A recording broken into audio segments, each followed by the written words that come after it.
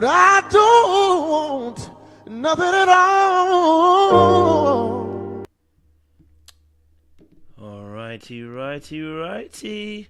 Hey guys, welcome to Little Blackbird 91. As promised, I said I was going to give you guys a men's edition, and so the men will be on in a few minutes. But as always, I like to start the show off first, get involved with you guys and get you your thoughts and opinions on this topic. Now, we did it earlier on in the week. We spoke about this particular topic, about how this young lady, I think her name is Ruth Joseph, was speaking about, put a post up about her husband and how she didn't see him, wasn't in love with him at the time. And so I wanted to get some men together, and we're going to get them on in a few minutes' time as well. You already know their faces as well, so we'll give them a good introduction when they get here. But I wanted to kind of introduce the show. I wanted to start it off and get some thoughts and opinions, and also as well, halfway through the show, I'll get some ladies as well, because I know you ladies are itching. You were screaming during the live saying, it's not so. Basically, here, let me start off by triggering some people, because what I heard from the last show that I did on this topic, y'all were basically saying that men should settle for the fact that you ladies want to be able to grow in attraction to us, grow in love with us. You want us to settle and choose people that also, are going to grow in that aspect. I don't want to. And then when I said I didn't want to, y'all did the exact same thing that men do to you, that you complain about men doing, which is when we say it, then you're like, well, you're just going to have to deal with it because not every woman's like that. I'm like, I was like, y'all be complaining about men doing this kind of stuff to you, and you be doing the exact same thing to us? Also, I had a prevailing thought, and I know some people are going to say that my content's changed. I know they're going to say that, but I think it's good we have these conversations, right? I was thinking about this on the train today, and I saw this really beautiful woman, beautiful black woman. You know how I like them dark chocolate, and she had no makeup on, and she was looking spicy. And in my head, I wanted to say, do you know what? You look so beautiful. You look so cute. And as I started thinking, a thought came to me. When men say when women complain saying that men always say they want women that are natural, this, that. And then when we actually say, hey, you know what, I prefer natural, as soon as we say it, women go, well, why are you in women's business? Why are you telling us how you feel about this thing? Stop telling us what you're trying. I'm like, so y'all want me to, you want to be able to, it's like you can't win sometimes, all right? This is Men Editions this Sunday. So, by the way, we're talking from a men's point of view. This is not me trying to hold a nuanced side, okay? I'm going to be more on my male side today because it's Men Edition. So, if you're in the chat, just know that today's edition is the men's side of things, okay? All right? So, we're going to be giving you the men's perspective, and as unfiltered and unadulterated, I'm going to give you our perspective. So, yeah, going back into that space, I was just saying that, as I was thinking about it, I was like, wait, if I do say I like women, or if men start saying, hey, we like women with no makeup, women will be like, well, how can you tell us why? We don't put makeup on for you. And it becomes instantly that. So it's like, well, we can't win. We say we want natural, and you say, well, then what? Well, look at the girls that you date. Yeah, well, when we say it, y'all be killing us saying you can't tell us what to do. You don't tell us what you like, because every time you men want to tell us what we like. And it's like, so it's almost as if we can't win either. All right? We feel like we can't win at all. You know what I mean? We say it, and then we get, sliced and diced. So, it was something that I thought about whilst I was on a train. It was something I was thinking, I was like, ooh, that came to my thought process whilst on the train. But listen, this is Men Edition. So obviously, if you're in the chat as a lady, it's also good to give a bit of pushback. That's fine. We want to see some good pushback, respectful pushback, as you ladies and gentlemen are always in the chat.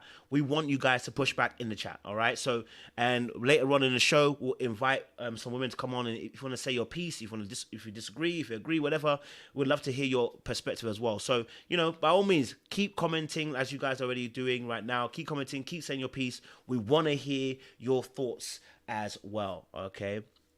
Okay, so, so yes, so obviously back to the actual topic, because it's based upon obviously this video, which was again by Ruth Joseph. We spoke about this earlier in the week. I did a solo video, and I spoke about the fact that as a man, we're talking about not wanting the imbalance, right? So not necessarily that women can't grow in love with us, not that we don't mind if you don't necessarily find us attractive, but it's about the imbalance sometimes we're thinking about. But I titled this particular video purposely like this because I want this to be the main body of conversation. I titled it saying, "Ladies, good men are not your rehabilitate." I don't know. I probably misspelled rehabilitation. I think I did. I put rehib, not rehab. But I'll change that later. But ladies, good men are not your rehabilitation center for healing after dating poorly. And I'm really thinking about specific type of women. By the way, this is not all women. It's specific type of women who, you know what, are jaded, are tired, are broken, and are finished of dating these bad boys or dating wrongly. I don't even say bad boys, but dating incorrectly. And then they just choose this quote unquote nice guy or choose quote unquote good guy, whichever way you look at it. You know, I like the difference between the two. All right. And that person becomes a rehabilitation center for their hurt and their pain. And actually what tends to happen is we end up on the brunt of your madness. Okay? So, you know, just like women suffer this thing, men too suffer. So you're going to get the men's perspective today, but we're going to use the Ruth drove this conversation first, and then we'll dive into this main body of conversation as well. So yeah, let's we're gonna have a little bit of a conversation around that. I can see some people already started putting some comments in the chat as well. Some of the ladies, let's see what's going on.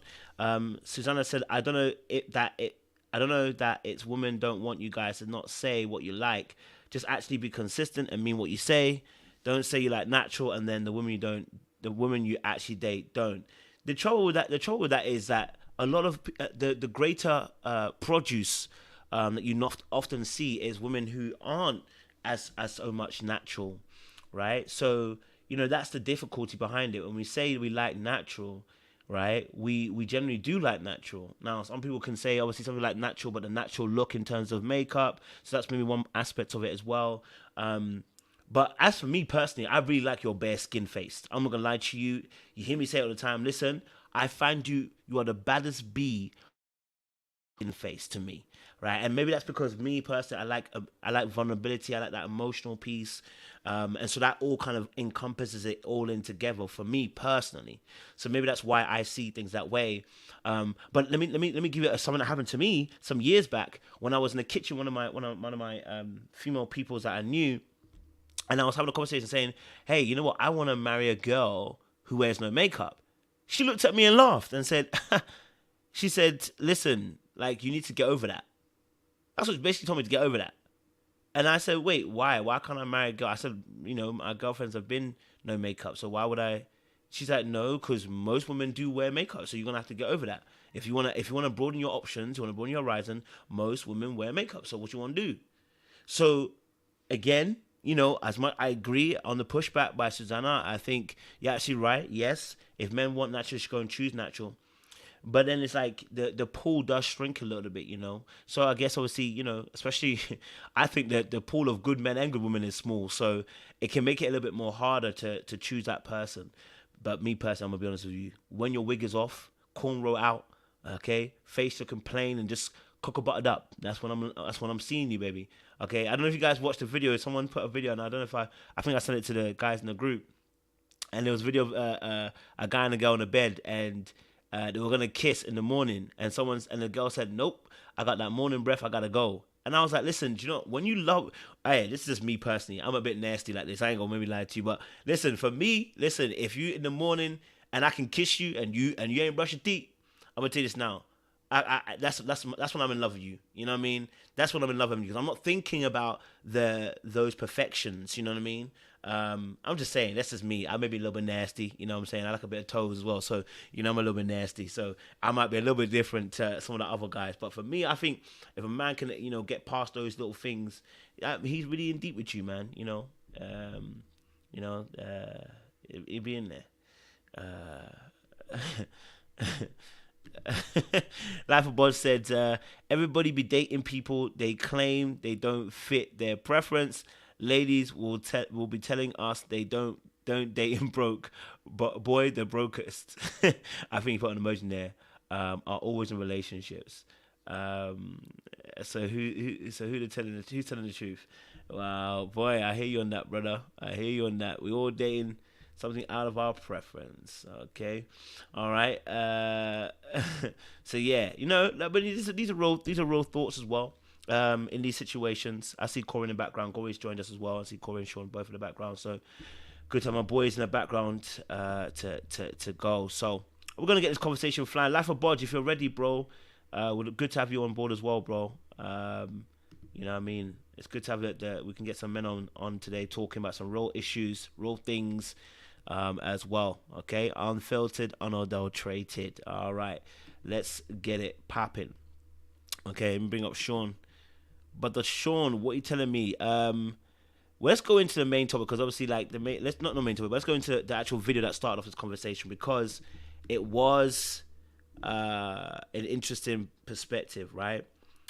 The wife said that that she grew in love.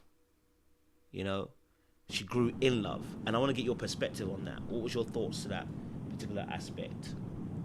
Yeah.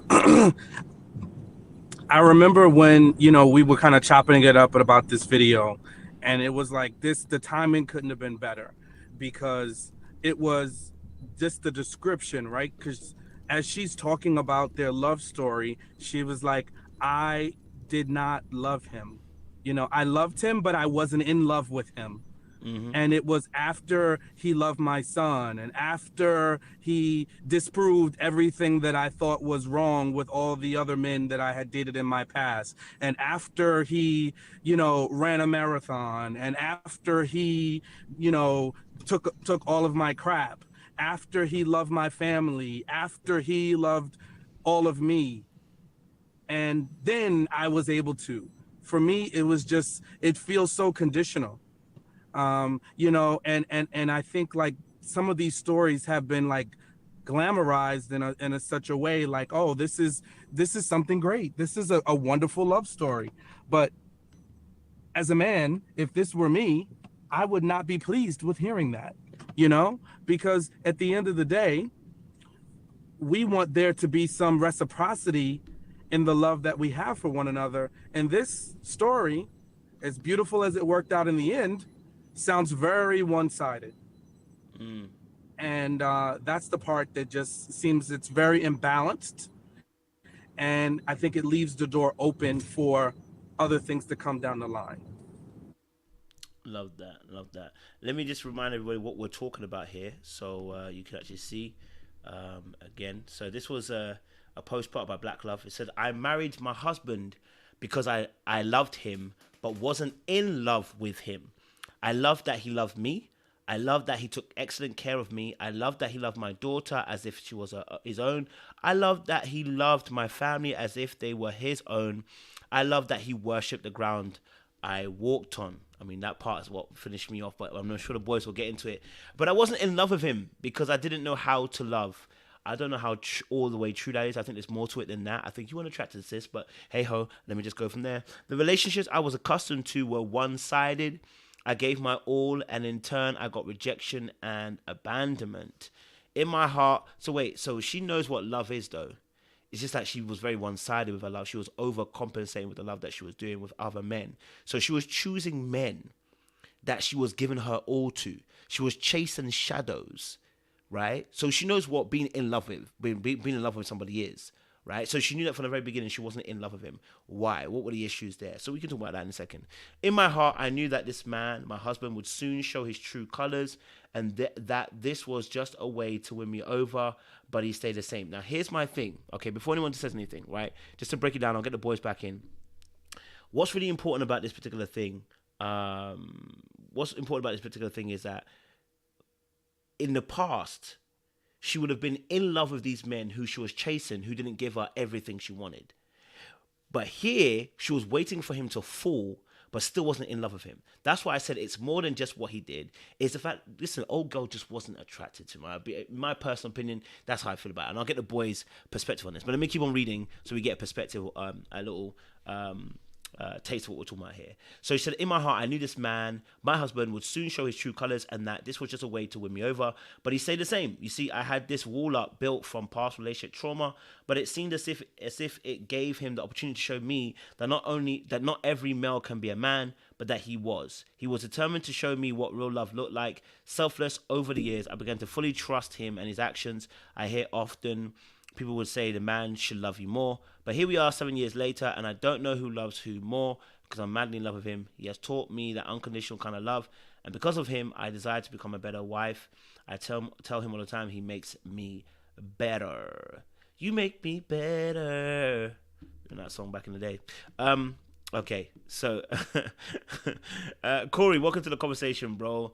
Men edition conversation. We're talking about this particular topic, concerning this particular post that was put up.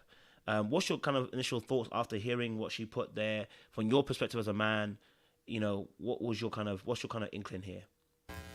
Yeah, so for me, I think it really boils down to her really loving the things that she makes easier around her. It didn't have anything to do with his characteristic as far as how he makes her feel. It's the things around her that she was really in love with. So if a man comes in and makes things around you a lot easier, women will tend to fall in love with that man because it's things around her. Just like men or women get attracted to men who can take care of them financially.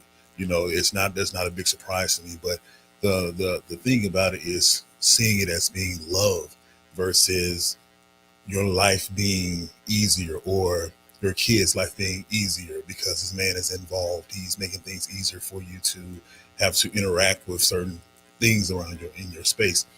So yeah, the situations like these, man, are really, really tough. As a man, you need to know that your woman is attracted to you initially. It shouldn't have to grow into that. That growing into it, man, it's I think it's easier for you to check out. I think it's easier for you to check out when he does something wrong, he says something wrong, or if he stops showing that love to your kids, stops doing certain things. Well, maybe not the kids, but stop doing the things that are around you that are making things easier. Will you start now to take back those feelings, even if he's still into you? So those are questions that you start to second guess as a man when you realize that someone didn't love you initially for what you did for them or how you did, what you did for them to make them feel a certain kind of way, personally, one-on-one with the ball, what's around them. So I don't agree with that. Yeah, Corey as well. Yeah, no. Yeah. I think if I'm gonna take your point and kind of run with it as well. Like as men, we also want to feel desired and wanted. I think we spoke about this a few weeks back as well. As men, I think sometimes what happens is it gets lost in translation. For sometimes because again, we may not say it in that particular way, but we want you to find us attractive the same way we find you attractive, right? Now, of course, there's a lot of natter and chat on the internet about men buying the attraction of women through money. I don't want to buy your attraction through money, right? Maybe we're a unique bunch of men on this panel, right? Because maybe we are people who deal with intellect, okay? But I think any man who has any level of game, who has any level of social skill and interaction, you know how to get around women in some shape or form. You know what I mean? You're not uncomfortable with women. I think you want a woman to find you attractive. I think if you're awkward and you never really dealt with women and you would I don't even want to say even a nerd. I want to say that you're socially awkward. You don't have the social skills to deal with women. Then yeah, maybe you want to buy women with money, right? Or if you're a man who's wanting to have power, and have a power dynamic between you and a woman intentionally so that you can take advantage of it. Those men want those kind of women who only desire them because of money. I don't want you to desire me just because of money. I don't want you to design me because I made you just because I made you feel safe. I want you to want me. Okay, I want you to want me on every crevice. Okay, all right. I want you to see me and you want me. All right, because I've actually experienced women who see me and want me. And I think we were talking about this also in a few weeks ago as well about this. About I want you to see me and want me. Now, of course, I'm also and when I think we spoke about this last time, of course, I'm open to there being a woman saying, "Do you know what? Maybe you're not ideally my type, but you know what? I was open to it." Now, what I don't want is, yeah, he ugly to me, but you know what? He good. Please don't. I don't care how good I am. Do not bring me in. I don't want any issues there. I don't want anything to do with it. Um, I don't want you to I don't want to have those thoughts. Please, if you consider me ugly but I'm good, don't choose me. Okay, choose the other guy. All right, because someone else doesn't think I'm ugly. Okay, all right, and that's what I felt about, not necessarily that she said that he's ugly, but it's like the way she's worded it is a very beautiful cover up, I feel, of what you really want to say, which is I'm not attracted to him. But you know what? He did everything else that promotes women's safety, which we can all agree with. We know those other things create safety for women, and that's why, in the end, he kind of beat me down to it, and I'm now madly in love with him. But for me, I don't particularly want that. That's me personally. I don't know, Corey. What would you say? Yeah, my thing was that with this, why bear this to everyone? Why tell everyone this is how you feel about your husband, or how you felt initially about your husband? And it reads a narrative of, ladies, do this, follow in my footsteps, because you can find a husband this way, you can find your true love this way, as if that's a gateway to love. That's the right way of doing it, and I disagree with that. I don't know if this is a conversation that she had with him one-on-one, and he's okay with this post, but I'm curious to understand like how he feels about this post, because it's one thing to tell a man that, hey, you're not my initial whatever. It's a one-on-one conversation. He may be able to take that. He may be able to flow with that. But when you let the world know, when you post it on your social media to let everybody know that you weren't initially attracted to your man, that's going to make him feel a certain kind of way. Even if it made him feel some kind of way the first time, doing it again, he's reliving that. He's hearing that twice. If he's reading it first time and heard it the second. So it's a very tough thing for men to have to carry in. And I think a lot of women don't understand that. So that's why I think she was so free to do this. Because if she really does care about her husband, if she really does love her husband, she wouldn't have went this route. I don't think. But if she understood how this would make a man feel, then I don't think she would have took that route. Yeah, I'm with you on that. I'm with you on that. I think let's maybe give some male perspective on this again as well. For me personally, I just wouldn't want to hear. I wouldn't want to, and I think this is where I see things different from women. I think we see things different from women. I can also understand there's some truths in the world, right? But I just need you to understand that. Imagine as a man, I said, in fact, we saw it just the other day. Toby Ngewe or whatever his name is, he said the exact same thing. You know what? She wasn't my first choice. She was my solid choice, but she wasn't the best. She wasn't the one choice that I wanted. She was a solid choice, right?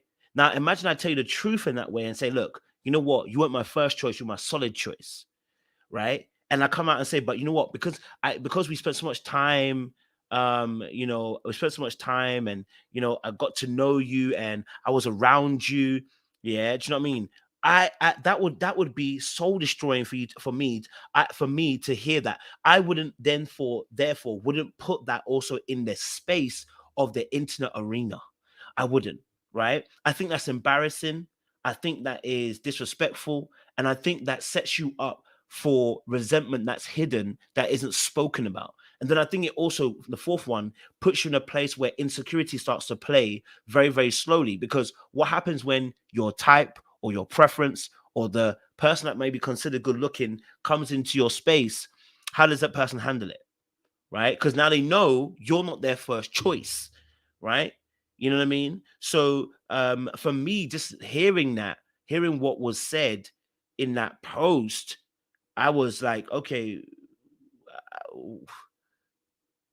I know it sounded like you were trying to, I know it may sound like you were trying to say basically that this man loved you, but what you really said was you weren't attracted to him and you didn't want him. You know what I mean?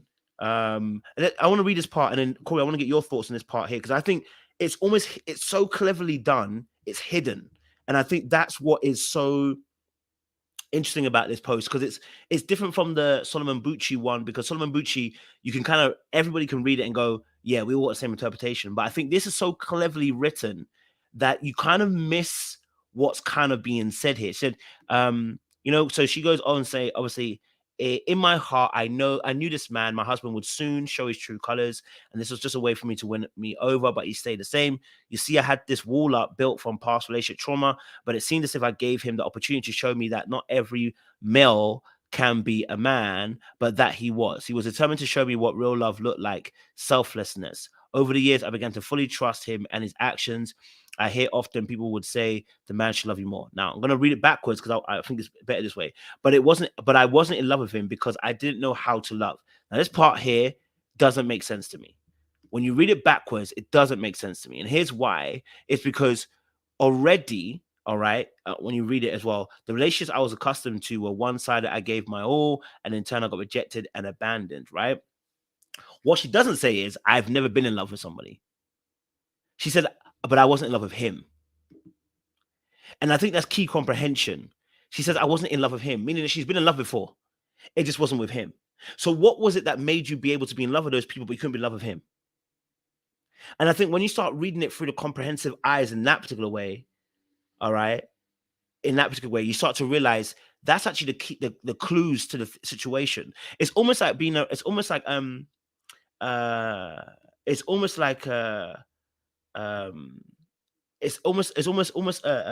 we'll say is like, it's almost like when a guy, if you ask a brother, like, bro, your missus, what you saying, bro?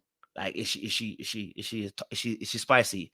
If the brother comes out and goes, well, you know, bro, I don't care what anyone says. As for me, my wife, whether you think she's spicy or not, she's gonna be spicy to me. So my answer is gonna be, she's a baddie.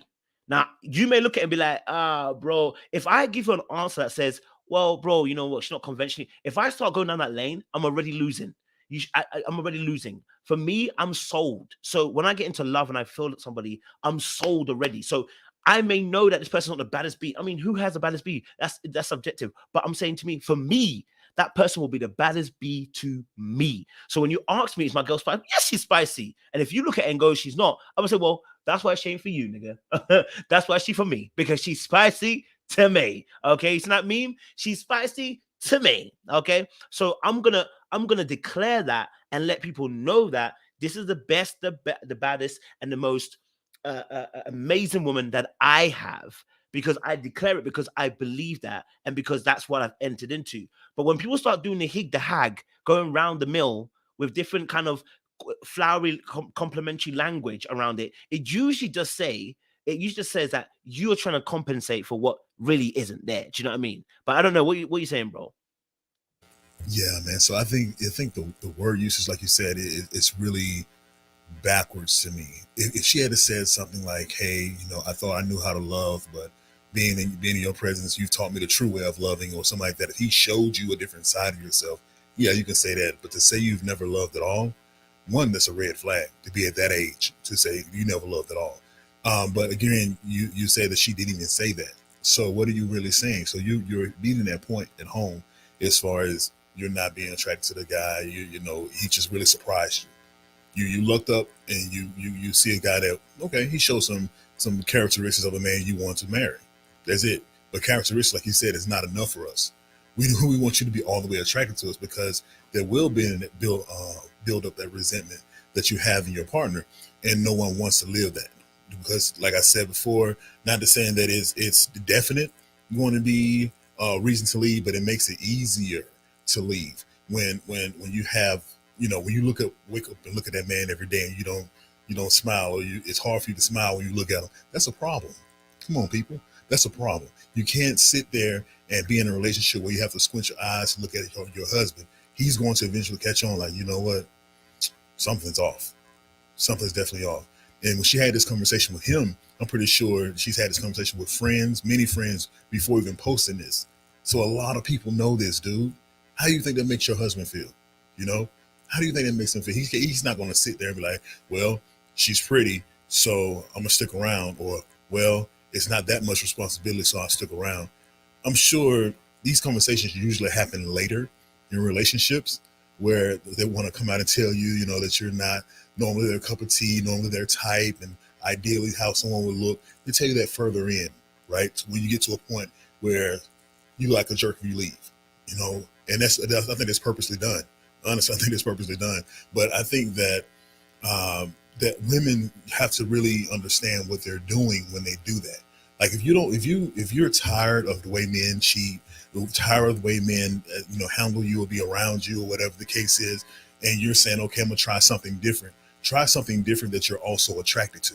Don't try something that's so different from what you want that it's an eye opener to the point of something that you don't want, because you still going to eventually want what you want.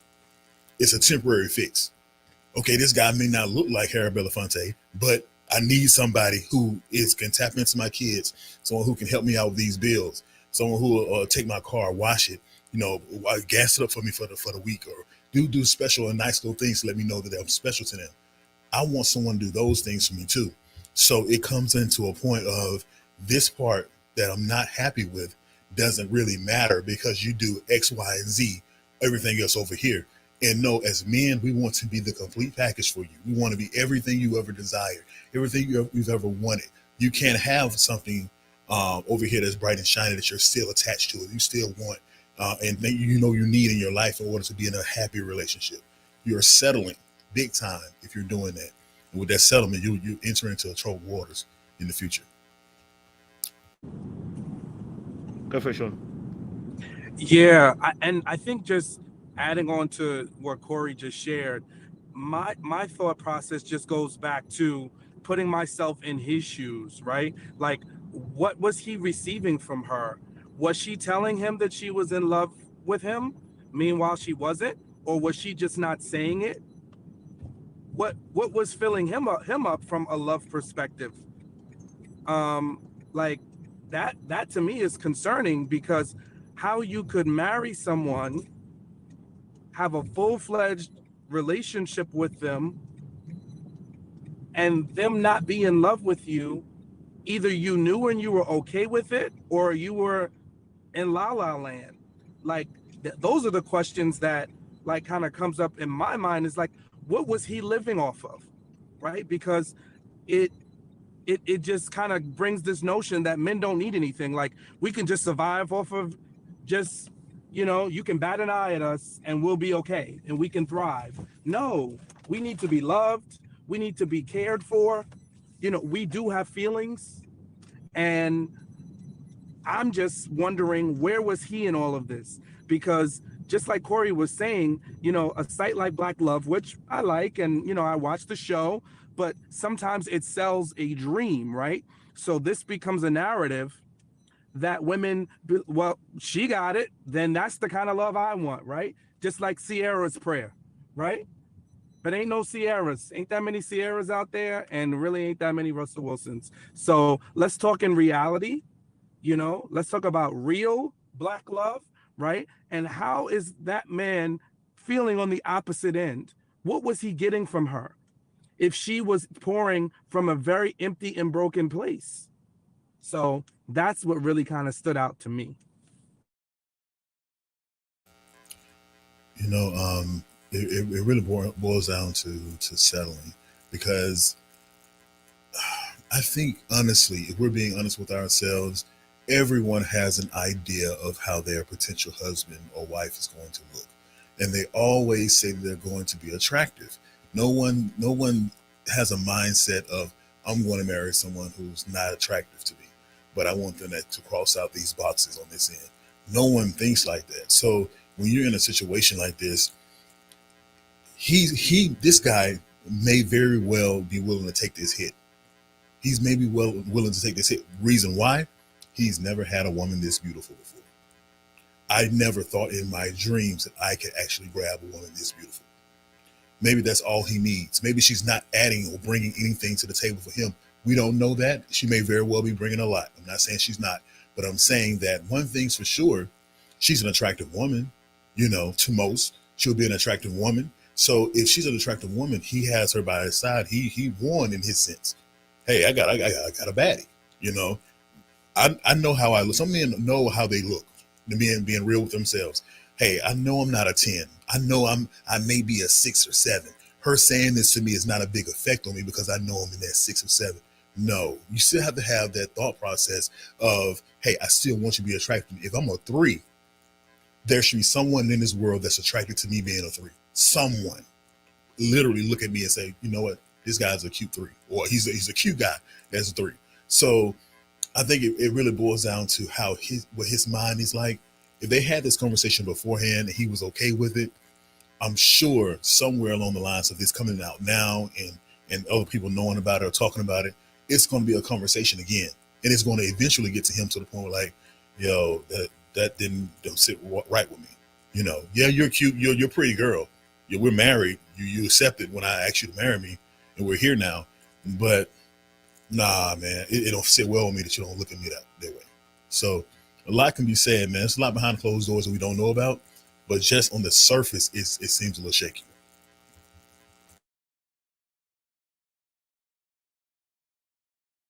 I love these points. Okay, so I can see a few questions in the audience by the ladies. They're asking, basically asking, how do we get to the conclusion that she isn't attracted to him? How did we get to a part, that we're concluding that there is no attraction there? So I want to ask the boys, how do we get to that conclusion based upon that post? What was kind of the clues for yourselves that she wasn't necessarily attracted to him? What was the kind of clues to make it very plain? Okay, I'll go. To me, it's the way she walked walked around in circles when she was saying about the things that she loved about him. Now I've seen posts from other women in relationships where they say their man is handsome. Look at my handsome man. He's so fine, or whatever the case is. That's the kind of energy you want your woman to give you. You know what I'm saying? The other stuff, the little trinkets about, what I do for you behind closed doors, take care of the kids and take care of bills and all that stuff, they don't necessarily need to be put out there for everybody to know about. That's not necessarily everybody's business. But if you're going to put me in your post, fine, cute, sexy, handsome, something along those lines would be appreciated. To be honest with you. And it's something for ladies who's out there who is dating someone who's willing to put them on their social media. Make sure you throw those words in there, because that's going to do something for him. It may not make him shoot to the moon, but it's going to do something for him. He's going to feel more secure in the fact that you are attracted to him physically. So with this situation, what I get from her not being attracted to him is just the mere fact that she's talking about everything else that really doesn't really matter to the world. It matters to her, but it doesn't matter to the world. What the world cares about is, are you guys a cute couple? Because that's the whole thing. You guys make such a cute couple. You guys look great together. You see that and you hear that all the time. And that's what you want people to understand. So what it seems to me that she's doing is she's putting this precursor out that the mere fact that, hey, if you guys are with me and don't think my husband is attractive, understand this. I already know he's not attractive. I'm with you on that. So when you see us out and about and you look at us like the odd couple, like, I don't really see those two together, which people do judge. They do. We do. So when you look at couples and you're like, they don't really look right together. She's already put it out there that, hey, I already know this. We've already had this conversation. You don't have to say this. You don't have to think this, because I'm telling you ahead of time that, this is what I already understand. This is what I already know, which should not be the case. You should be able to thrive in your marriage, looking at your partner, male husband or wife, and feel like they are the most attractive thing in the world to you, even if they're not. Because everybody seems to want the chiseled features, the Shamar Moore, the Moore Chestnut type of guys. You want a good looking man. I get it, ladies. You do want a good looking man. There's nothing wrong with that. There's nothing wrong with a man wanting a beautiful woman. But not everyone is beautiful. I'm sorry. In the eye of the beholder, yes. But from a man looking at a woman, from a woman looking to a man, women can actually be honest about this as well, that when you guys look at us as men, you're not always attracted to every man you see. And the same thing goes for us. So when we say, oh, she's not attractive, you can't beat down a man for saying a woman is not attractive when you've seen men out here who are not your cup of tea, who are not attractive to you. And that's just being fair. Everyone has an opinion. It's their own personal opinion. So to me, I think that when you're dating someone, or when you just want to start dating someone, the first thing you do is make sure you're first physically attracted to him. And in this case, I don't even know how he got here. I don't even know how he got here, because if she wasn't physically attracted to him, then that should even been a first date. Maybe they were at a game night or something, struck up a conversation, and then she went from there. I don't know. But to me, I think that's what was missing for me, is the fact that she didn't mention anything about its physical being. Like, I married a handsome guy. I'm such a lucky woman because of that. Go for it, Sean. How do we get the deduction? How do we get that deduction out of this post? How do we get the deduction that she wasn't? Well, I would say, I'll say it in a similar to what Corey said, but it's just in a different way. There's three answers, right? Yes and no, and then there's nothing right? So she said nothing. Nothing means no. Thank you. So that's That's it. it. If you say nothing, it means no. It's just like we look at the example of, Randall and from Ready to Love and his dating choices. He's not with Jamala. They're not together in a relationship. He didn't say it, but they're not, because he's saying nothing. And that's the same way with this. She did not say it. She said a lot of words, a lot of beautiful words, some beautiful to others and some maybe not to some of us, but she said a lot of words. And in none of those words did she make a mention of how she looked at him, what she saw in him. There was nothing referencing an attraction to him. And she said everything about everything else. So to me, I'm going to fill in the blanks because she said nothing. And that's it. And bro, that's what I also got from it as well. Like, I got from the situation because she made a contrast in comparison, and I think that's why I'm able to say this, is because she was making contrast and comparisons, right? So if you're making a post about everything that you love about him, right, then it gets a point about saying I wasn't in love with him. I guess for me personally, I think I would have thought she would have added, to make her point even stronger. Sorry, I took the boys off. To make her point even stronger about how she wasn't in love with him, but she loved him, would have been, I was even attracted to him, guys, and I still wasn't in love with him. That would have made her point even stronger about the fact that it's solely about the fact that she wasn't in love with him. But that point wasn't mentioned at all. So then that leads me to believe, again, we could be wrong. She could be majorly attracted to him, but I'm gonna be honest with you, I don't think she is. But I think that would have been part of her reason to make it majorly strong. Again, we are deducing from what we're seeing in the situation. It's called comprehension. So you comprehend. We could be wrong, and there could be a different perspective. So this is how we're deducing it. But it's the fact that she made that comparison. So she listed all the things that she loved about him, right? That part, she could have even added, look, you know what, I'm even attracted to him, but she didn't add it in there. Would have been fine. But it's a part where she says, I wasn't attracted to him. I mean, I wasn't in love with him. And the reason why I wasn't in love with him is because I love myself. In that place, it would have been beautiful to add that contrast. I was even attracted to him, but I still wasn't in love with him. Because what she's doing contrasting.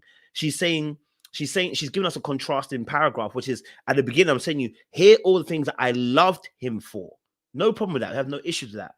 And I mean, apart from the worship part, but all the things I loved him for. And then I think it gets that second paragraph for me, just as an English speaking individual, when you kind of comprehend certain things, is that part there where she doesn't say anything about the attraction either, which would have heightened her point about it being the fact that I didn't have this love. Do you see what I'm saying? Because you're making a contrasting point. So that would have heightened her point about it being solely focused on I didn't know how to love. You know what I mean? So it's not necessarily saying you would have said that he's beautiful or he's handsome. You would have said I would have been attracted to him. That's that. I'm not asking you to say beautiful, handsome, sexy. I don't usually see women saying that in that particular way, but they say, maybe I said I was attracted to him, right? So they use other words that would have been more roundabout the way to talk about the attraction. But because it wasn't mentioned, I was like, oh, okay. Well, I think that also, that she didn't say it, that is also part of it. And the reason why I say this is because women sometimes are not honest about this thing, right? So I'm going to give you an example. Men do this too, but I find women do this a lot. And maybe now we're a bit more grown up, I think everyone's a bit more honest. But when we were younger, this happened a lot, right? When you're younger, you say, a girl might say, oh yeah, I was just talking to somebody. And you'd be like, or I was seeing someone last week. And you'd be like, oh, you seen someone? What do you mean? Oh, a friend. And as a guy, when they say friend, that ain't the friend. That ain't a girl. It's a guy. Okay. So I'm saying when you get older, we all kind of be a bit more truthful, a bit more honest. I think it's a bit more when we're younger, we did this. We kind of had very clever ways of saying certain things. And I think that's what I'm kind of deducing here as well. It's a very clever omission from the situation, which would have made her point even stronger. And I think that's what I deduced from it, to say how I got to a point about it partly being about attraction. Number one. Number two, I mentioned earlier on about the fact that she said that the wording she used was, I wasn't in love with him, not saying that she's never been in love before, right? So she listed all the things that he did, right? Which I'm assuming probably was even more than the other people. You know what I mean? Probably was even more than what other guys did.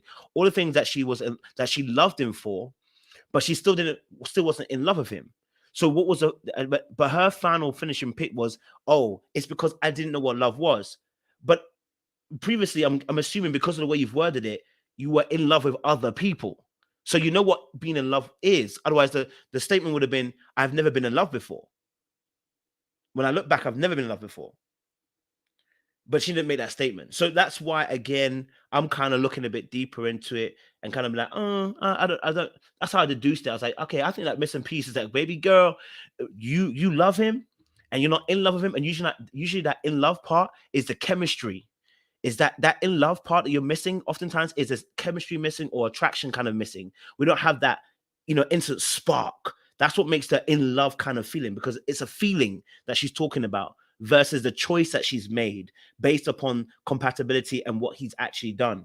Which again, I think, that's why I'm saying I'm looking at it from that perspective as well, on that aspect. So there's some comments I just want to post out real quick. Trey Max said, not once did she even say she was attracted to him. She spoke about all his other qualities and his physical attributes. It was plain as day. Okay.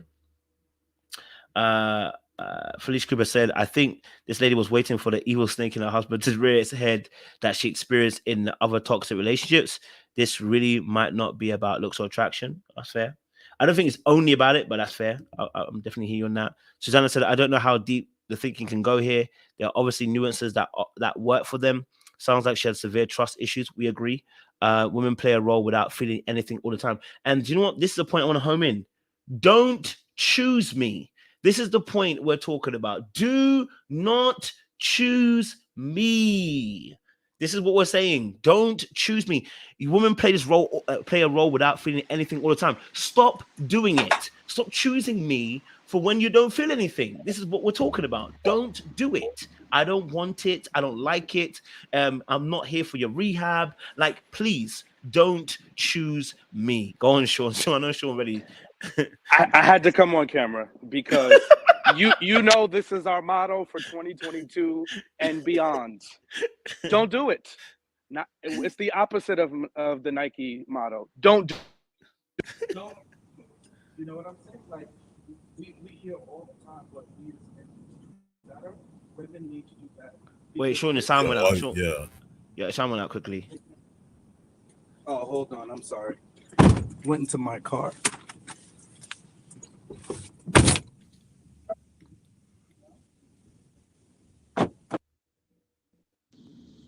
I'm back, bro. How about now? Yeah. Better now? Okay.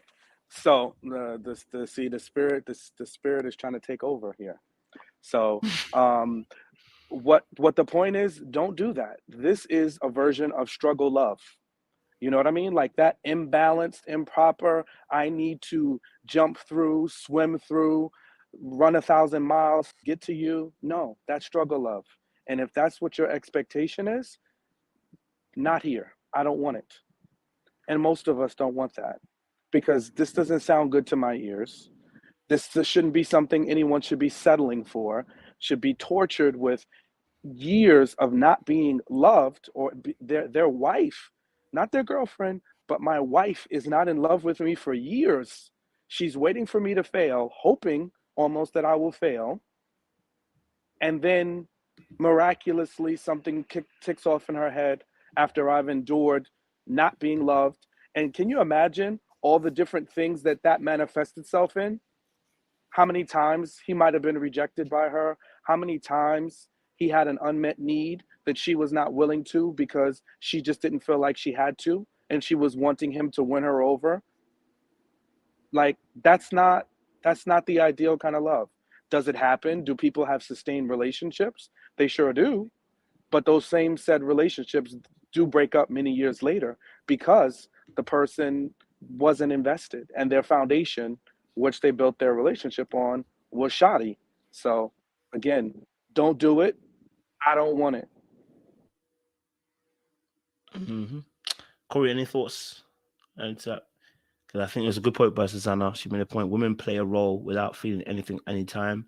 And that's precisely why I said that, please, Yeah, it's admitted that's a little dangerous though, because you run the risk of wasting your time, and you run the risk of wasting his time. So if you are attracted to something that a man does that you're not physically attracted to, my opinion, it's just my opinion on that. That the attraction physically should be there initially. That's not something you want to really grow into, because you have to look at this person every day. You have to grow old with this person every day. But of course, we all know that looks can change. We all know things can happen. You get a scratch on your face or something can completely change how someone looks at you. But initially, that's a certain type of vibe that you get from someone who looks at you and say, "Wow, man, you're attractive. You look good." And with men, we're saying that men want to feel that. That's what we're saying. I'm reading some of the comments here as well, and I don't want you guys to feel that. What we're saying is we're not coming down on her. We're just saying we're just trying to make women more aware of what affects men, things that you guys say, things you guys do, the way you guys move, how sometimes that can affect men as well. We oftentimes talk about what affects women, but today we will talk about what affects men. So my thing is that when you're dating us, we want you to be physically attracted to us. So that's all I want to say. Yeah, I mean, listen, and I don't want to, it's not just about attraction, by the way. I wasn't saying that it's just about attraction. So let me make that very clear so that we don't lose that in translation. It's not just about attraction. Attraction was just one of those things that was a part of the piece of the puzzle. Yes, I do believe she had trust issues. Yes, I do believe there was emotional breakage there because of what she described. She described her own situation as being she didn't know how to love. She was accustomed to being one-sided and accustomed to rejection and abandonment. um the part that blows me is that, but I wasn't in love with him because I didn't know how to love. It's like that's the part I get stuck on. I'm like, so you don't mention that you've never been in love. You don't mention that, hey, I didn't know how to love in previous relationships. She doesn't mention that. She just mentions specifically him. She says, but I wasn't in love with him. That's why I mentioned about the attraction piece, because as much as trust is not there, let's be freaking honest. Does that stop your attraction? Does that stop you from being necessarily in love with somebody? And if you don't trust that person for so long, why would you stick for a relationship?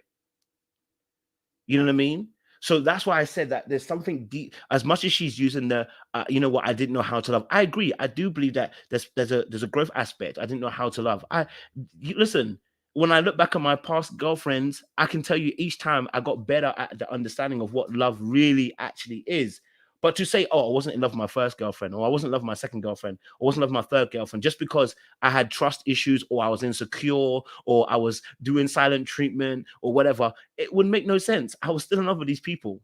You know what I mean? So that's why I homed in on the attraction piece, because it's specifically talking about his particular particular issue. So that was one aspect that I was focusing on. Do you know what I mean? We already know, and we're going to talk about this as well in terms of that post about the other aspect. And here's my thing is issue. I think I'm also reading the whole entire thing. We're not putting out of thin air. I already said why I believe that to be the case. You can read between lines. If you disagree, that's fine. I don't think it's pulled out of thin air. We can read between lines in terms of what she said, right? So if you read between lines, you can take it either way. You can say maybe she wasn't attractive, maybe she was attractive, and you can hold that position. And I'm not gonna change your mind on that. I'm just gonna say from our perspective, it wasn't taken out of thin air. I already asked the boys why they felt that way, and we gave our opinions as to why we felt that way, reading what she had said, in that particular place as well. So yeah, and my issue with this also is that I hate when we get called mansplaining. No offense, Felicia. I want to honor your post, but what I don't want to hear is mansplaining. I get tired of that. There's a whole word for how men see something. It's called mansplaining, right? If I said that you have a different opinion, I said you're womansplaining. It's just rude. I don't like that word. We're not mansplaining. We're just giving our man's point of view. And I don't want to hear you say, "Oh, well, mansplaining is man explaining." But no, because you know exactly what you're doing when you say man explaining. And the reason I'm pushing back on this now is I feel like sometimes as men, when I create a safe space for them, women tend to try and break it. We're not man explaining. We're giving a men's point of view. We could be wrong. It's not mansplaining. If you have a different point of view, give you a different point of view. But it's not man explaining. It's just a different point of view. Okay? So give your point of view. Try to label at the appropriate times. This was not an appropriate time to label us as mansplaining. This was us giving a man's explanation. So I want to push that back as well. All right. So, just so we get that in there, in that space as well. Yes, Corey. Yeah, I just want to say this, man. Oh, wait, pause. I want to Okay. say this before someone says this. Before you start saying it, I'm not triggered because I have a feeling the next thing that's going to come out is you're triggered. I'm not triggered. I want to start putting things in place to understand that if we're going to attract more men to the platform, I'm going to have to create a space where sometimes I'm going to check you ladies and say, you that's not correct to say that to about man. If we have a different perspective to you, that's fair. I'm just saying it before someone says it, because the next thing that always comes out is y'all hurt, y'all triggered, y'all this. Instead of actually just listening and hearing what we're saying. It's men edition for men reason, you know what I mean? You know what I mean? So just pushing back, you know what I mean? Yeah. So go on, Corey. Yeah, man. So that's pretty much what I was going to say as well. Man, you paused there. That you pretty much put that point out there, and I appreciate that, because I know I mentioned that we as men are just trying to inform you ladies of what makes us tick and things that we like and things of that nature. We're not coming down on men or anything like that. And it's been said once.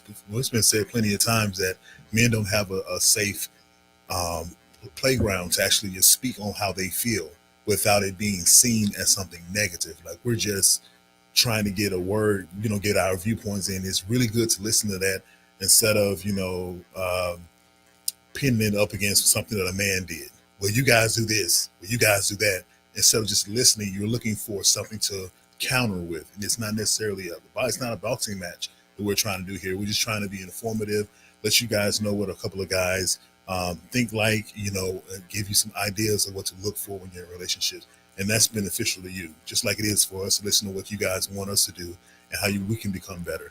It's both ways. It's not that you guys are perfect. It's not that we're perfect, but we're trying to help each other get through this thing called dating, relationships, marriage, and love. So for me personally, I'm not combating with anyone in regards to that. I just want to make sure that that's known for everybody. Appreciate it. Okay, so question. There was a part where she put on the post. She put this particular part, right? I want to get your perspective, bro. I think this is what made me inform the whole, because I take in the whole thing. So although I take parts of it, I took the whole thing. And so she said, obviously, she loved the fact that he was. She said, I'm married to my husband because I loved him. And she said, obviously, but wasn't in love with him, which, okay, we're discussing. I love that he loved me, and I love that he took excellent care of me. I love that he loved my daughter as if it was his own. I love that he loved my family as if it was his own.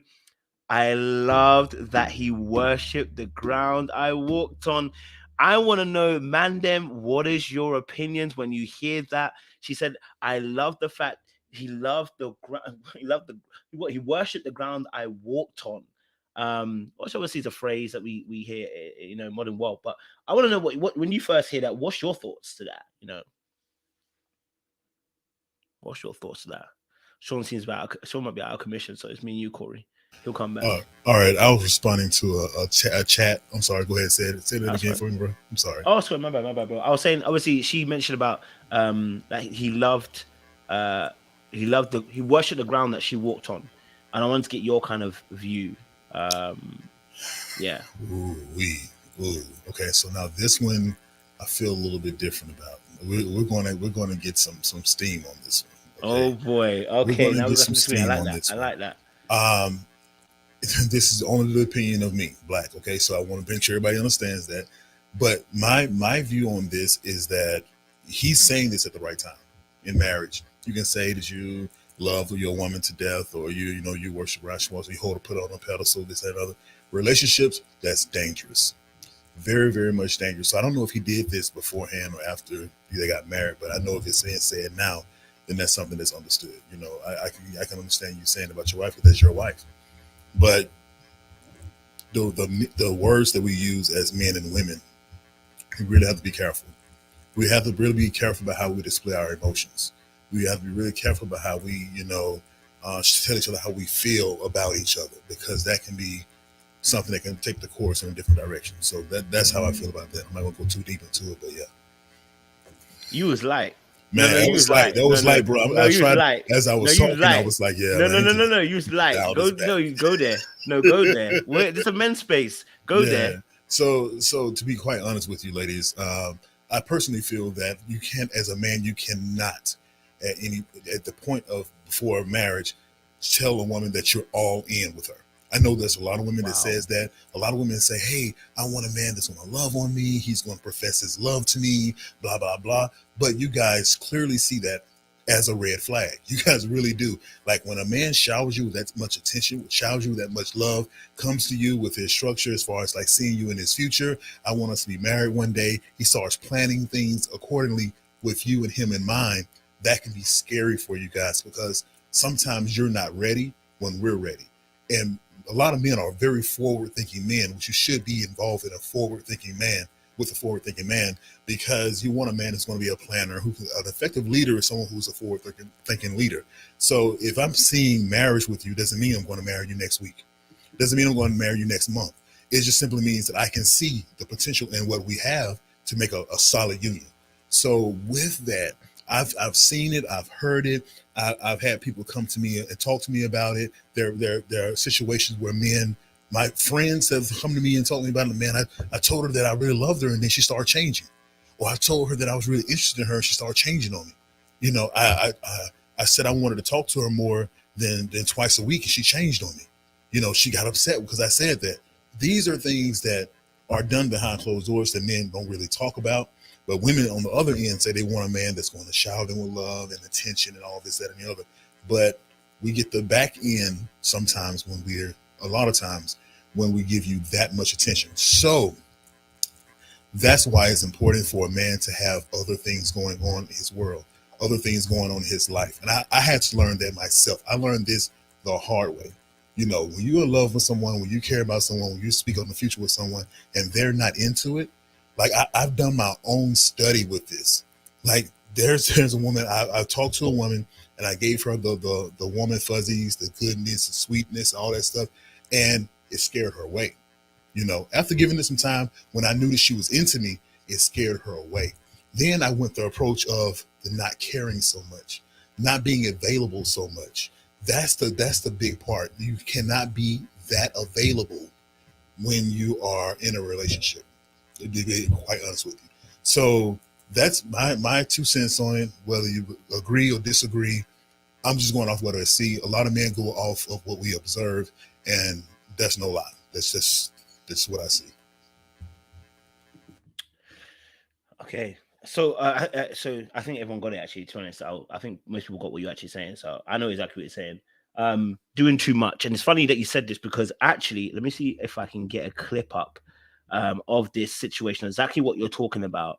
Because I literally am going to do a video on this as well. It was from Sisters actually, and one of the characters in Sisters, he is in love with the girl Karen, right? But Karen really is in love with Karen's in love with basically Zach or whatever. But the pastor guy, I'm trying to remember his name, yeah, but I need to see if I can get the clip up for you guys. And it will help inform this discussion of what you're talking about here as well, because that's precisely what was kind of said in his situation. He's too available, too ready to love her, too willing to accommodate, basically doing too much. So it's different when someone's doing too much to being I'm intentional. So I want to add that part, right? So like for instance, Corey, if you're being intentional and that person runs away, then they're not really probably ready for a relationship. Whereas when you're talking about is someone doing too much, they're doing things too fast, way too quick, way too invested before their allotted time has even taken place to be that invested. It's almost like those guys that be like, oh, you know what? I just love you after the third day of meeting you. But really and truly, bro, all you know about me, uh, all you really know about me is I'm good looking. That's it. Do you know what I mean? You find me attractive. So yes, I'm with you. This and that. Those type of men are scary. I'm scared if if one of my guys to me, I'm scared. I'm scared for that girl. I'm like, how you 3 days in? You're already like, I love her. Da, da, da, da. You know what I mean? I'm scared of you if you're telling me that because you don't know that person. You don't know that person. You don't know what person's about. So I just wanted to play this little clip. I hope it's the right clip. I've got the right one. I'm just saying that if you got to know his past more, maybe you could understand him better. Look, I know that Gary has his issues. I just, you know? Aaron, Karen is the type of woman who, when she needs her space, she takes it. So the more you push her, the more she's gonna push you away. So you think I should step away? No, that's not what I'm saying. All right, cool. So their discussion, what was happening, their discussion, and by the way, I totally understand that, you know, with Karen is not the right choice of person, because I know she got a lot of toxicity. But in the case of Karen, he's doing too much. He's doing way too much. He's way too invested to somebody who's not as invested in the situation, which is what actually I'm kind of seeing with this post, which is why the word, and I said this on my solo version, and maybe you guys can jump in and tell me, I was saying that when somebody uses the word worship, okay, right, I'm sorry, yeah, you are not going to use that word for me. Number one, because I would have never showed you those examples where I worship you, right? I'm not trying to be intentionally a douche or a bad guy, but I'm going to have those tendencies. There's going to be times, and me, Sean, have discussed as well, there's going to be times I'm going to take decisions. You're not going to like it. And at that point, I'm going to tell you, I know you don't like it, but I'm still going to have to take it. Because as a lead, and I know some ladies don't like this when I talk about this, as the lead, since I'm responsible as well as having rights, I'm also responsible. As the lead, you know, there are decisions I may take which will make me seem like a quote unquote bad guy for that moment. So you'll never use the word worship, because somebody who worship you does everything you say. They are a yes man. You know what I mean? So when she used that word worship, I was a little bit, I was more than miffed. I was concerned, but I don't know how you guys might have interpreted it. Sean, how did you interpret her saying he worships the ground that I walk on? How did you interpret that in that statement? Yeah, we worship God. That's it, you know? And I think whether he's told her that directly or if that's how she walks away feeling, that is problematic, because it puts her in the perspective that she can do no wrong. And we all are fallible, right? So that just kind of causes problems to me. It's like he's just going to let her run amok, or she's grown very accustomed to running amok. And if there comes a point in time where he calls her out for something that she's doing, it's going to be very hard for him to do that, because now she feels like she walks on water. So I don't like it. It definitely sounds, again, it just heightens the fact that there is a severe imbalance in their relationship. And, you know, Coach, we talked about this. You know, I'm not in La La Land. I know, you know, everybody loves differently. There's going to be times where you love me more, I love you more. You know, it happens. It ebbs and flows in relationships. However, there should not be such a significant imbalance. And the worshiping part, of all the words she could choose, that's the word she chose. And to me, I mean, maybe she needed to feel that elevated because her relationships were so imbalanced in the past. But I just don't think that sets the precedent for, you need somebody to come in and put their cape on and save you from all your troubles and be a perfect person because of all the hurt and harm you've gone through. You know, you need to heal from that.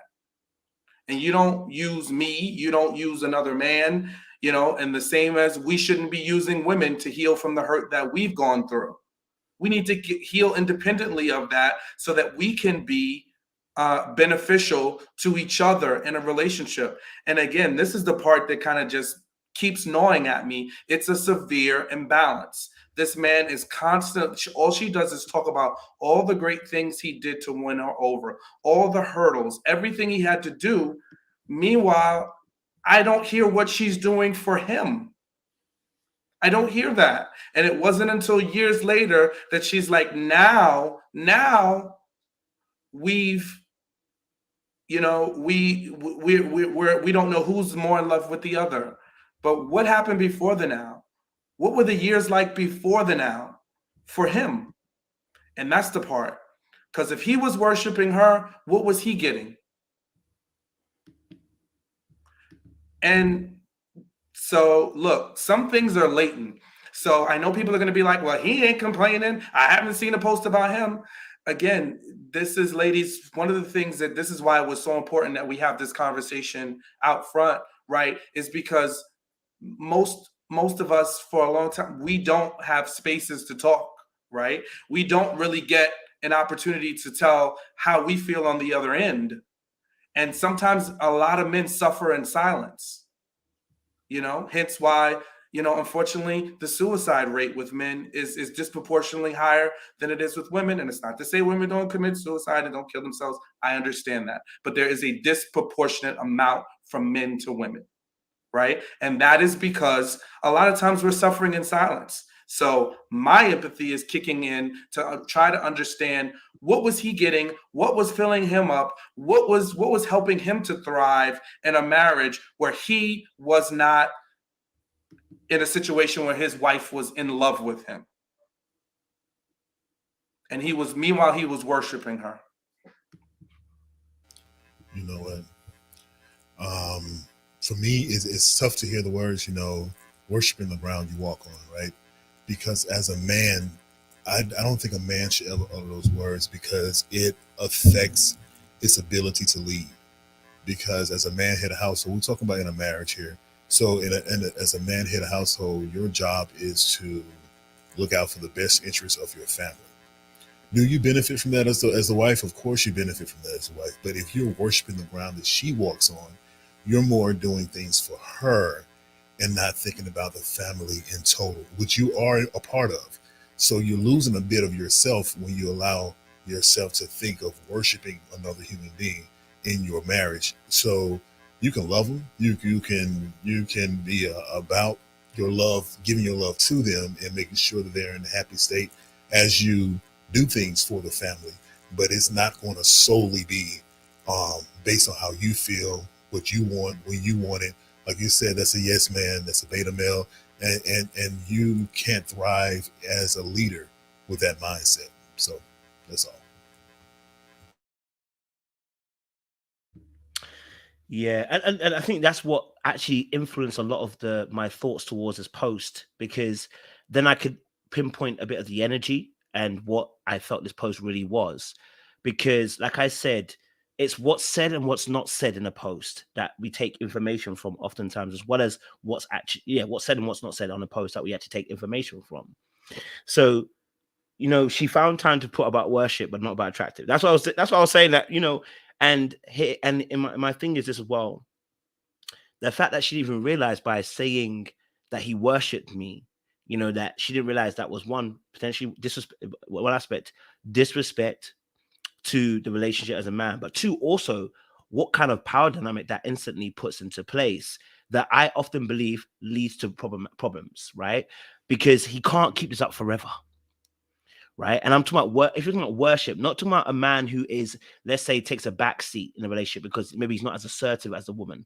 Because there are some relationships that, and we say some, it's a minority. There are some relationships where the man is less assertive, he's a bit more passive, okay, in that relationship. And we can rock with that. I'm not gonna despond anybody from that. But if he's talking about worship, then what I'm kind of listening to in terms of her mindset is, I have somebody that's willing to do my bidding. And that's what she loved. She loved that this aspect of the relationship was that, unfortunately, she had been doing the worshiping. In past relationships where she found herself in a one-sided relationship, it's because she was the worshiper. Now she's found somebody who worships her. And that's what I said about trying to find that balance sometimes in relationship situations can be very difficult. You go completely to the other side. And I think, so for me, I'm looking at going, okay, great. So we now know that obviously he does X, Y, and Z. I didn't have a problem with her listening what X, Y, and Z was. I didn't even necessarily even need her to say what she was actually doing for him per se. But I think that adding of a worship, he worshipped me, the ground that I walk on. And maybe she'll come out and say, look, what I meant by that was that, he just adorned me and appreciated me. But the word worship is so specific as a type of action from a human being. Not necessarily that I think she was like literally, but more in the case of the fact that, that he loved you considerably more, which is why later on in that particular piece she says, and that what's a wording that she used exactly? Oh, I took off the thing, didn't I? Like an idiot. Let me go back to it. Let me say the wording that I want to use specific wording that she used so I don't misquote. She used specific wording and said about how about a parent. Okay, got it. Yeah. So she said, yeah, it said, oh no, that's a different post. Oh no, that was a bit mad, that post as well, to be honest. We'll come into on that part. But yeah, she said this part. She said, I was here. Yes, I began to fully trust him and his actions. I hear often people would say the man should love you more. So when you tie that into the worship aspect, again, when you tie those two in now you realize what kind of balance we have in this relationship, right? So that's what I'm deducing. I don't know if you guys are getting the drift I'm going on, but I'm deducing that there's a considerable, well, at least at the time of the post, there's a considerable power imbalance between the two. And this man loved her through all the madness. Because if you weren't in love with me, but you loved me, you know what I mean? I'm sure there's probably a little bit of toxicity in there, a little bit of madness you'll bring to the table. And he was able to deal with it because he had a mindset of loving you beyond what you could have imagined loving him at. You know what I mean? So, yeah. Yeah. Mm, mm, mm, mm. Corey, why are you laughing? Yeah, because I'm thinking if that was the reason why she said yes, to the marriage proposal. If she knew that ahead of time, she knows this man worships me. I know this man worships me. Why not say yes to the proposal? Because he's going to do whatever he can to make sure that I'm happy. And a lot of people do go into marriage just thinking about the me aspect instead of the we or the the family aspect. So when you said that part, it was like, okay, that's why I smiled a little bit to see. Like, I'm curious if that's the case. I don't know if that's the case, bottom line, but I'm just curious if that's the reason what made her say yes to that proposal. It does give me a little bit of I hate to say it, but if Red Pill get a hold of this, they are finishing this situation off. Because they're gonna say this is why you don't marry those single mothers. I'm just gonna be honest with you. I'm already hearing their title on their post. I'm just gonna be real with you. Now let's talk about it because I think it's a real thing. I believe we're all educated men here, so we can have this educated conversation. But it does remind me of those kind of things that they do say. And I always say Red Pill do have some elements of truth. I don't agree with everything they say and all the madness that sometimes comes with it, but there are elements of truth in this aspect, and it's not across the board. But when I read the post, my thought process was the reason why she really loved him is because he was able to do something. And of course, it's going to be part of her mindset.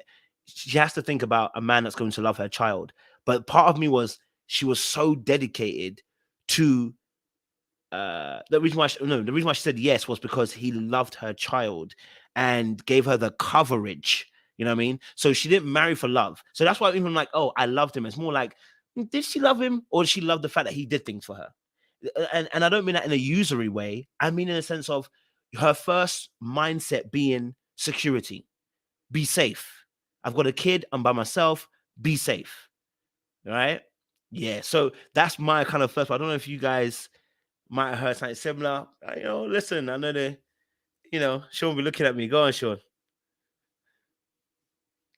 Yeah, no, and I think like for me, I think the problematic part is it's not even that we can look at this, right, and just be like, oh, there's some issues with this, or might not be something that I want. The mere fact that it is being sold as a narrative, like this is the path to love, this is the path to marriage, and it just feeds into a very imbalanced idea of what a relationship should look like between a man and a woman. And if you're talking about red pill, they're already anti-marriage, right? So they're going to eat this up because here we are. We have a woman that's been married to a man for however many years, and this guy has bent over backwards how many times? And finally, she's won over. So he has the prize. What is the prize? That's what I ask. What is the prize? Years of not being loved or in love with? Years of taking care of another man's child? What is the prize? What's at the end of the rainbow for me? Oh, that you finally decided to wake up and decide that, oh, now after I've given so much of myself, you're ready to be in love? Oh, great, thanks. I'm excited about that. Where was the love when we walked down the aisle? Where was the love when I was giving myself to you? Right? That should be mutual. When we say vows to each other, you can say what you want to say, but when we say those vows before God, you should be in love with me. And if you're not, I don't want it. And for anybody talking about what a secure attachment style is, an insecure, it's not about insecure. I'm not insecure because I'm a little bit bothered by the fact that a woman is saying she wasn't in love with her husband for years. Doesn't make me insecure. It makes me concerned because that's would be a red flag. And if the shoe was on the other foot, a woman would equally have a right to be concerned because that's not a foundation for a marriage. And don't womansplain, right? Because we're good at telling us we're mansplaining, right? Don't womansplain to me and like recreate this. And this is what happens. It turns into, the fable and the myth. And we're going to be singing this woman's prayer. I want Anna's prayer or Sarah's prayer, whatever this young lady's name is. No, I don't want that for me. Because I don't want it. And I don't see the prize, honestly. I see years of underlying resentment. I see years of pain that comes out in little ways, and it's not always in big ways. And as men, we're taught, don't say anything. You're insecure if you talk about it. You hold your emotions in. Don't talk about it. You don't need to be adored. You don't need to. You're a man. What do you need to be attracted? You don't need your woman to be attracted. You thrive on providing. Yeah, those things may be true. However, there's so many components, because we are two humans. We too desired. We want to be desired. We want you to look at us and desire us and have those feelings. So again, not saying that people don't go through challenges in love, but let's not start at negative 20,000 and my tank is all filled and you're running on E. No, then that's not what I want. Is something to be said about this whole situation. I won't say this is solely women because this is men as well. We see certain things as an insecurity, right? Like I was making mention before of a man giving too much of himself to a woman can be a sign of an insecurity. It can be a sign that, you have too much time to develop those feelings for me. What are you doing in your you time? You have too much spare time, right? So insecurities are or can be seen as a red flag unless, man or woman, you can see yourself thriving in that person's insecurity. So if you see yourself thriving in someone's insecurity, now it doesn't look the same way it did before. It can still be considered a red flag, but it's a red flag that you can control. So in her particular situation, she knows this man is head over heels for her, right? He worships her, to his own words. So if that is the case, she knows that she can manipulate some things to work in her favor. So this is a space that she can thrive in that can be beneficial to her. And if it was the other way around, a man could thrive in a situation be beneficial to them. But the key here is to find yourself a partner who it's okay to be sprung on. It's okay to love. It's okay to have deep feelings for. They have deep feelings for you, and you feel absolutely comfortable in that space. You feel like you're in that space, and you're not going to be looking like a fool in the end. You're not going to be played in the end. I think everyone wants that ability to love freely, but a lot holds us back because of things we've gone through, But my point that I was trying to make, though, is with insecurity, some people can thrive in someone else's insecurity and make their lives better. I'm not saying this is the case for her, but it sounds like it's something that could be a possibility. That's all.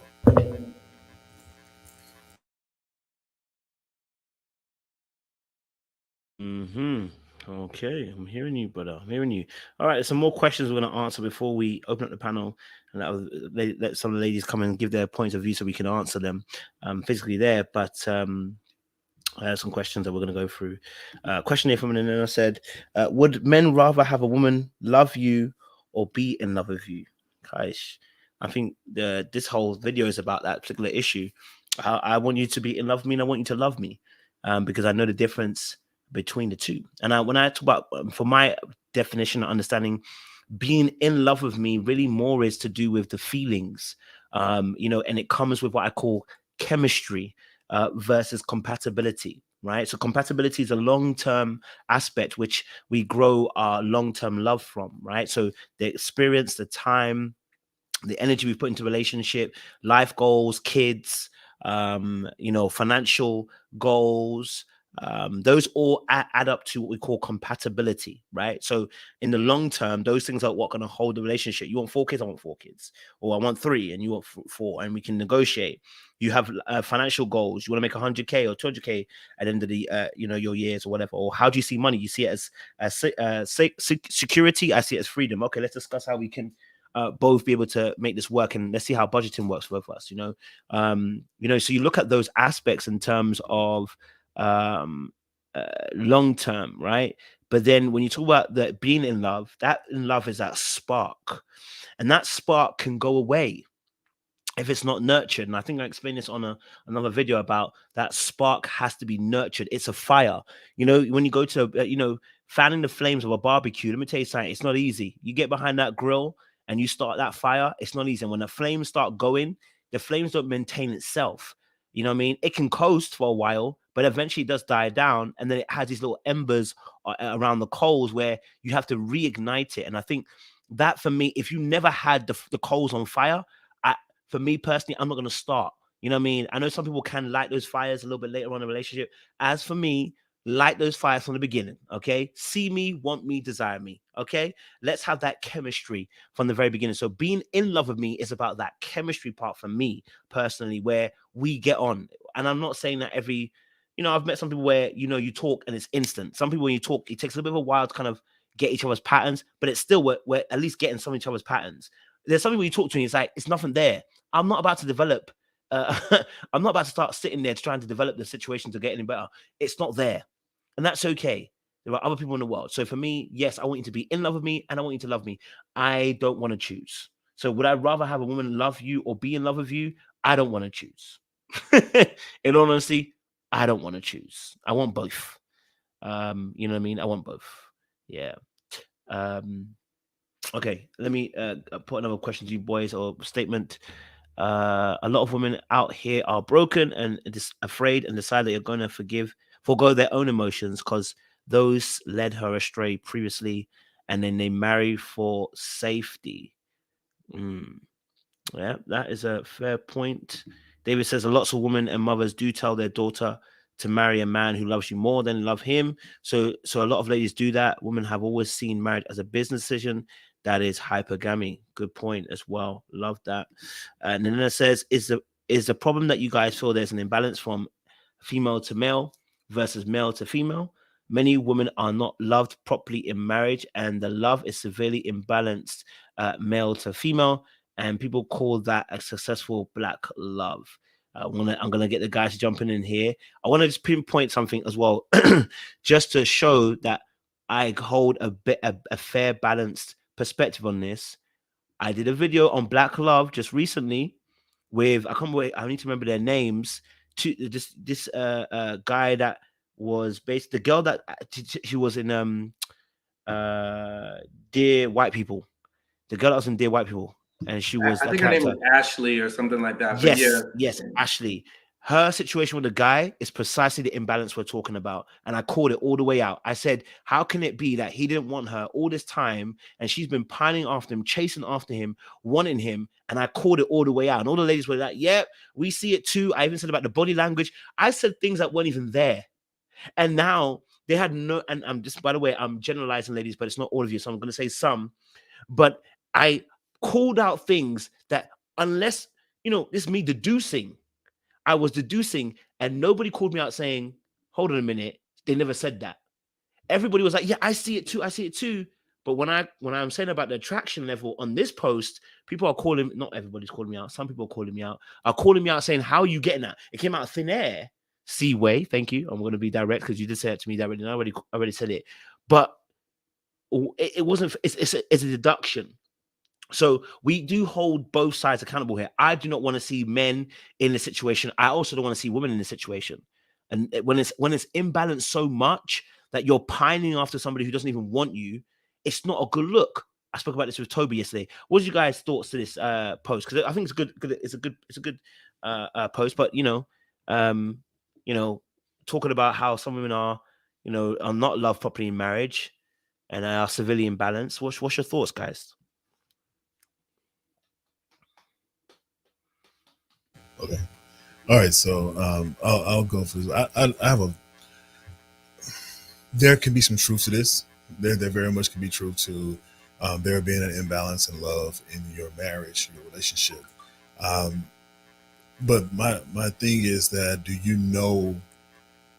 Because everyone has their own definition of what love is, right? So it's a subjective word in a lot of ways. So if you say to you being loved correctly, you first have to understand how you want to be loved, and then you have to be able to communicate how you want to be loved.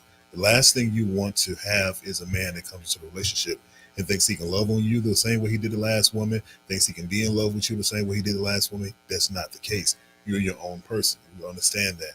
So if that's not being communicated, then that's the problem. But once you communicate how you deserve to be loved, how you want to be loved to that man, and you see his efforts to get to that point where he is loving you the way that you want to be loved, then at that point, and only at that point, should you be considering marriage.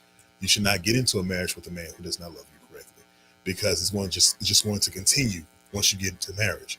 The one thing I do have a hard time with understanding myself as a man is how women will say, that they're going to start doing X, Y, Z once they get married. I'm going to do this when I get married. And for the men that say this as well, this goes out to them as well. You have to show your ability to do something, because I can sit here and say that I'm going to cook 4 times a week. When I get married, it doesn't happen, because you haven't shown that you can do that. So I think once you're starting to be marriage minded with someone, that's when you really have to tap into how that person's making you feel.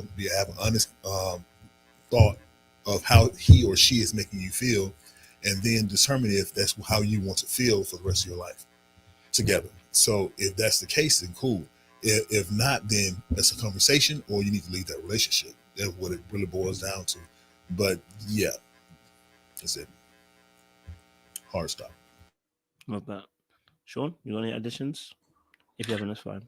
Yes. So I have a song by Music Soul Child. I know Corey usually gives us our lyrical renditions, but the song is called Previous Cats. And I read a few lines. It is, first things first, girl, recognize who is with you now. Second thing, can't blame me for how you were treated before I came. See, I'm not Steven, Anthony, even, Leroy, or Ivan. I've been right there for you since day one. So where's all this coming from?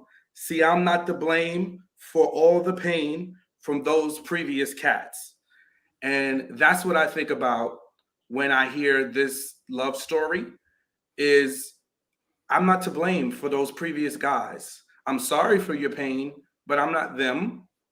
And I don't want to have to deal with the pain from them, because it comes out. Because if you don't deal with it, it's going to come out. And what it sounds like in this post is it came out in years of her not being in love with her husband, having extremely high expectations of him. And thank God they weathered the storm. And I wish them all the best. But I don't want it. And I think none of us want that. We should not be putting any of our respective partners through the pain from previous people. I love that. All right, there were some more comments. Southern Charm said, "Can you stick around with a good guy and wait for the attraction to develop from a 4 to a 9 on a 10-point scale?" Can it develop over time? I guess it's a question for the ladies, not necessarily for the guys. Because can you stick around with a good guy and wait for the attraction to develop from a 4 to 9? Well, let's just say for the men, could you develop this? Like the attraction for you is a 4, you know, could you now turn that? Can that grow for you? That 4 to a 9, does that happen the same way for you guys?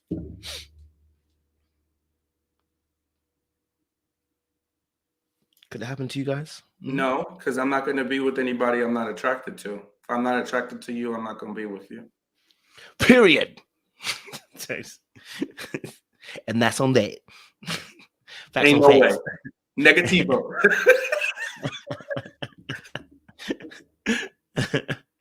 Yeah. If you're not attracted, if I'm not attracted to you, then that's not fair to you for me to get into a relationship with you. It's not fair to you. It's not fair to myself. So I wouldn't get into a relationship with someone I'm not physically attracted to. Okay, I hear you. All right, I've got Felicia in the background. Felicia Cooper. She was at the DC show, so shout out to her. She's gonna give her.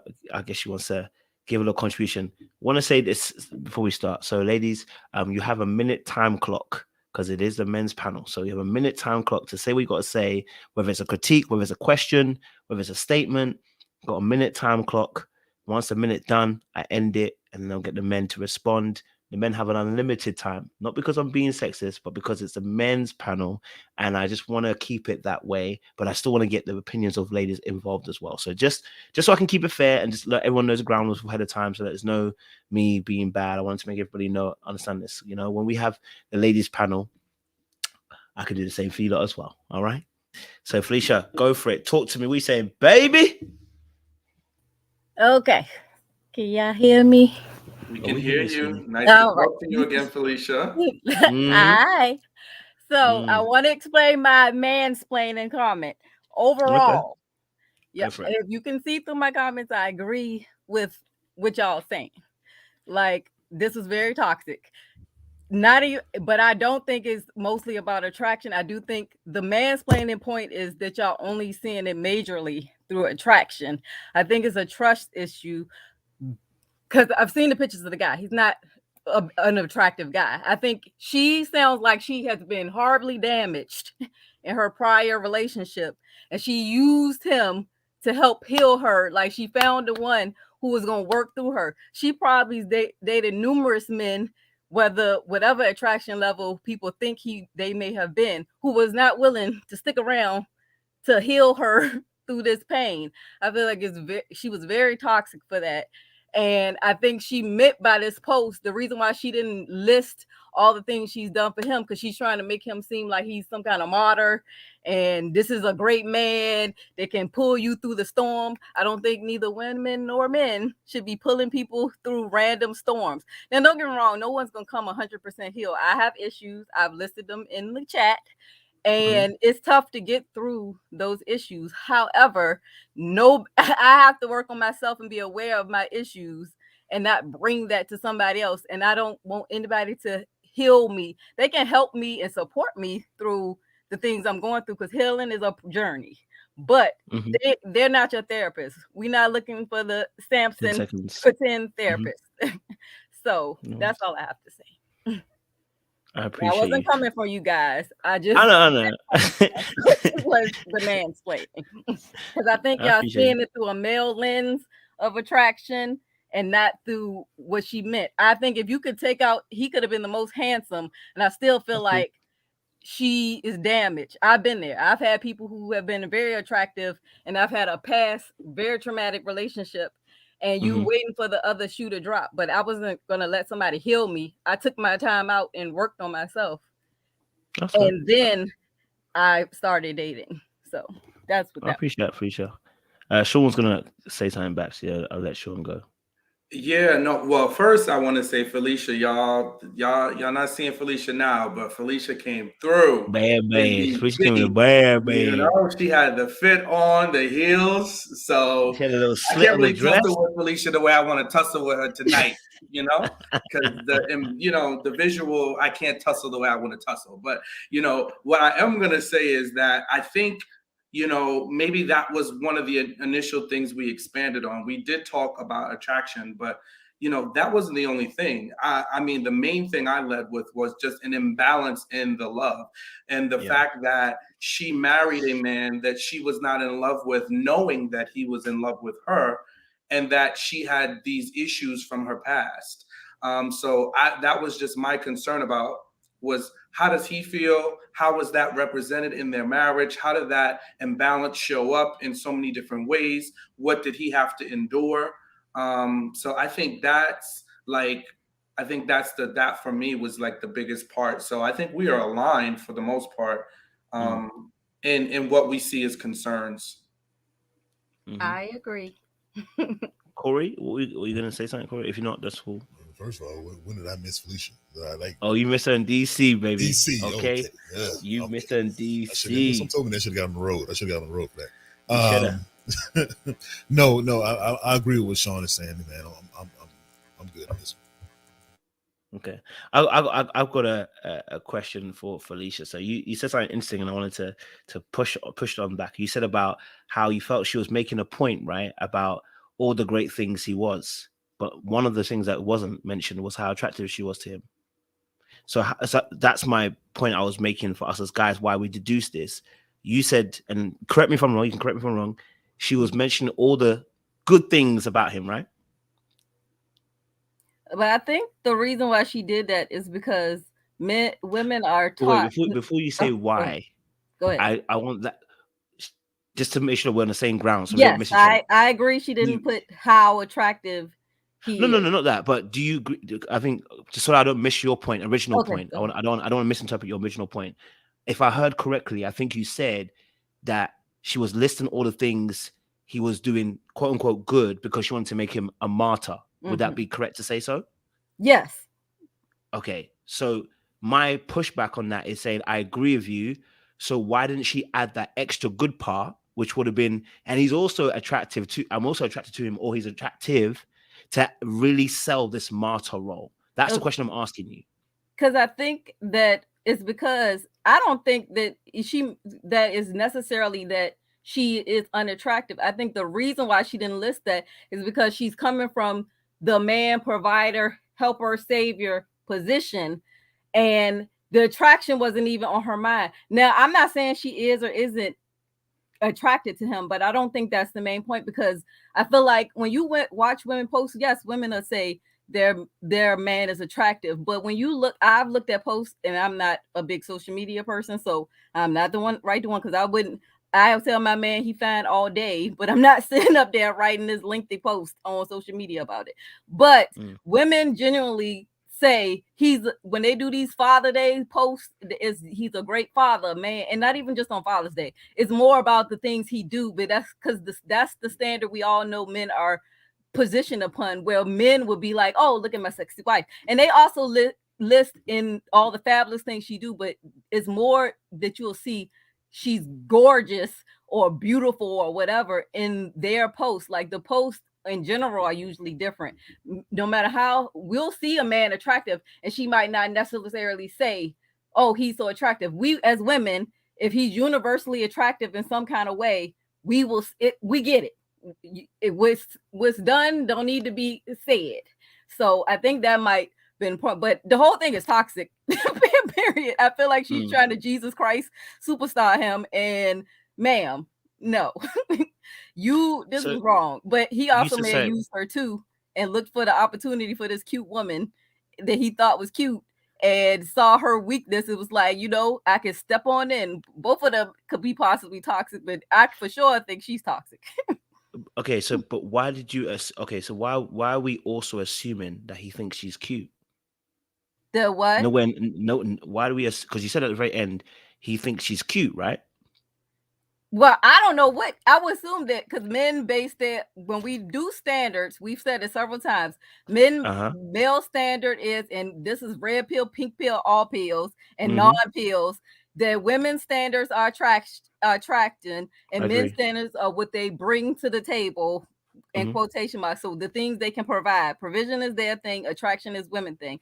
Now, don't get me wrong, the lines can be blurred. I don't agree or disagree. I think I think it's a gray area. I think everybody should bring a lot of things and be attracted, and devotion and everything should go back and forth. It should be a team thing. I've said this several times too.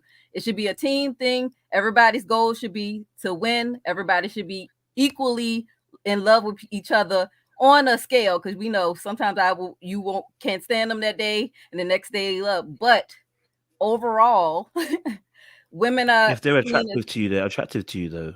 What? That's my point. If they're attractive to you, they are attractive to you. Because you mentioned something earlier on. You said if he was universally attractive, well, it doesn't need to be universally attractive. It needs to be attractive to you.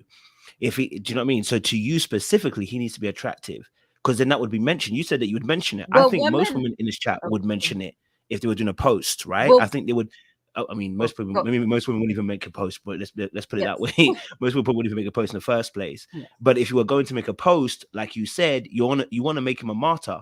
So you have to add everything into it, because also remember, at the flip side of her making him a martyr, she's also trying to say how bad it is on the other side. She's trying to really show that, hey, I was in deficit. Like, I was so bad, you know what I mean? I needed Jesus to die for my sins kind of situation with my husband. And that would have added an extra component, which would have been, well, you know, I was also attracted to him, but I wasn't in love with him. I think it's very conscious that you can add it in there. Because I feel like it's because women don't base things solely off attraction when it's love. Women get that women do grow in love. It's not that people are totally unattractive. It's that you might not be my ideal standard of, because if the people that can come to a woman might not be what they find attractive overall, because women just don't base on physical physique. They also include their attraction is heavily on intellect and provision. So I think that she didn't put it because she's trying to, her target audience is not men. Her target audience is she's trying to be one of these chicks that show it's men out there. I think she's trying to give women hope, but this is not how you do it. She's trying to say this is men out there, women, and she's trying to sell. So even if her man is thoroughly attractive and she's trying to sell it to these women who feel like they'll never find a man, by placing his attraction in there, it'd be like she's telling you, look for the man who's gonna treat you good, gonna worship you and all that stuff. The attraction is out the window. We're trying to get men to heal you, help you, worship you, and all that. So we don't need to add attraction to it, which I think is because he's not attracted to you. No, because he's not attracted to you. That's the point. The reason why you're not adding him there because he's not attracted to you. I don't think that's necessarily I'll give a the pushback. case. Women I'll don't. give you a pushback. Hold on, Fisher. I'll give you a pushback. I'll give you a pushback, and I'll tell you why there's a pushback here. When you girls get together, you telling me don't tell your girls how attractive you are to the guy. You tell me to leave that out. It depends on physical attraction or overall attractive. Because my level of attraction. Do you say to your girls, I'm attracted to the man, or he's attractive? Are you talking about physique or overall attraction? Because my level of attraction, because I'm telling you, I've had people who are like physically physique, which you would say universally attractive, but I'm not attracted to them intellect. So I can move them to the side because my attraction is bigger than physical attraction. If I'm not mentally attracted to you, it's just a no-go. And I have been approached by some people. I hear you, babe, but you be asking your friends if they're attractive. You ask your friends, is that I don't ask my friends if they are attracted to you the don't men ask? I'm attracted to. Nope. Because if I like you, I like you. Comparison is a thief of joy. I have never. Okay, so do your friends ask you? Do your friends ask you, is he attractive? No. No. I promise you. I'm not that chick. They don't act. Okay, so Felicia, I'm going to ask you a question without asking you a question. Okay? You see myself, you see Corey, you see Kojo. I don't want you to answer, but could you determine who amongst the three of us you are attracted to or not? I don't. In what way? Like, I'm telling you, you talking about physically? My attraction is based on intellect way more than just physical attraction. I think. I'm not saying you're ready to bed one of us. I'm just saying, are you attracted to us? I'm not saying like, going all the way. Initial, I see you. Yes. Yeah. I can say that. Yes. That's it. you can, and that's what we're saying at a base level. Women do see a man and know if they're attracted to him or not. Now, if they may have a more willingness to explore the relationship further than a man might, because quote unquote, we're more visual, whatever. But at the very base level, you can see someone and be like, oh, he's attractive. Do you know what is even interesting? And I'll add to that show as well, because I loved it. I know that, listen, there is no consequences here for any ladies saying your truths. We don't want any consequences. We're having a real dialogue. But with women that I've spoken to, just as on a cordial level, when they tell me about their exes, even how they let me tell you something. They will show you an ex and they'll be like, listen, I wasn't necessarily attracted to him, but you know what? He had something about him that made me attracted to him. So they explain it in a way of saying, basically, he wasn't a preference, or he wasn't attractive per se, but they found something about him. So when you really are attracted to somebody, you just kind of say it. Oh, he's attractive. Simple. My immediate response was, I was attracted, because that's what your immediate thought process is. If you've had to find something that makes him attractive, right, then you would add that. That's what women tend to do, add that extra description, which is, do you know what? Maybe he's medium ugly, or you know what? He's medium ugly, but his mind is beautiful. You know, listen, I've heard it said about me, and I'm not mad at it. You'd be like, listen, maybe you ain't my preferential type, but your mind is beautiful, and I fall in love with that. That's fine. But then that tells me that the attractive piece, that's what I was saying about that aspect, would come into play in terms of her making him a martyr, would have been added as a piece, but she didn't add it in there because she knows she ain't. That's why we felt like she's not attracted to him.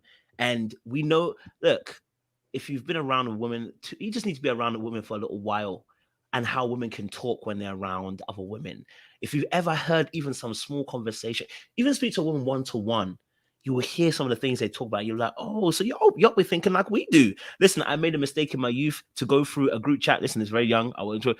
And you lot are ruthless in group chats. I thought them were ruthless. No. Women just haven't been exposed yet. You lot's group chat is wild. I'm talking about married, single. All of you are wild when you're in your group chat, because you're humans.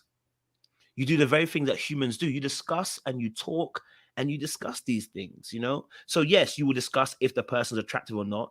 And it's exciting if the man is attractive, just like it is for us as women, us men to discuss about women being attractive too. And there's nothing wrong with that. I just feel like she intentionally left it out because he ain't attractive to her. Not that he's not attractive in general, to her. And I think that's what we're kind of picking up on. You know what I mean, Felicia? Go for it. Me? Yeah. Oh. I think Corey, sorry, Corey wants to say something. I'll let Corey go and then Felicia can go. Yeah, so I was just going to say that it seems like one of those situations where you're with your girls and you want to show your girls who your guy is, but you say, before I show you, this guy is really great. He's really great. He's good with my kids. He's this, he's that. I want you guys to understand how he has moved my life before I show you. Yes, Corey. And then boom, you hit them with it. It's like, ooh, then they're taking all the things you said. It's the disclosure. Exactly. They got to do a disclosure. Exactly. You're missing that back tooth and the side tooth. Exactly. We're going to work on that. We're working on that. It's hard. Let me tell you about that plan. I'm gonna get that fixed. I'm putting him on my dental plan to get it fixed. Exactly. And he can pay a bill or two. Exactly. So that's where I think we're coming from with this. And I like Sean's example too. Like when the woman walks into a room full of men, she already knows which one of those men she would be interested in talking to just by browsing the room. No one has said a word yet. So I respect the fact of what you're saying, Felicia, that you like what a man can bring to the table. You know, his intellect, things of that nature. That's what moves you, right? I get that. But when Sean asked you that question, you could have answered that question based on you listening to us, you knowing our intellect, you knowing how we are, without it being a physical thing. But when it was hard for you to answer that question, I don't know, maybe you misunderstood what he was saying or whatever, but that was kind of like what we were saying. Like when it comes to the first initial thing you're thinking about is that first attraction. That's all. Is it my turn? turn? Felicia. Okay. Yeah, go for it. So maybe I don't know if it's the men that I've been approached by versus the men that I would actually date. Okay. Because I have been approached by I guess you would say very, very six-pack athlete, but that's not necessarily when I walk into the room, I'm not scanning for those people. Every guy has to bring me some kind of something to the table with the conversation, and it has to be I'd be a 1,000-hour conversation, but something has to spark my interest. And yes, we see people that look like, okay, he's handsome, but it's so many levels to this handsomeness. And I've seen the picture of her husband, and I don't think he's unattractive. I think it sounds like she's super damaged. And I'm saying it because I've been in relationships that it ended horribly. It was very traumatic. And I was approached by very attractive people, and I was not ready because it was a very traumatic experience. Wait, So, Felicia, yeah. I'm going to let you talk again. What did you just say? You said something so beautiful, and you've answered our thing. You said you were approached by some very attractive men? Yes.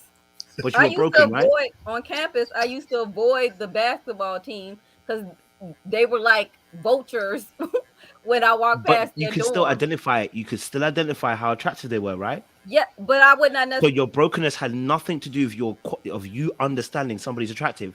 That's the point we're making about this young lady. This lady has we were in alignment with a part of what you're saying, but what we're adding to it is saying you've made the point for us here by saying you could still identify if someone's attractive. You could still identify if you were in love with somebody, even if you were broken. Now it might not have been the best love, but you would identify if you were in it. You gave us the point we're talking about. That's the point we're trying to make. I think her love thing is a bunch of like the love thing. We all in alignment on this love BS because I'm like, but I just feel like she's trying to sell. Everybody's trying to make themselves somebody on these social media posts, and I feel like she's the one trying to sell this robotesting of it's a man out here who can heal your heart and fix your whatever, and she has to give you a general man to heal your heart and fix that. So once again, men are based off what they can provide, and so she's selling this man can provide all of this. So he could be the most attractive person to her in the world. She's trying to sell to the masses because she's trying to make her somebody. That's why everybody's like, not necessary for you to post this, because I thought it was ridiculous anyway. Like, you can honor your man in a post without making him a martyr. Just say you got a good man, and we would not be here discussing this foolishness one way or the other. It's not need to be said whether she think he is attractive or not.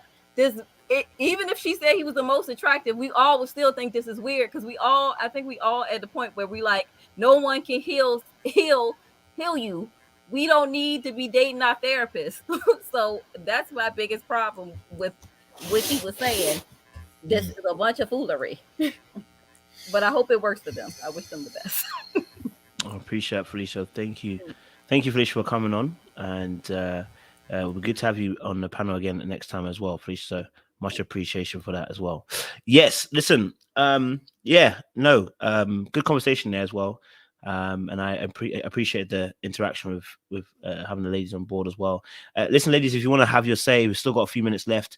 If you want to come and jump in and have a piece and let us know your thoughts as well, whether you agree or disagree, be good to have you on, just as Felicia was on as well. And we want to be respectful, as always, in dialogue between the both of us as well. So much appreciated on that as well. Yeah, let's get Nina up here.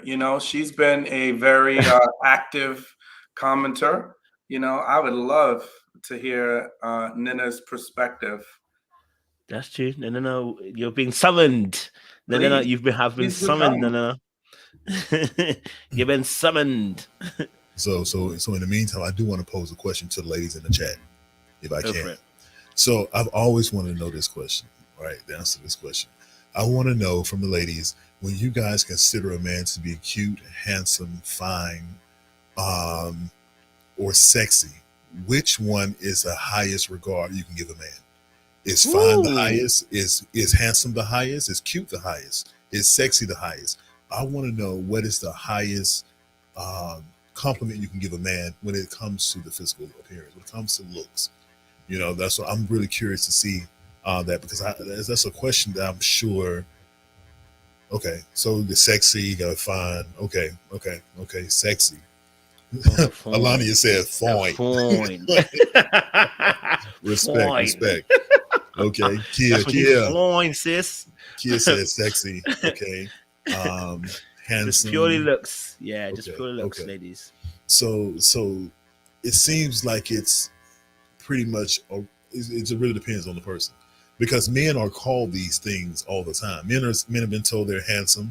Men have been told they're cute. Some men have been told they're sexy. So I'm just curious, like, where does that put us? In that that scale. So appreciate the feedback, ladies.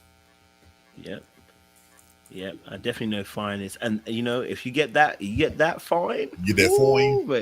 Get that fine. Listen, I don't need necessarily fine. I understand that fine can also be incorporated and add in universal perspectives and everything like that. That's why someone can say fine.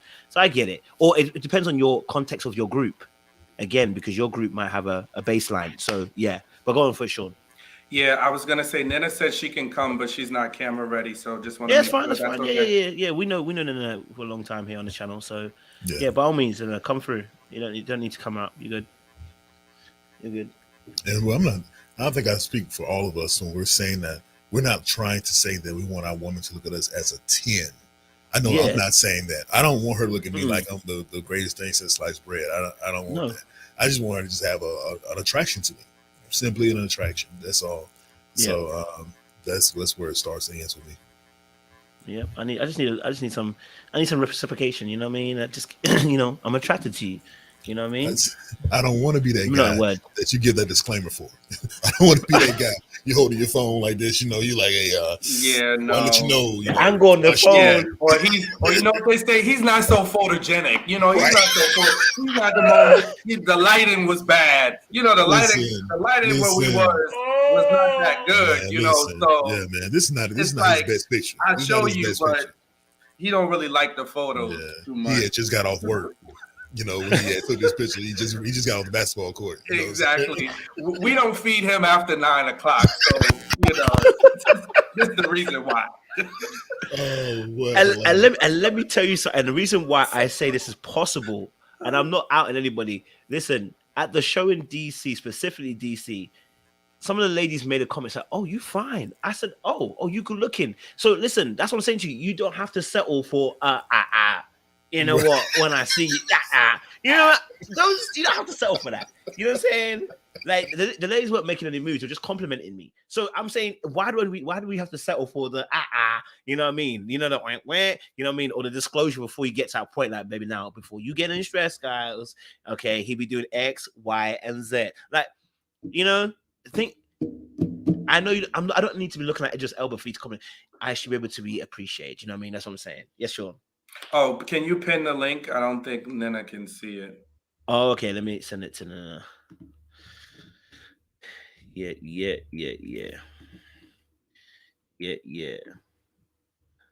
Alrighty. Yeah. Susanna said, obviously, attraction can change for women in a way it simply doesn't for men, but it seems like men don't want to, or for whatever reason, accept that. No, we do agree. We do agree that attraction can change, and it can grow, and it can evolve. We understand that. I'm saying, but you don't find me attractive at all. But what you're talking about is you're accepting the fact that I can do X, Y, and Z and be provider or this or that. I don't want to be looked at like that. Okay, all right. I need you to see me, like me, and want me. Okay, see me, like me, want me. Okay, that's what I'm saying. Okay, yeah. I think it can change. I definitely agree with what the women are saying, that it can change, and not always for the better. I know a lot of women have been with guys who are really attractive, but their personalities are crappy, which makes them not attractive. So the same way that it goes from being attractive to not being attractive, we're just saying we would like for you to start with us at this point instead of a low point and having to build up to reach an expectation that you may have for us that we may or may not ever reach. So it just makes the relationship flow a little bit easier when that happens. Absolutely. Absolutely. I'm with you on that, bro. And you know what? And look, it's all part of the process. And like I said, when someone thinks, you're a good-looking person or at least a decent-looking person, you get a certain energy from that person as well. So, It's all about that reciprocation energy, and that's why I said about the chemistry.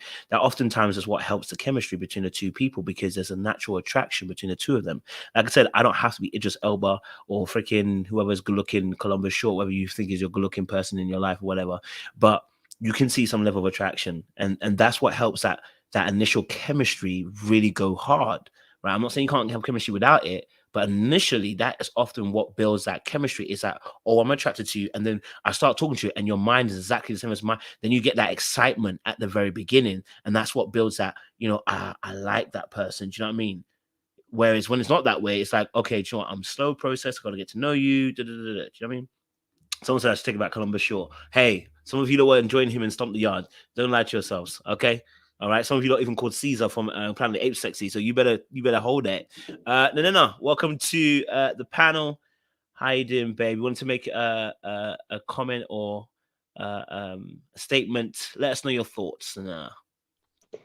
I just come where I'm summoned, and since the fire starter summoned me, I decided I need to accept the proposal. Well, we appreciate you for coming to the front of the congregation. I like Nana's voice. I think there's a bit of chemistry there already. I feel it. No. What's your thoughts on this whole situation? Because you was vocal. What's your thoughts, man?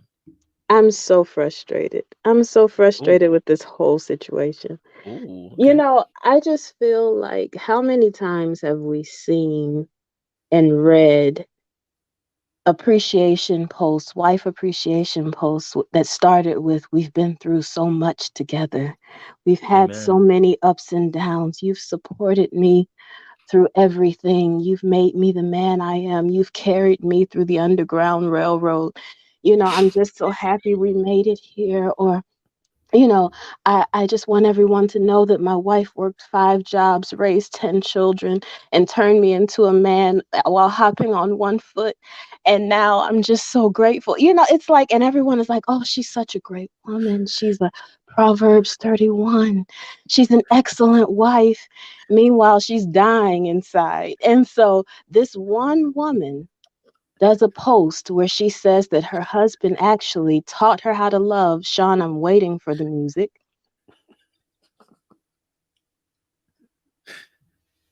And there's all of this brouhaha and mayhem that ensues. I think it says a lot about what is required of women and what's not required of men.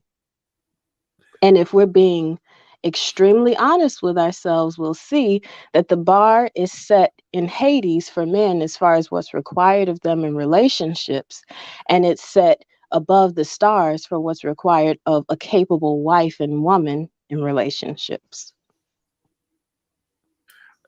Well, I guess they say be careful of what you ask for, but I certainly appreciate you, because you made me laugh till I cried just now. That was hilarious. It was the Underground Road for me. That was. Oh my God, the bar's in Hades. It absolutely is. You are right on that. Bar is. So and I think what Nana said is quite profound and true. You're absolutely right? And so I want to agree with you. I think it's trash. When I see posts like that, I genuinely think it's trash. The very men who love those posts are the very men you should be dodging. The men that agree with that post, who put out things like that, are the ones you should be dodging. They're not the men you should even be looking at. In fact, let that post be signed as a signal post to say, dodge these type of men. The men that are going on here going, how great this is, should be dodging. And the fact that you can identify that post was, those kind of posts are awful, and that men have been doing it, also lets us know that this post that this woman has put is trash too. Because inadvertently, by saying that post is trash, is what you're saying is juxtaposition to what we're saying about this. Men do this as well. Absolutely. So that makes her post automatically trash, which is exactly what we're saying. We're in agreement with you. The post is trash. And I don't want to see men talking about going underneath the Underground Road. I don't want to see her. She supported me through my 4 or 5 wives I cheated with, 4 or 5 side chicks that I cheat with. I don't like any of those kind of posts. I don't get excited by those posts. I don't get excited by those kind of I like to call it those false ride or die kind of posts people going through. You know what I mean? I don't like that. If you want to talk about ride or die, my only one that I can rock with is what's his name? I always forget their name. The rappers, the two rappers. I always forget his name. Papoose and Papoose. Yeah. That's the only ride or die people I can rock with, right? Because that one's not based on necessary struggle love. I can understand she was trying to figure out love a little bit, and it was a bit difficult for her to kind of break the walls down. But other than that, their story, I've not heard a story. I'm like, oh my god, nah, like can't, like no. So for me, I agree with you, Nana. You're absolutely right. I hate hearing those kind of stories, and alternatively, I hate women saying those type of stories too about that struggle. I think they're all struggle love. I don't know if the gentlemen have anything to add to what Nana kind of said there and give their perspective as well. Sean's in dire tears. You're absolutely right. He is. Corey, what's your thoughts? Because Sean can't answer. He's in dire tears still. He's still crying about the Underground Road. Yeah. So for me, it really boils down to. Well, your mic is okay. Okay, go. Yeah. See you again. So can you hear me? Okay. Good. So I agree with what Nina said as well. I don't agree with those type of posts as well. To me, I agree with you as well. Kojo is saying that those are the type of posts or type of people you want to be careful with, because I don't honestly think that's naturally in men to make those type of posts. We're posting it for the response of our woman, or for the response of her friends that follow us, or we're in a doghouse, we need to make up for what she's done for us. And just, it's okay to express your appreciation to your partner, and that's it. We don't have to get the buy-in from social media. We don't have to get the buy-in from those who don't know us. But like this post, once you make something public, you risk the chance of someone speaking on it. So that's what we're doing. So I don't think it's right for a man to do it. I don't think it's right for a woman to do it. I think if you really enjoy your partner and you really love your partner, where's the world sitting in? You really open it up for people to look inside of what you have. When you sit there and post, oh, this man is so great, he does this, he does, they pay this bill. Now you have friends that they're plotting. They're like, okay, let me look up this man's IG. Let me go follow him. Let me go to his DMs. Because we all know that those women are out there. We all know that women are looking for men like that. But when you put that on display, good man here, and got an arrow pointing to him, what do you think is going to happen? So you got to be careful with that. Same thing about having a good woman. I have a good woman here. She forgave me from cheating and everything. So you got the men here who cheats. No, they treat a woman halfway good. But if they know she's forgiven cheating, they might go in her DM and try to talk to her. So I'm just saying, by opening up your relationship to the world, it opens up the world to come for your relationship. Not going to be in your business. When you start posting you and her, or him and her, or her and he, when they start posting those, they ask, what happened? What's going on? Why are you guys no longer posting anymore? They're in your business now. So that just opens up a door to a whole different avenue to me.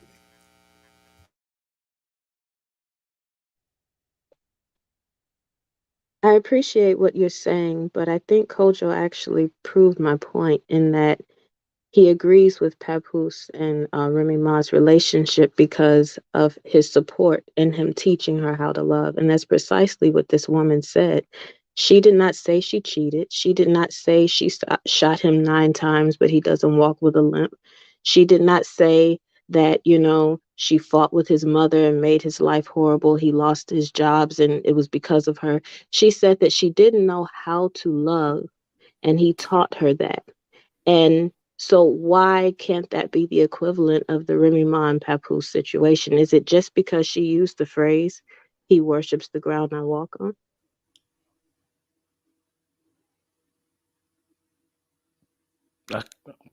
You guys want to answer? I can answer. Yeah, I didn't know if that was me or not. So with Papoose and Remy Ma, like we saw them from the ground up. I think that's maybe a difference for me. Those two have been rocking with each other for as long as I can remember, and we've seen things that Papoose is going through. We've seen things that Remy Ma is going through, and we've seen each other, they hold each other down accordingly in those situations. So because we knew about it, we saw it, we lived through it. It's a different. We're going along that pattern with them instead of someone coming out of the blue, here boom, and then just saying all these great things about someone that we don't already have that established relationship with. We know Papoose through music. We know Remy Ma through music. So a lot of us feel like we're connected to them in such a way. But for someone who's coming in that's brand new, we're not connected to them. It's like, okay, who are you? What are you talking about? And why are you talking about it? That's what it boils down for me. Just my point. And I think the other thing with Remy and Papoose was, in hearing their love story, there was not a point where she ever said, I didn't desire him, or I wasn't attracted to him, or I wasn't in love with him. She was always desirous of him. She, changed her schedule around so that they could be together. Like, she made sacrifices. Now, his sacrifice, while she was in prison, was huge. I don't know that I could do that, but God bless him, because he did it. And I think they got married while she was in prison, if I remember correctly, or shortly before, or whatever. It was very early on in her being sent away. But long story short, there seemed to be a mutuality. Now, again, I know there's always going to be nuances, right? And we're going to learn from each other. We're going to pull from each other in different ways. Like, my ex-wife showed me some things about love and relationships that I didn't know, and vice versa. So I don't think there's always going to be, people are going to be at the same plane, but it shouldn't be at an empty point. And from me, everything that I heard was, this man earned her love, and she had so much hurt and damage that she had experienced, and he just came in and filled all those voids. And yeah, so that's my point. Now, if we want to see some people in the comments, we want to slice and dice it. We want to say Papoose worshiped the ground that Remy Ma worked on. Well, if he said that, then I think that's wrong too. Okay, that's the point. If he said it, I don't agree with it, because I don't think you should worship the ground anybody works on. And I already said, I don't know if I could do that for somebody that was going to jail. I don't know if I could do that. Honestly, I don't know. But God bless him, and God bless them, and God bless this couple too. I hope their marriage continues to be successful. However, I don't think that starting point is healthy, where she was not in love with her husband. And that's it. Yeah, I also, just to answer Nana's question, because it's a very good question as well. And so I want to make the clear differences that I've noticed. Oh, Nana's, I think she'll come. I think went off. Sorry about that. Yeah, so I just wanted to just kind of just put a few markers down for the Remy Ma situation. Papoose, I was underneath the impression, for what I heard the story, she was attracted to him in the very beginning.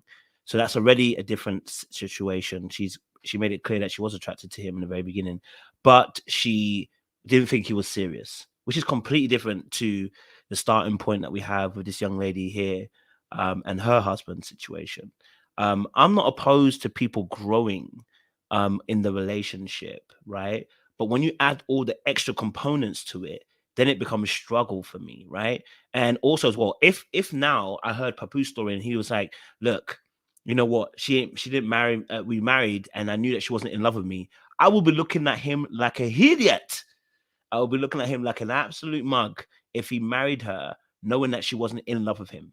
And I think that's also another key point I wanted to bring into play as well. I'm not saying that people can't grow in that aspect. I'm not saying people can't grow in those things. I said these things become red flags because when you add them all together and you see it, it doesn't present the picture that you think a healthy love relationship should do. So there's aspects of growth. We can have some aspects of growth, in there. But I said, because she put the wording in the way she did about not that she wasn't in love with him, that's different to what we have with Remy Ma and Papoose. So yes, him having patience and endurance for the way that maybe she moves and the way that she deals with certain things, the way she goes about certain things, never necessarily a problem, because it was still reciprocated how she felt about him. It was reciprocated. Maybe she didn't know how to love in the correct manner all the way, but or to love him in a respectful manner, but it was still reciprocated how she felt towards him, at least what we saw.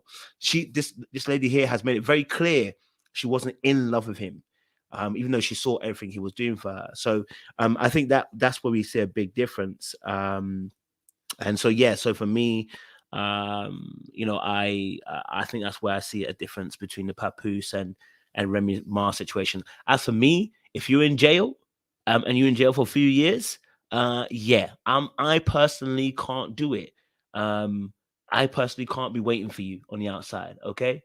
All right. Now, Papoose, he loved her from whatever, and he decided he wants to do it more for him. And I'm not even, there's no clowning here or no badness to it. He made a choice in that moment, but they already had an established relationship to do so. Had he done this in the very beginning, I would have been looking at him like he's a madman. I said, listen, bro, I can't follow that route. And that shouldn't be prescriptive for everybody. That's descriptive, meaning it's just for you and nobody else, you know? So that's just the only pushback I would have back on that. No, go for it. You know, I'll be honest. I really think that so much emphasis on being in love, which I said in the chat is what I describe as romantic love, that is a fleeting, emotion-based romanticism of the other person, is really part and parcel of why you see so many people just breaking up on arbitrary reasons, citing that, oh, well, we just fell out of love. Well, you're going to, and that's life. I would posit that couples from the past put a lot more emphasis on principled love that was committed, that was practical, that was pursuant, that was loyal, that had a basis of the same spiritual values and so forth, family values. And that's why they were able to endure. Were they perfect? No. But there was also a component of the expectation that the man would pursue and would prove in a way that's similar to how Papoose, well, just from the outside looking in, how Papoose has done, or how the lady in the post describes her husband is doing. And we see how the effect that it has on the woman, because many of the women in the past were so devoted to their husbands and their marriages and so forth. Now, we're not going to talk about, the other factors. I'm just talking about the ideas that they had about marriage, strictly the ideas. The ideas and the feelings that they had toward marriage were similar in that, by and large, the prevailing opinion was we are committed to this effort together. And so it wasn't just based on, so those are the things that I really feel are missing. And I think the attitudes of men currently, where it's like, well, and no offense, but just feeling like, oh, she needs to feel this way. Women don't operate that way. Women blossom, bloom, and grow on the basis of good treatment, on the basis of a man showing and proving how he feels through tangible actions, through that. That's what lets a woman know that she can let her guard down and she can trust him and she can be committed to building a family with him. So when the man used to come to the father's home, she had a reason to try to persuade the father, Daddy, he's good for me because he's done this and he's done that. And so it just really does so much to set the tone. And I feel like that's missing today. Everyone is so caught up in how they need to feel. And then when that feeling is gone, the whole thing is gone. So I definitely agree with parts of what you're saying. And I think, of course, I think I said this in another video, which is you don't want to be so far left that you're all feelings, but you also don't want to be so far right that it's all about duty, because then it becomes an obligation. Love is needed in this, in terms of the feeling as well as the action. I can tell you straight facts. Love is not a feeling. It's a duty, but without the feeling, it becomes an obligation, which becomes very hard for any human being. So when we talk about agape love, only God can do that, None of us can actually do agape love. You can only do that through the strength of the Holy Spirit in you. And even then, you are limited because you're still a human being. So agape love doesn't really exist for us as human beings from our end. It exists from God to us, that irrespective of what you and I do, no matter how broken you are, no matter how broken I am, no matter what conditions we put on the relationship, because you have been born again, you are now tied into this marriage and God ain't letting you go. But guess what? I'm not God. Sean ain't God. Corey ain't God. If you're asking me to show you approved what kind of man I am, that's fair, because my character should shine through and it should speak for itself. My actions should speak for itself. And so I'm agreeing with that as well. But the reality here is that when it comes to this situation with this young lady here, right, what you're asking me to do is to be her rehabilitator for you. That's what you're asking me to do. And I don't agree with it on any end. Because if a man was to say, well, I wasn't in love with you, I wasn't in love with you, but you know what? I had love for you because you cooked, you cleaned, you know what? You spoke about how you're gonna look after the children, but I wasn't in love with you, right? I think we could see that. Oh, that's a bit some way. And so I think for this situation, in a situation with the marriage, I'm not saying anybody should go in it with all feelings. If you do that, you're going to get hurt. You're going to realize love doesn't exist just there in the feelings. But if you go in it all business orientated, unless you live in a cult, and I said this last time, unless you live in a culture where there are consequences, there's punishment for leaving marriage, because that's why people stay in it, right? If there's a punishment at the end of it, as in there is social scorn, there is potentially prison, there is those two things. I can leave it at that, right? If you have those two things affecting your society, you'll realize people will stay in marriages. That's why I said you don't know if people are more happy in an arranged marriage. Although they talk about it, we don't know, because they have a different set of cultures and practices that happen around that. Put people in a place where they have freedom to make a choice, which is what we are in. In this society, women can divorce, and and the scorn that will happen. Yes, you may be said you might be a divorcee, but it doesn't necessarily hinder your progress going forward in this particular life. You could get married again, right? You can get married 2 or 3 times, right? So what we're saying here is that in this post, it was very much giving rehabilitation center. That's what it was given. I don't know if Sean wants to add on to that. Yeah. Yeah, what I would say is that I don't think anybody is disputing the fact that men and women love differently. However, the issue is there should be a level of reciprocity. There should be a level that I am desirous of you, right? And especially when we're talking about a husband to a wife, right? And it should be the same on either side. So I'm not saying that there hasn't been struggles that women have endured. Absolutely.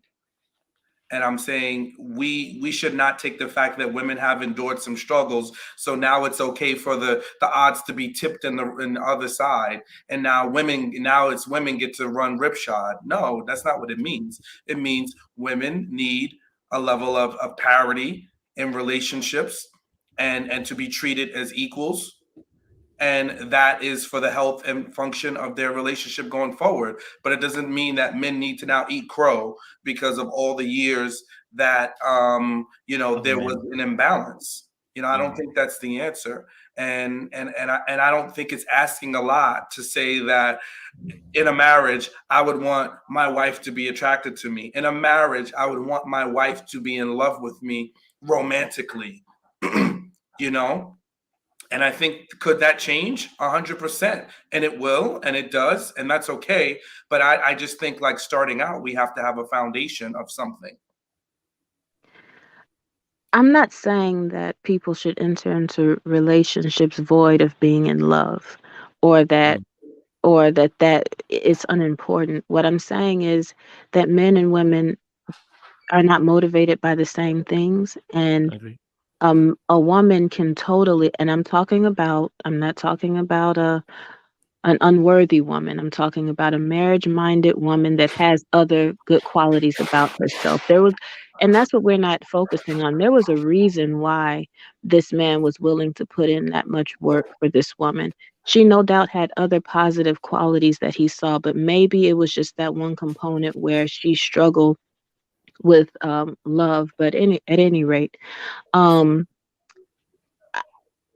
men can do so much to affect change in women.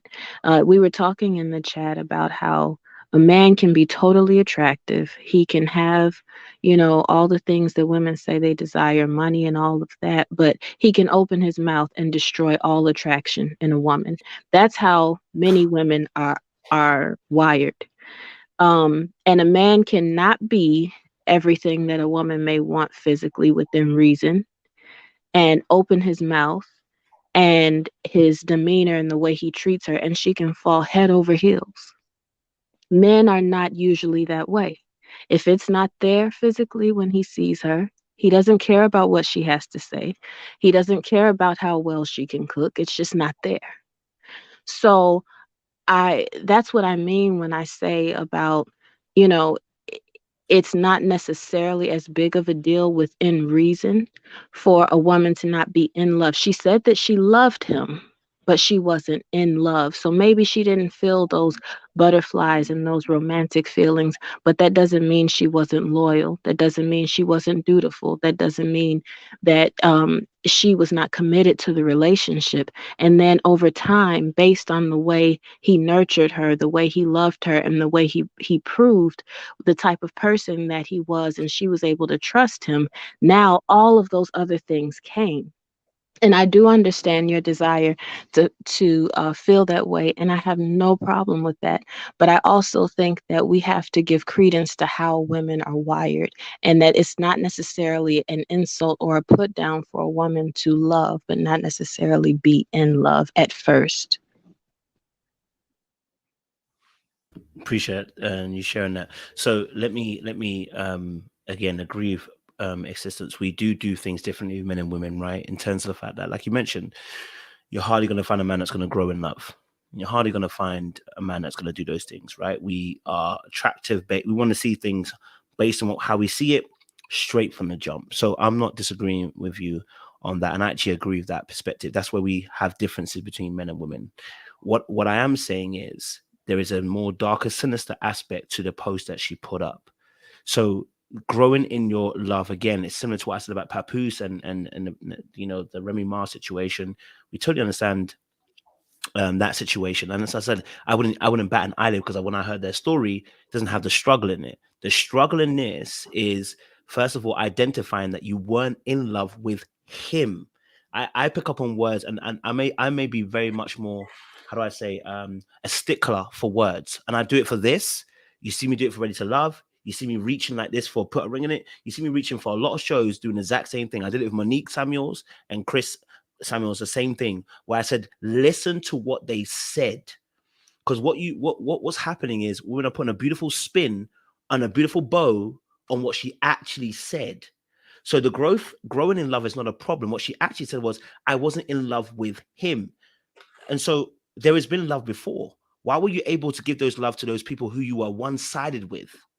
And when I say love, I'm not talking about the love, I'm talking about being in love, right? And that's why we went back. That's why we said there's a missing component in all this conversation. It goes back to the whole attraction piece.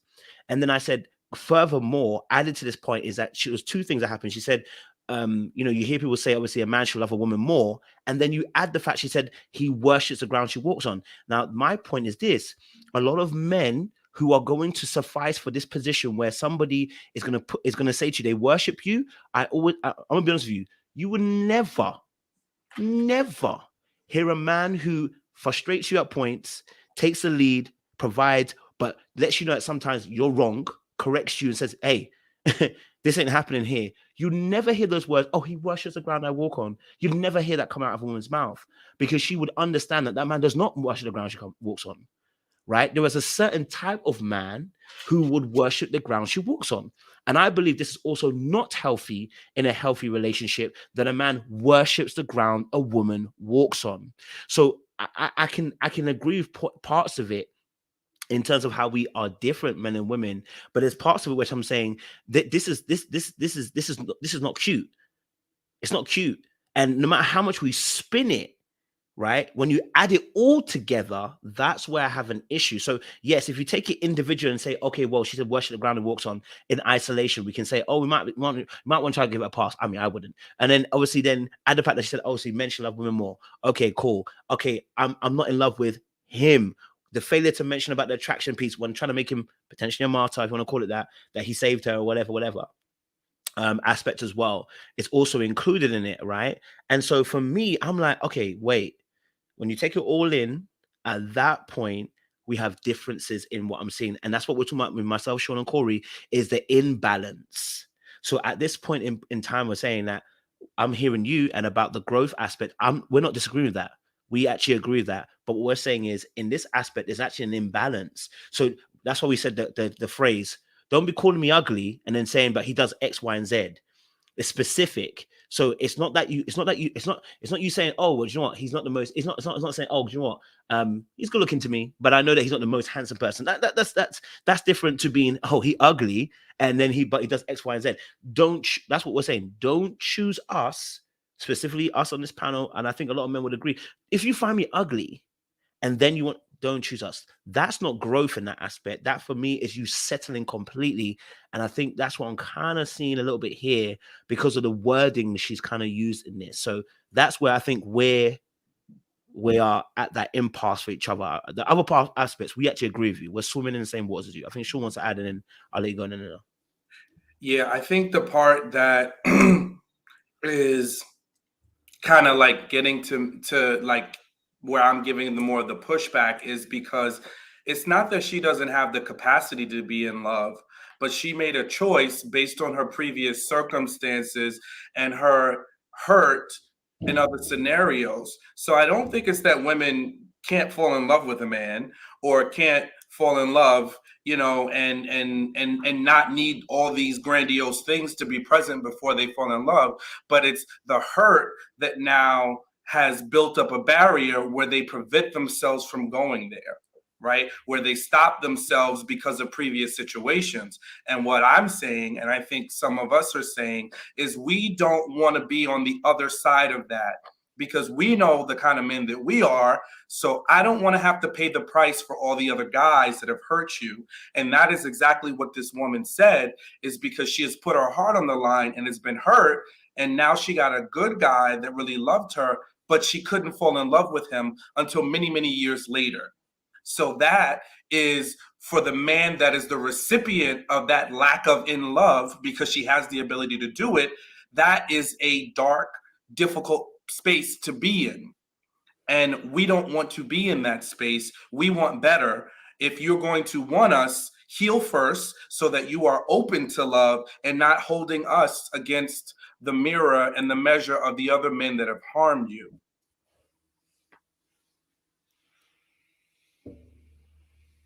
Fair enough.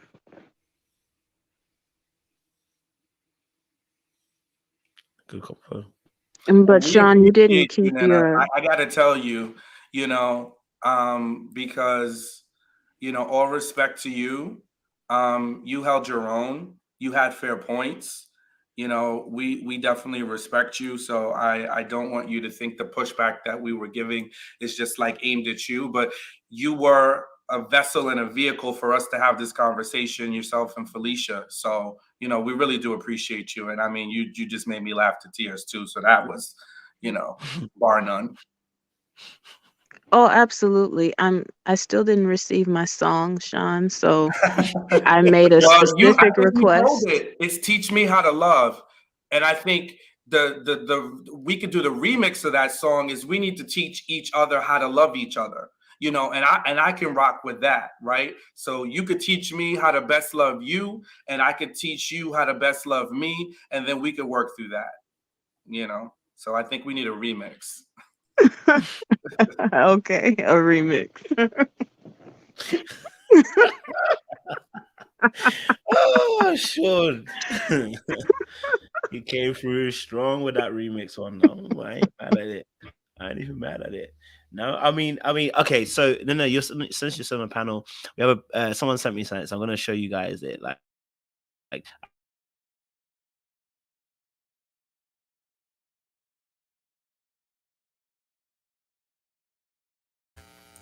can't hear you. Can't hear you, Coach.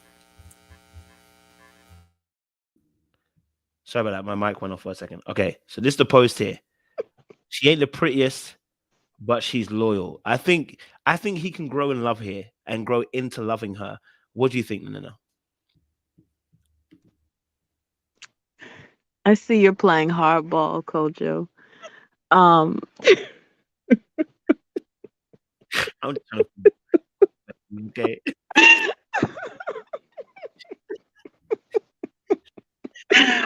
First of all, a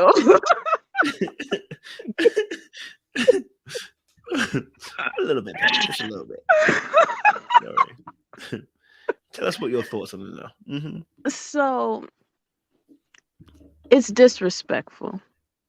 Okay. He he demeaned her to it was what do you call it when you put someone down to build them up? What's the word? That there's a term for it. But at any rate, yeah, I know what you're talking about. Okay. yeah. A backhanded compliment. Yeah, like this backhanded compliment. I think they even call it, what is it, negging or something, or there's different terms for it. Like you insult someone and then it's supposed to be something else. But he insulted her. It's insulting to say someone is not the prettiest and put her picture there and you're standing there, oh, but she's loyal.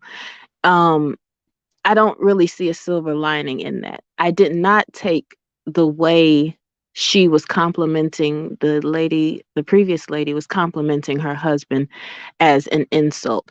If people took it that way, I honestly don't think that's how she meant it.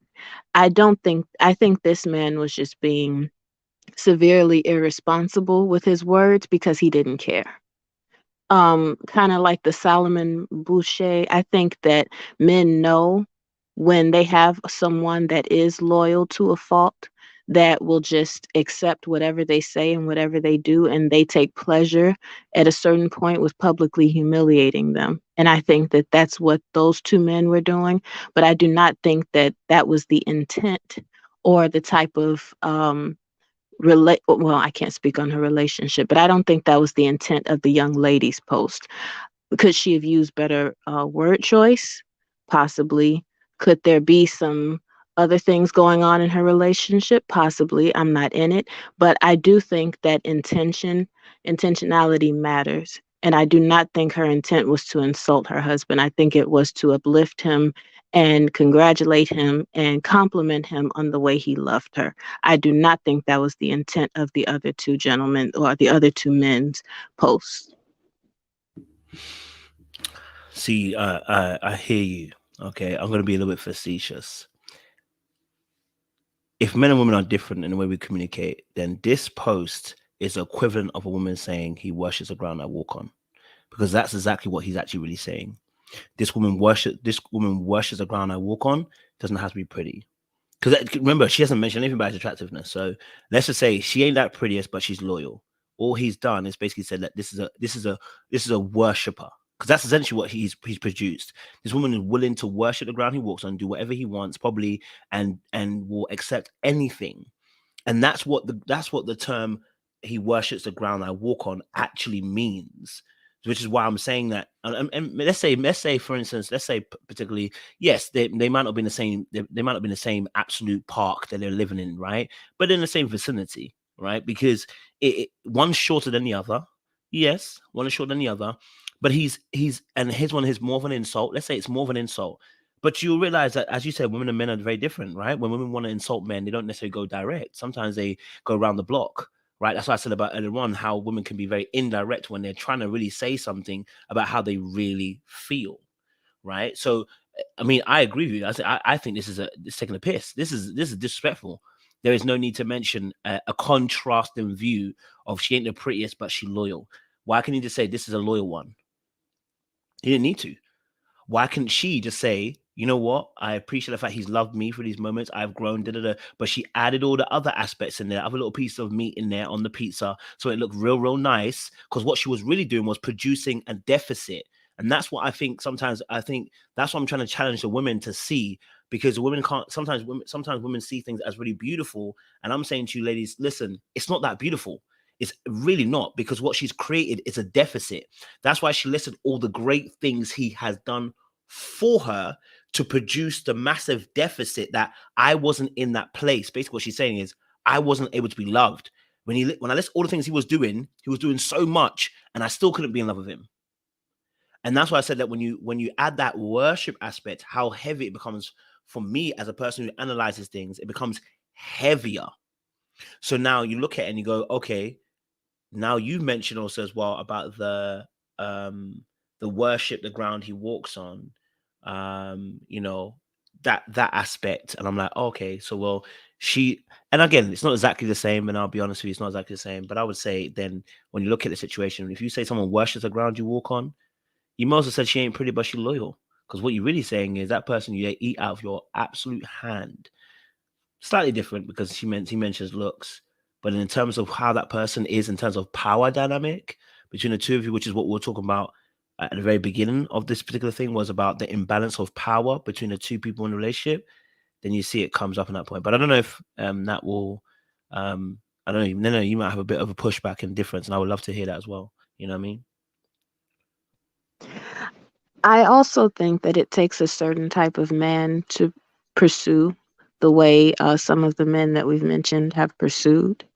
And I think that type of man is not, I think he may be more of a traditionalist. Maybe he has seen in his own family longstanding marriages, and that produces a certain type of man that's not as easily ruffled and has a little more patience in certain regards, and he's not as sensitive to certain things. And I think that um, that that type of man is just a bit different. He may know, her husband may know all the things that she does for him behind the scenes. And so when she put this post up, he may be completely secure in their relationship, in their love, understanding that, yes, I may have led in the very beginning, but the way my wife loves me and has been committed to our marriage and our children or whatever they have going on has been bar none. So I have no issue with what she's saying, and I co-sign everything because I love it and I love her and I love us.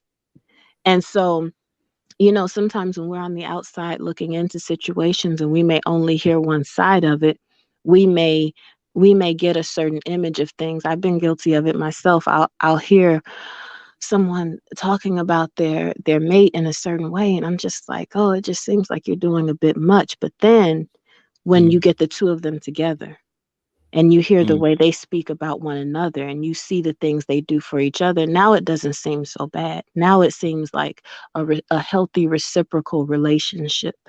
So I would just need a little bit more context. I do get your point. I do understand that, you know, just from the outside, just seeing this one post, it can come off a certain way. And unfortunately, we do live in a time where there's a lot of imbalance. There's a lot of wacky stuff going on in relationships these days. But I do believe that there are still some pure situations going on that may be reciprocal, but there are some that are not. So I'm open to that as well. But I don't want to throw the baby out with the bathwater based on words in this particular instance, without any other clues, because I have seen some really beautiful relationships sound this way from one person's testimony. And then when cross-examined by the other, it's pretty healthy between the two. But I do understand your point. I do understand how you can get a different perspective from it as well. Yeah, I love that response as well, Nana. Sean, do you want to add?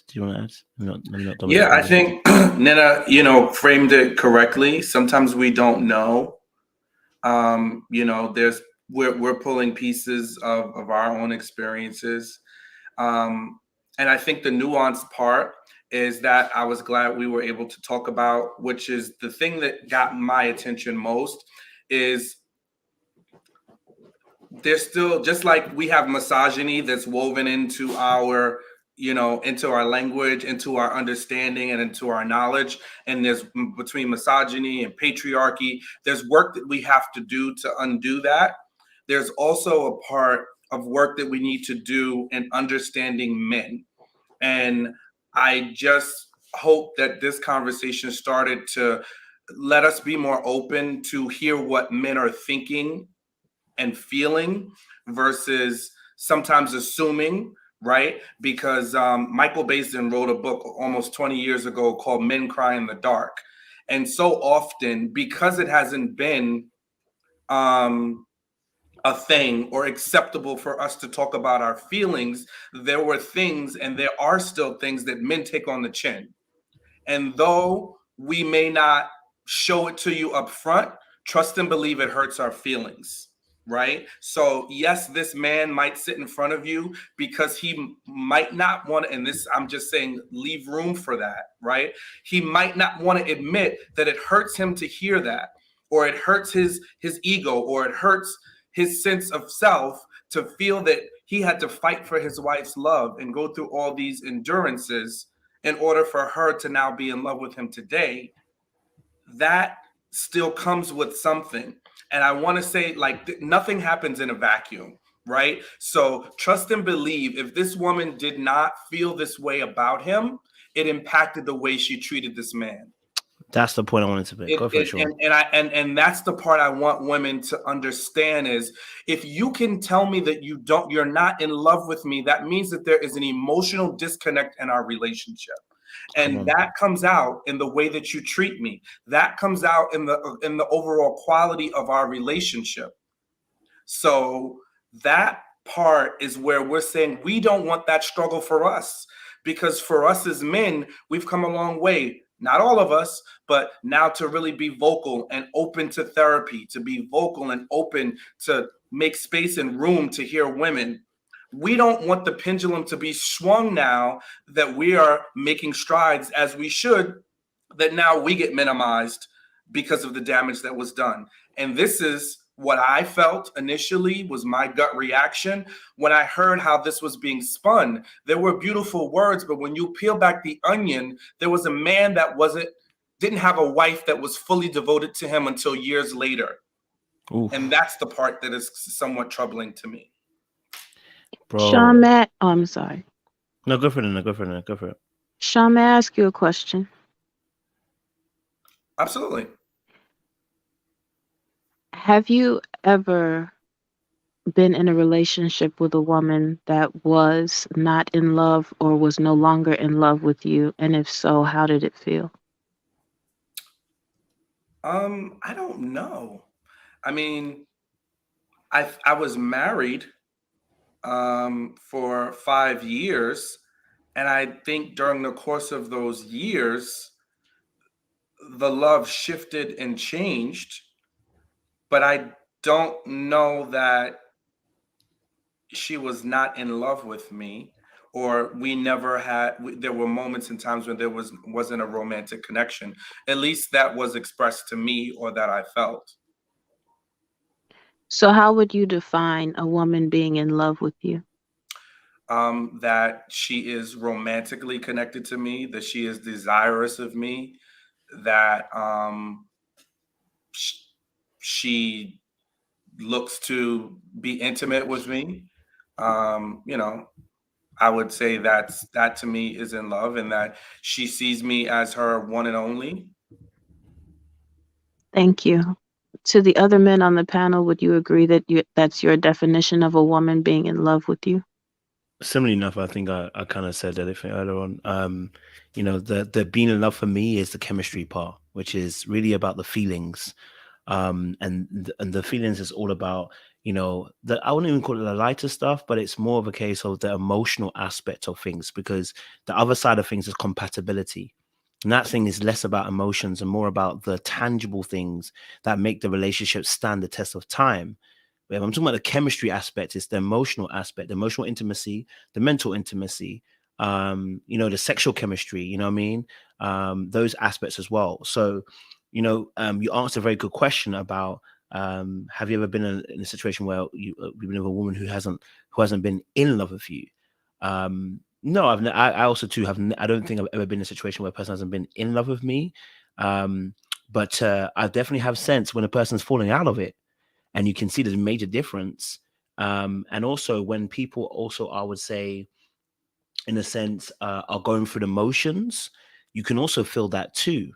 And I think Sean's point was really powerful, because there's no human being that can tell me that if you're not in love, meaning the feelings, that it's not affecting the way that you're moving in behavior. Because even if you were moving without the I'm being in love, it means you're moving on autopilot, which means you're not actually giving me your fullness. You understand what I'm saying? So you're not actually giving me the full you. So which means for however amount of time it might have been, you haven't actually been giving me all of you. You've not been able to.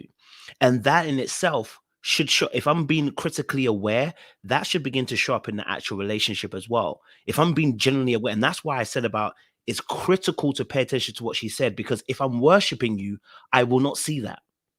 See, if I'm a healthy individual who's done the work, I should notice and pick up that this aspect of the relationship you're unable to give me aside. It's like when someone has trauma in a particular area, if you're being aware of your partner, you start to pick up. And that's why if you're starting to do the work yourself, like Sean was talking about, he's gone to therapy and everything. So he will able to spot certain things, and because he's been married to, spot certain things that I probably wouldn't even spot. So there are things that you're going to start to be more discerning and aware of a partner. And so if you're in a place of worship, this part I can agree, I can definitely tell you that I have worshipped. I've worshipped before, and I know exactly what happens. You ignore a whole lot of stuff. You ignore a whole lot of stuff. Even if that person's not giving you everything, you will take the little they give you as breadcrumbs, and you'll just cherish those breadcrumbs. You'll take the little that you get from it. So you're not actually getting the fullness from that person. So even me saying this gentleman's a good guy, I'm even asking the question. He may be good, but is he really fully? Was he in a healthy state himself? Because he was willing to accept something for a period of time. Which, did you have to accept that?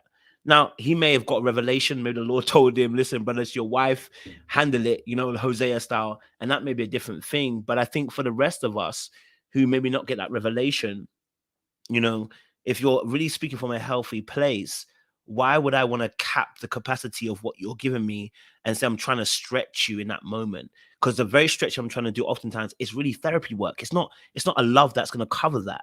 You know what I mean? So I'm all down for growing with a person and everything like that. But there are some aspects of it where I'm like, yeah, that don't work for me. So, I think if it was the roles reversed again, I think we'd be saying the exact same thing. Why should a woman become a rehabilitation center for me as a man when I'm falling short? It makes no sense, So I think that aspect. But go for it now. Well, now that you all have expressed that, I think it would be really powerful to know how it affects a man from a male's perspective when he does not feel that the woman that he's with is in love with him. What does it do in terms of your willingness to move in the relationship, your feelings of personal esteem, your motivation to move forward? How does it affect you as a man? Go for it, Sean. You can go for it. What was the last part? I'm sorry. You said what? How does what affect my esteem as a man? How does being with a woman that you can sense or feel is not in love with you affect you as a man?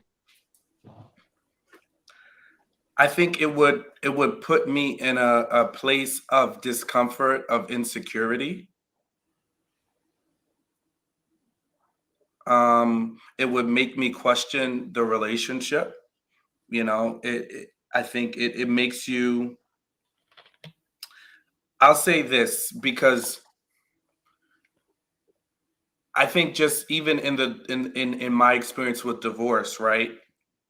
As you navigate challenges in a relationship, it makes you look at yourself and it starts to, sometimes you question yourself, right? So believe it or not, I know that a lot of women are vocal about questioning themselves, their worth, their value, their this, their that. Men do the same, right? It comes out in different ways. For us, we may, go in the gym or do certain things to enhance our looks or do, the things that quote unquote we can control. But those are the things that weather away. It kind of weathers away at your self-esteem, and you kind of question yourself. Now, some of us men, when we're in that position, we react outwards, right? So we use other women to fill that void that we're not getting. Not the right way, but that is how some men do it. There's been times when I've done it, maybe not from a physical standpoint, because I'm like, I would never do this, but I would look for an emotional connection from another woman, a woman that is in close proximity to me to make me feel good about myself, right? To make me fill the void of what I feel is lacking on the other end. I really appreciate you saying that because I'll have a vulnerable moment. I really think that this is what women need to hear from men, is to understand that they do have feelings, So often I think the ego wants to protect itself, so it's always trying to put on such a strong front in front of men and women, and men can sometimes create their own cages in that regard. But to hear men say, well, you know what, this hurt my feelings. It hurts my feelings when I don't feel desire. It really adds a human touch to men because I'll be honest, I've been a woman all my life and I was never the perception. I had to work hard to form a different perception of men because the perception that men often give of themselves is pretty hedonistic and pretty unappealing. It's generally just that they are these sex beasts, these mad men that will sleep with anything and anyone, and they have no feelings, and then they fight and they eat and then they go to sleep. And that's pretty much the life of a man. But when there are times like this where they can open up, and what I've learned as an adult is that men and women have so many more similarities than they have differences. And that's a conversation that we never have.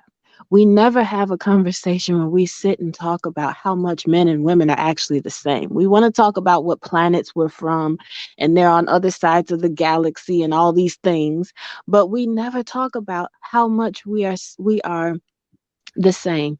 You just said that when someone is not in love with me, it makes me feel inadequate. And so oftentimes men want to do women are the same way. When we feel that way, we want to try to level. Why do you think so many women are getting BBLs and they're tacking hair to themselves? They're doing all types of things because maybe they feel like, whatever. But I really love that you were open enough to share that because there's very few opportunities that we get to hear the other side of the coin. And so I really appreciate your vulnerability. In short, thank you. Yeah, and I appreciate you, Nana, as well for even challenging that question because I think it's such a good conversation to have.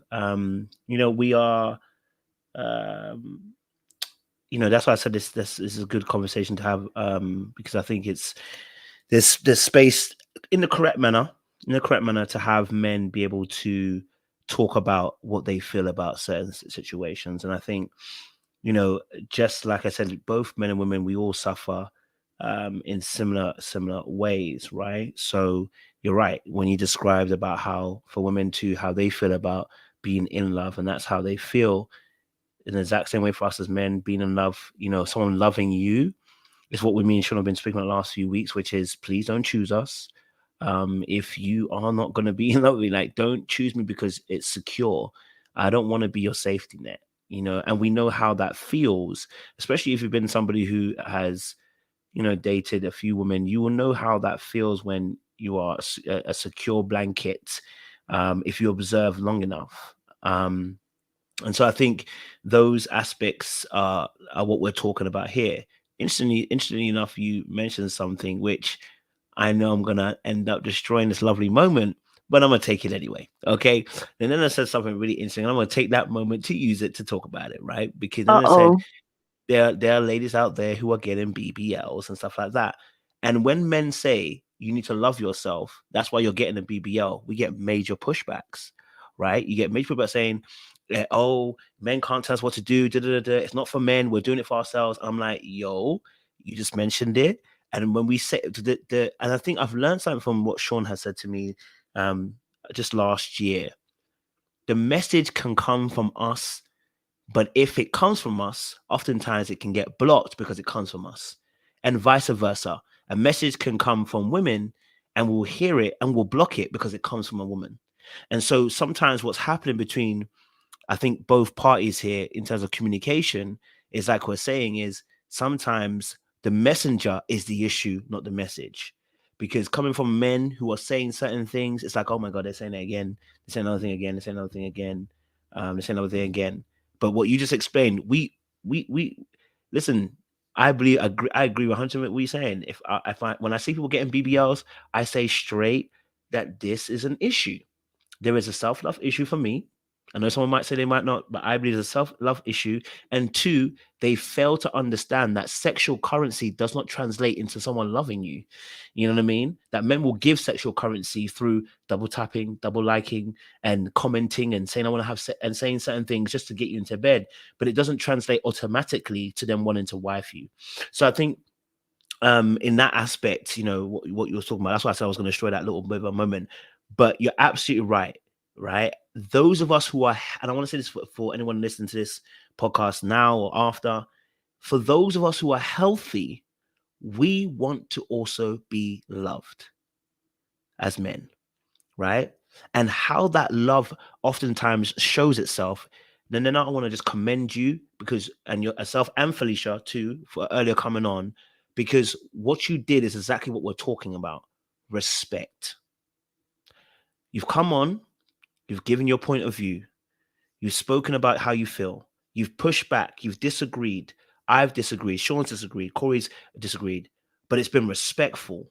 And at the same time, the conversation has not been one where we're trying to hurt one another, but it's been a peaceful way. Then when I say men are looking for peace, this is what I'm talking about, right? And when I say about men needing peace, what I don't want to hear is women want it too, because that's not peaceful. Yeah, I'm taking this opportunity to shoot everything now. So whilst we're here this Sunday, y'all gonna get the preaching. Okay. Kojo, don't do what I did. You know, remember the lesson in my marriage was I would get at a point where we were and my ex-wife and I joke about this all the time, is like I would get to a point where either she conceded or we got to a point where we hurt each other, and then I just want to add everything in that I was thinking, and then we start fighting about that, and we just forgot the whole thing that we were on the same plane about. So I encourage you to please learn from my mistake. That's the petty Kojo coming back out. I will climb down, guys. I've been told to climb down. I'm sorry, then I'm going to climb down. Oh my goodness. I will climb down, guys. I've been told to climb down. I'm going to climb down, guys. Oh no. Let me focus on what was actually said. I apologize. Let me focus on what was actually said.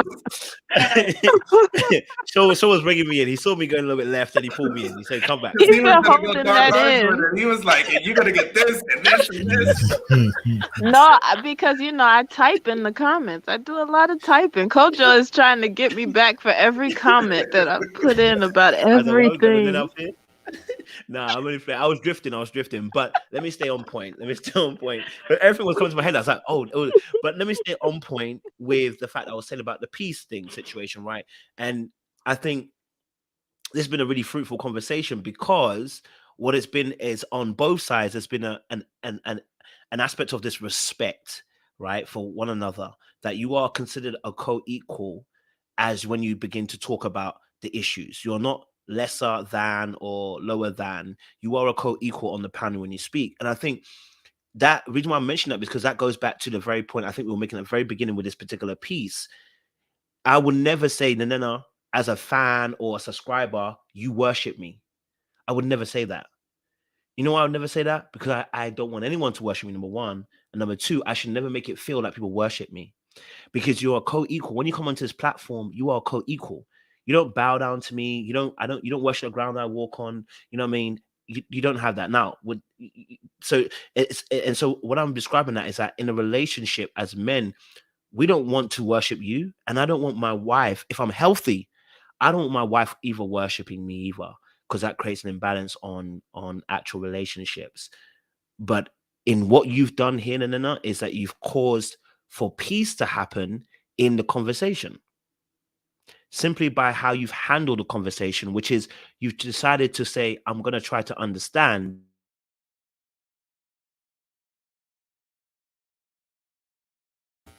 Can't hear you.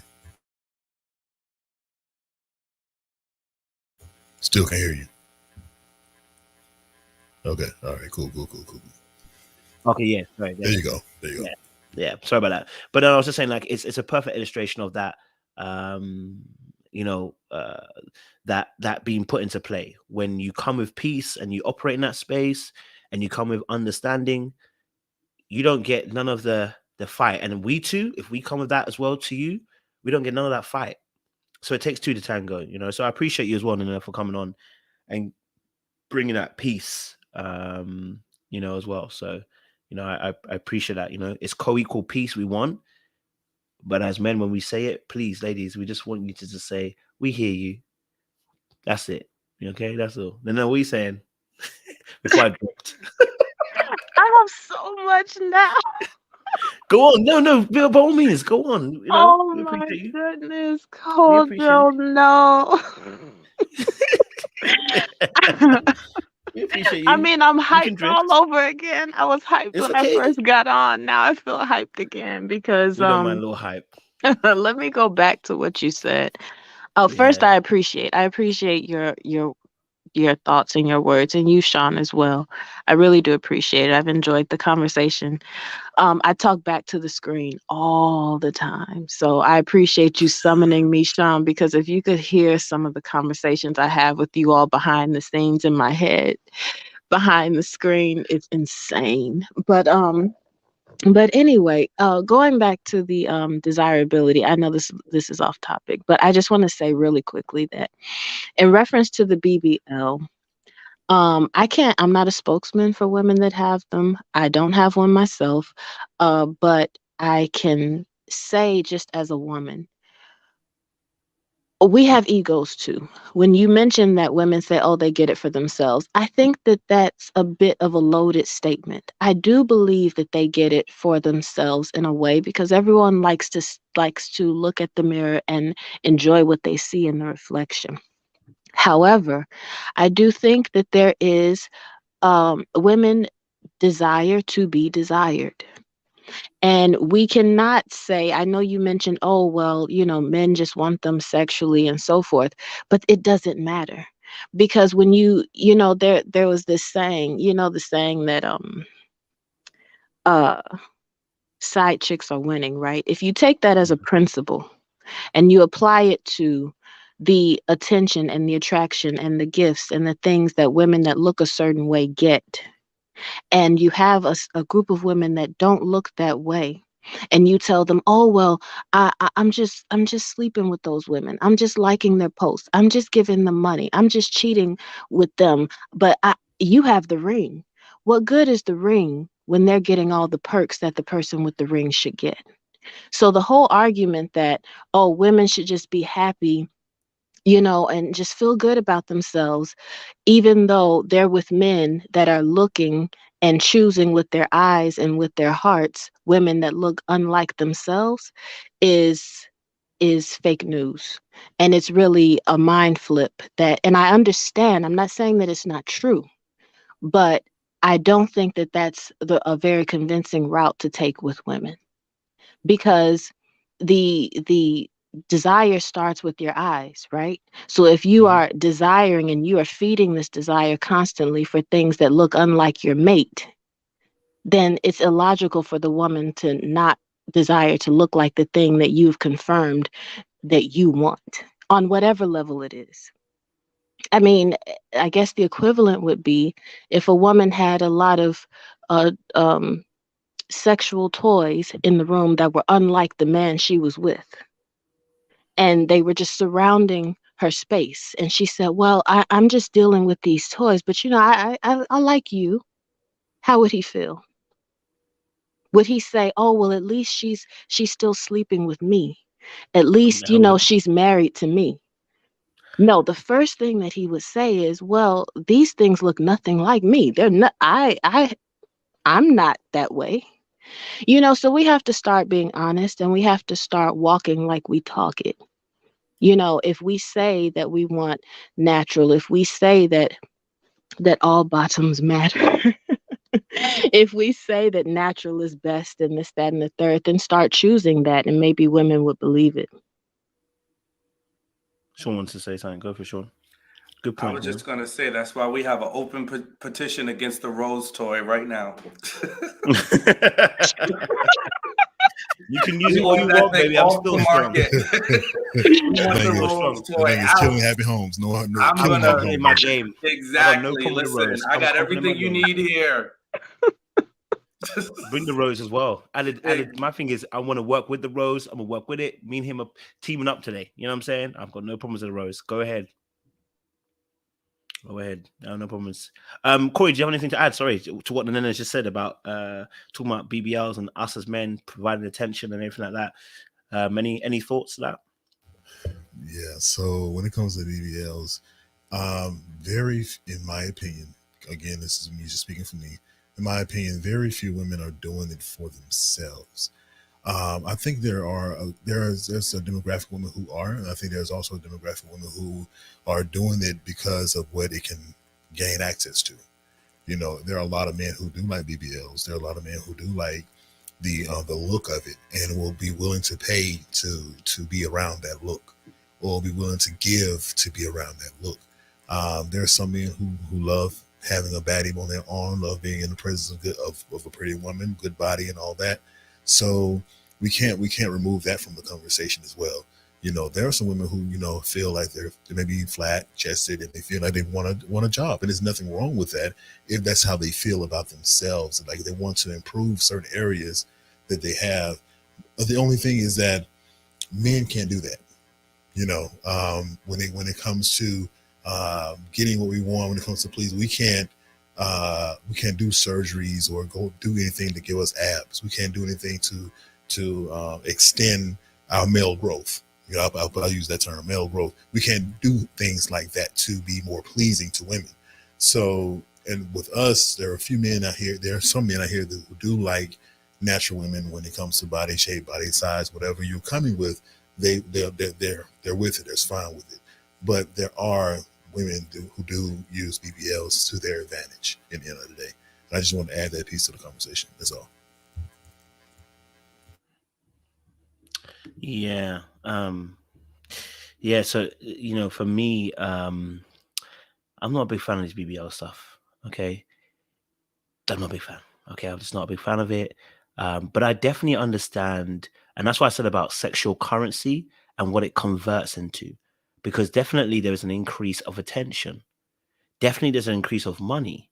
Definitely there's an increase of men wanting to do certain things for you. But again, you'll realize a lot of that energy, and I'm not saying every man, but a lot of that energy of men who are driving to do these things for you have a lust issue. This is like, that's the point I'm making. It's a sexual currency. It drives a sexual energy from that particular man. Now, that's partly because obviously, first and foremost, how we've been conditioned due to, call it white supremacy, and how they look at this female body and they sexualize it over the course of how many hundreds of years. But also as well, the fact that men just look at women's bodies and will actually get excited. That's just pure what it is, right? So that also is on the table. But the reality is women are also very clever. They know how the market works, right? They know how to gain attention of men. This is why I say women are manipulative, because the manipulation doesn't mean a bad thing. It's the ability to be able to artfully or skillfully procure something. So when women use makeup, it's another art of manipulation. They know how to make a man move, not in a necessarily negative way, but it's able to make a man be influenced in a particular way. So when I'm saying these things, women know how to make men move. That's why I said about Adam and Eve in the garden. Eve never told Adam, eat the fruit. She gave it to him. They know how to make us move without saying anything. That's the greatest asset of a woman. She's able to dabble in power, whereas men deal with might. They move things by moving things, literally. That's how they deal with things, physicality. So when women are very aware how the body influences men, they're very aware, right? A woman will use her body to maneuver a man and get him to look, and we'll all be looking. They know exactly the influence of the power of the body. So yes, BBL will definitely be a way that will cause men to maneuver, to fawn over, to lust after, to run after. Shoot, if I don't know it's a BBL, I might even double tap on an Instagram post. You know what I'm saying? Because it's gonna look good to me. You know what I'm saying? But for me personally, I was saying that at the beginning, when I was saying that originally, is the reason why someone gets this particular thing is because you're looking for more attention, right? You're looking for more attention. This isn't so you become more marriageable. This because that's not what makes you more marriageable, right? That's for more attention. And I heard this this lady said to me on a plane when I was coming from Atlanta to DC, social media has become a lot of people's medicine. Your medicine is in terms of your quest for attention has been medicated by social media. It's become a plague on all of us, not just women, but on men too. But since we're talking about from a men's perspective, it's a plague. Women now know exactly. Listen, I can go on my explore page. I'll see ass shaking. That we all know what it's doing. I'm gonna look at it. You're gonna flaunt your thing. You're gonna get your attention. You're gonna get your double likes. It can turn into currency for you as well, because if you operate Instagram or social media very, very well, this can become currency. So when women get BBLs, you're absolutely right. It's not just for men in terms of just attention, but attention can become currency. So that's why I said sexual currency in the beginning. So yes, you know, so that's why I said for me, me personally anyway, I don't really like BBLs. I'm not a big fan of it. You know, I like it a bit more. I like natural. You know what I mean? Do I like more Nyash? Yes, I like big bum. But you know what? There are so many other guys who don't like big bum. You'll be surprised. It's not every man that likes big bum. So if you think that's where all men are moving to, that's not where we're all moving to. We might be double tapping, but not all men are moved by that. Some men, I remember talking to guys, some guys like face. Some people like just the breasts. There's different men for different things. What are you going to say, Sean? Go for it. Yeah, and I was gonna say a big butt doesn't mean a fake one. You know what I mean? And I think because listen, all the ladies were beautiful in every city, right? But DC, the women just came out in droves. So I'm just gonna talk about it. I don't no disrespect to Atlanta, New York City. I'm from New York, no disrespect. But the DC women came out and were gorgeous. And I'm not just talking about, you know, small sizes, like all the sizes, all the things, but beautiful, you know? And one, it's the energy that you carry yourself with. Two, it's the way you carry what you have, whatever it is. And I would say, you know, that was more impressive to me. That stuck out to me. That made me want to literally, like you said, move. You know, women have the power to make men move. It made me want to move to the DC area, you know. And so don't think just because we're like, oh, we like butt or we like breast, that means you need to, if you don't have or what you have is not enough, that doesn't mean that. And I also want to say, like, from a man that likes, you know, a woman that has a shape, I understand that that doesn't mean that shape is perfect. I'm far from it. Right. So if that means a little stretch mark, a little dimple, that's what makes it all beautiful. That's what makes it jiggle. That's what, listen, come on now. You know, don't feel like I don't want no diaper looking booty. You know, I want to see the cheeks do what they do. And when they are real, they have a rhythmic sensation. And Kojo, we saw a young lady who we will not name because we just won't do that. But, you know, gorgeous, but gorgeous. It just had a symphony. There was a symphony going on when she walked. It was a symphony and a movement that was something to behold. And I think there's just something beautiful about that. There's something beautiful about the way a woman's body changes. Like, you know, like I think that when we get underneath the hood, most of us guys, you know, and I hear Corey, you know, I'm gonna stop soon. You know, like we are real dudes. We like real. If we say we like real, trust me, we ain't expecting some tight silicone, fat injected, such so and so. We like the real. I'm with you, bro. We like the real. I think another aspect of the BBL conversation and even the breast implant conversation, if I'm being honest, that's never talked about is the femininity aspect. A woman's body is often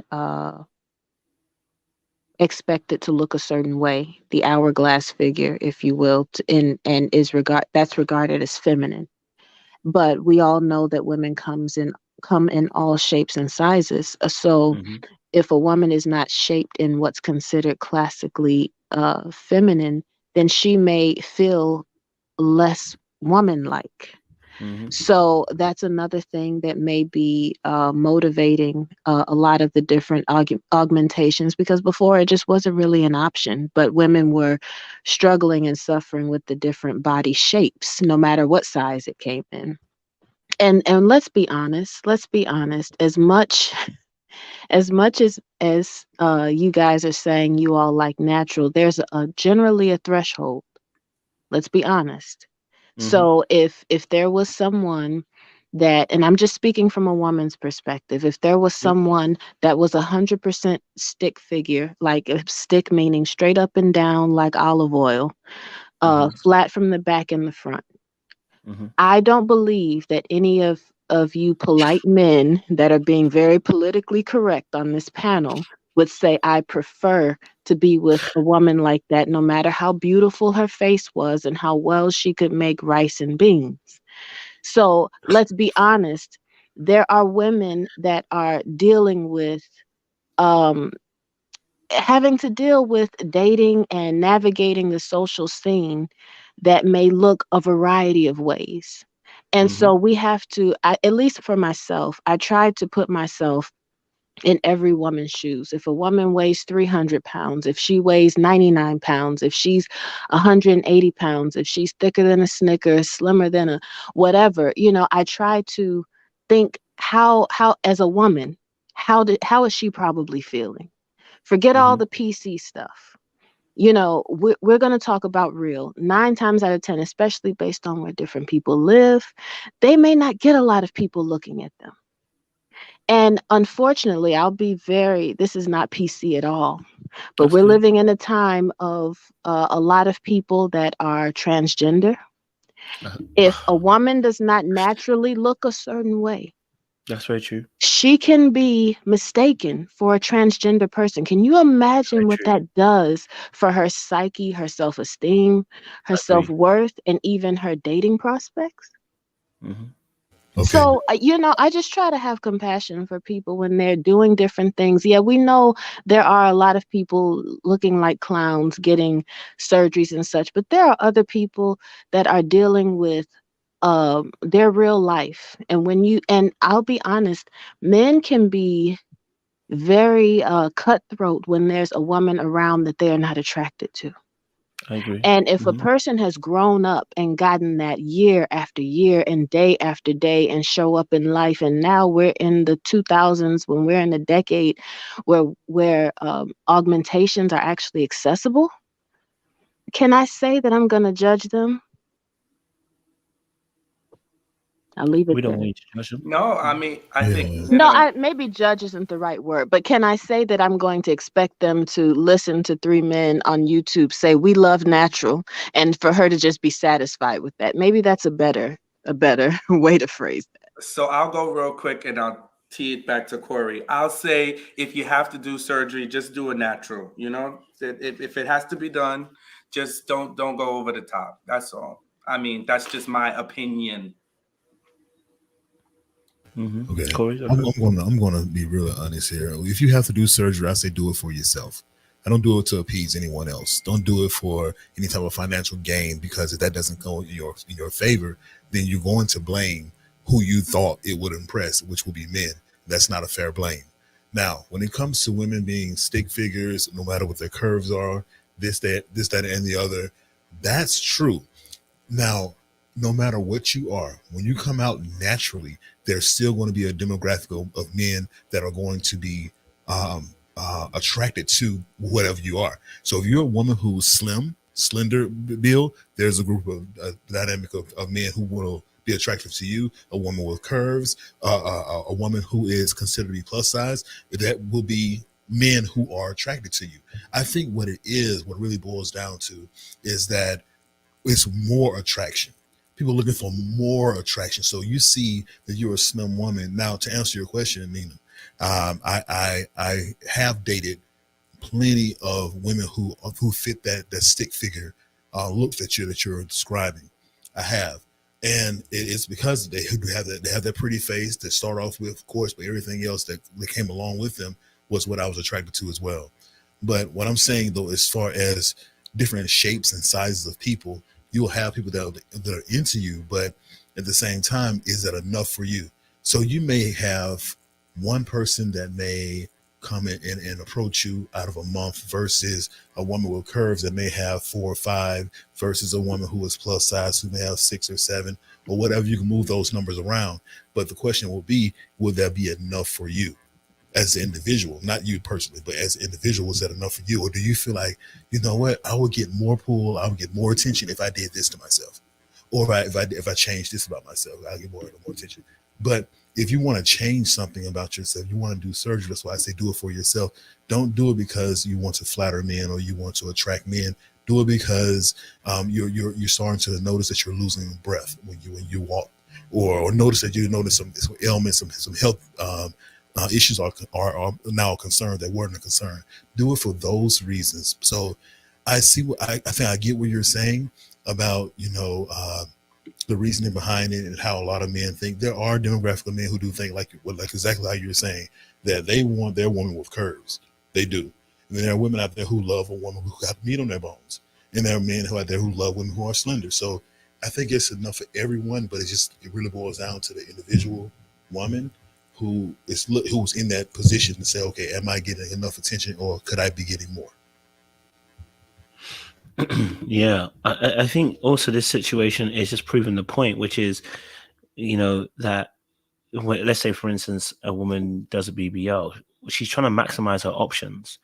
And that's the point I'm going back to. Really, it's all about the seeking of attention again, because you're trying to maximize your options. But guess what?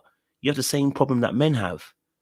A lot of you guys are not fitting the profile of preference. It's just the reality of things, right? So I don't feel bad trying to figure, because man, at the end of the day, there are men out there who are ugly to women, okay? And I'm not going to get a looking at all. They're socially awkward, they're ugly, they're rude or this, and they don't get a looking, right? And it's just, and some men, just like physically, there are some men out there who physically, if they don't have money, nothing can save them. They will be single and alone. Better yet, they might find their own who's in the same bracket of looks as well for them. But you know what? They're going to be alone. And unfortunately, something that I think the reality that I think with women and men is something different is that women, as soon as they realize that attention can't come, they will try to grab it in that particular augmentational way. Whereas for men, our particular way of grabbing that power back again is to finances and high-powered jobs, status-wise, and da-da-da. And you often see that because these men will end up going for people who are shallow as heck, baddies in face, shallow in spirit, right? And that often tells me, yeah, that person wants a trophy wife. Do you know why? Because that trophy is making them being validated, and that often speaks more about them and their choice. So yes, there are going to be people who are going to get BBLs, but it's because they're trying to maximize their options on the table. Maybe they can, and you gave a good example. You said, okay, a lady who's flat everywhere. All right, a man that's ugly everywhere. If he's broke or he hasn't got much money, right, you ain't gonna look at him, ladies, right? You ain't gonna give him a chance. You can't even let him breathe. Do you know how many women I walk past in the club that don't even look at me? If you ladies don't stop playing this game with me, listen, do you know how many women I walk past in the club that don't even give you a look? You see, the issue is the validation oftentimes that women are looking for. And this is part I do agree with Red Pill sometimes when it is, you're not looking at me for validation. You're not looking at Sean, you're not looking at Corey. You're looking at someone else who's at the very top of the food chain and looking at them for validation. It's like they're not the validators. And the same issue we have with those of Red Pill as well. The same issue. They're looking at the girls at the very top of the tree and going, we don't get no girls. No, you need to look at your level. It's just that simple. Okay, you're flat at the back, you're flat at the front. Look for your level. Somebody's on your level. Okay, there is somebody on your level. All right. Okay, some of you you have to be honest with yourself, and that's the reality that I think both men and women need to come to. But since we're coming from a men's point of view, I need women to come to. Okay, you don't fit the profile of the preference. It's that simple, and it's an unfair game. Someone said, "Who creates the levels?" Susanna, great question. Who created your level? You want to ask that question? Who created your level? Because not every guy is good looking to you. So who created your level? I don't know how who created a level. You know what I mean? It's a reality of things. Someone says short men are the worst. See, look, it's just a reality of things. Unfortunately, there are winners and there are losers. And sometimes we're not comfortable with saying that. Yes, big batty gal will get me double tapping. Will she get the marriage proposal? Who knows? You know what I mean? But the reality is, unfortunately, there are winners and losers on both sides. All right. So your looks can play a big part in that. as well. So I just wanted to be very honest with people. It's unfortunate, but not everybody's gonna have the same amount of options on the table. It's political. Someone said capitalism created levels. It didn't. Life did.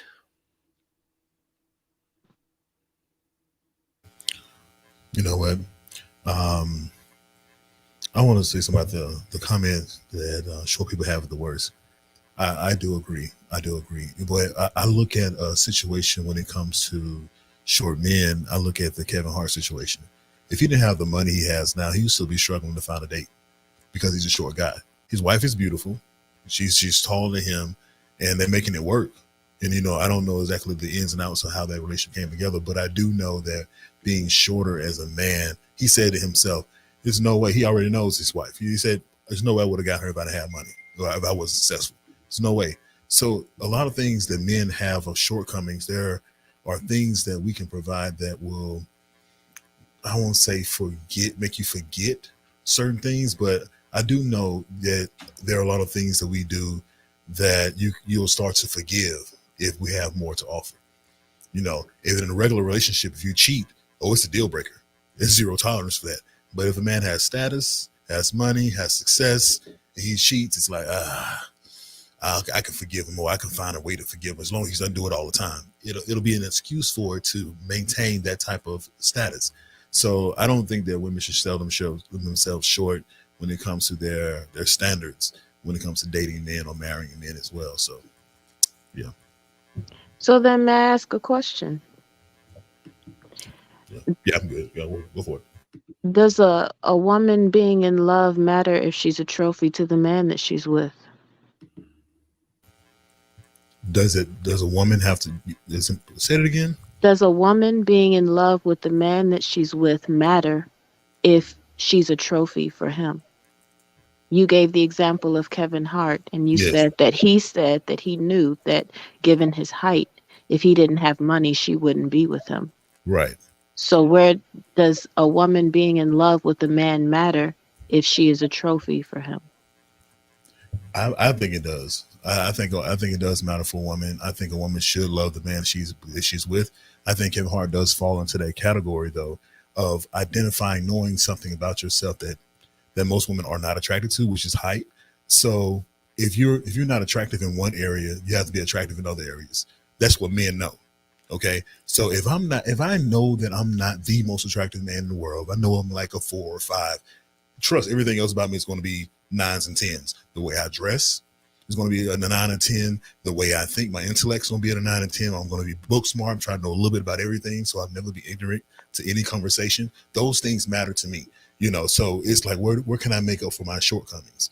Because I think we all have them. No one is perfect, but it's about what do we have that can still be of value to someone, because we want to be an asset. We don't want to be a liability.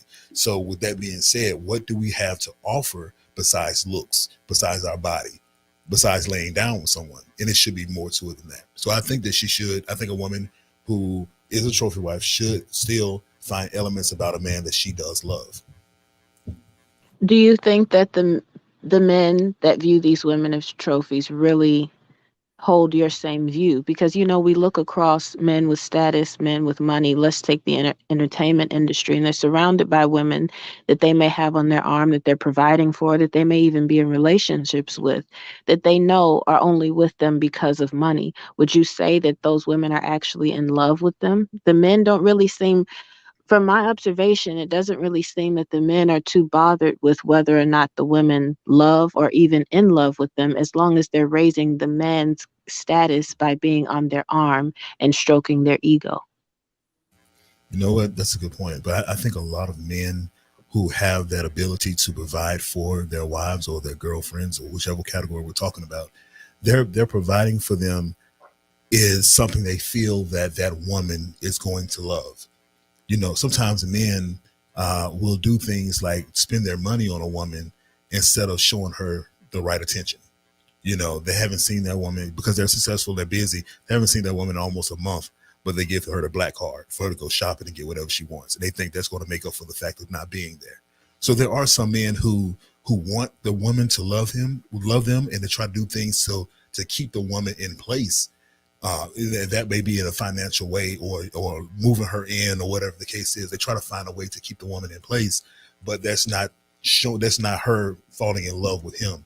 So when it comes to that woman side, what she has the ability to do is to make sure that she's loving the man who's doing those things for her. There has to be some element about him that she falls in love with, and she can that can keep her glued in, not just the money, not just the social status. That's what I'm speaking of. So I'm going to ask a question that's a little bit provocative, and I don't mean it pointed at anyone, but do you think that being in love is a poor man's game? The requirement of being in love? No. And just to kind of go back a little bit on your previous question, I think those men and women in those types of relationships, they're kind of probably not the barometer like by which we would measure what we're looking for, because that is a microcosm of society. And I think their love and those relationships are very transactional, and you could see how many of those relationships don't last, right? They're fleeting. So I think those men may not, some of them may not be at a point where they are really looking for love. Now, when they do, then they search out a different type of woman, typically, because you'll see the evolution when you hear some of the former athletes and entertainers really, once they get ready to settle down, they search out a different type of woman. And she might be aesthetically beautiful, but there's other things underneath that that are much more important and valuable. So I'll add that to the conversation. And I think that no, love is not a poor man's game. I think love is a game for all of us to play, right? And hopefully we play it honestly and openly together with each other. So I don't think it has anything to do with wealth or status. I think people of wealth look at marriage very differently, and some may enter into it with different contingencies like prenums and things like that. But I do think that we can all have love at any economic place. Yeah, I think also as well. Like, though again, celebrities are a good barometer in terms of how bad relationships can be and how toxic they can be, rather than actually being a barometer for how good they can be. Oftentimes we're shown really poor examples from them. But I think in this reality, there are people, and you see it all the time. Yeah, you're absolutely right. And there are people. There are men who have, and I think that plays into what we're talking about hypergamy, which is a man can have status, wealth, and power, and a woman will gravitate towards him, right? Do you know how many women I've heard say Lil Wayne is ugly? No offense, Lil Wayne, I don't want to shoot me down, but do you know how many women I've heard Lil Wayne say he's ugly, but he got money? And suddenly it changes their whole dynamic. So they can, you know what I'm saying? And that's what I'm talking about. Do not choose me if you do that. And guys, he has some fine women. Toya, gorgeous. Lauren London, gorgeous. They really are. Mm-hmm. Beautiful women of every hue. Yeah. Ooh. But Lil Wayne didn't always look the way he does now. Yeah. He was never a GQ model, but he looked way different when he was with those women than he does now. Nena, Jermaine Dupri. Yep. How you get Janet Jackson, bro? How did you get? It was those late night studio sessions. You got the nerve to cheat on Janet Jackson. Right. Come on, bro. Janet. It's a level playing field when it comes to cheating. Men will do the most. But money can change people. Who had Christina Milian? Katie says somebody had Christina Milian. I think Lil Wayne. Wow. Yeah, Lil Wayne. I used to have a thing for Christina Milian, man. He had a roster. Well, Christina Milian. But can I be honest as a woman? Go ahead. All right. Women can fall in love with their ears. That's why you have women will find themselves in a lot of precarious situations by the way a man deals with them and the way he talks to them. That's why you see women that will go and sleep with men for money and give a pimp the money, but you don't see that in reverse. Women are susceptible to the teaching and the molding of men. And so he can get into her mind through her ears, which is why another reason why a woman can be attracted to how she feels around a man, the way he talks to her, the way he touches her.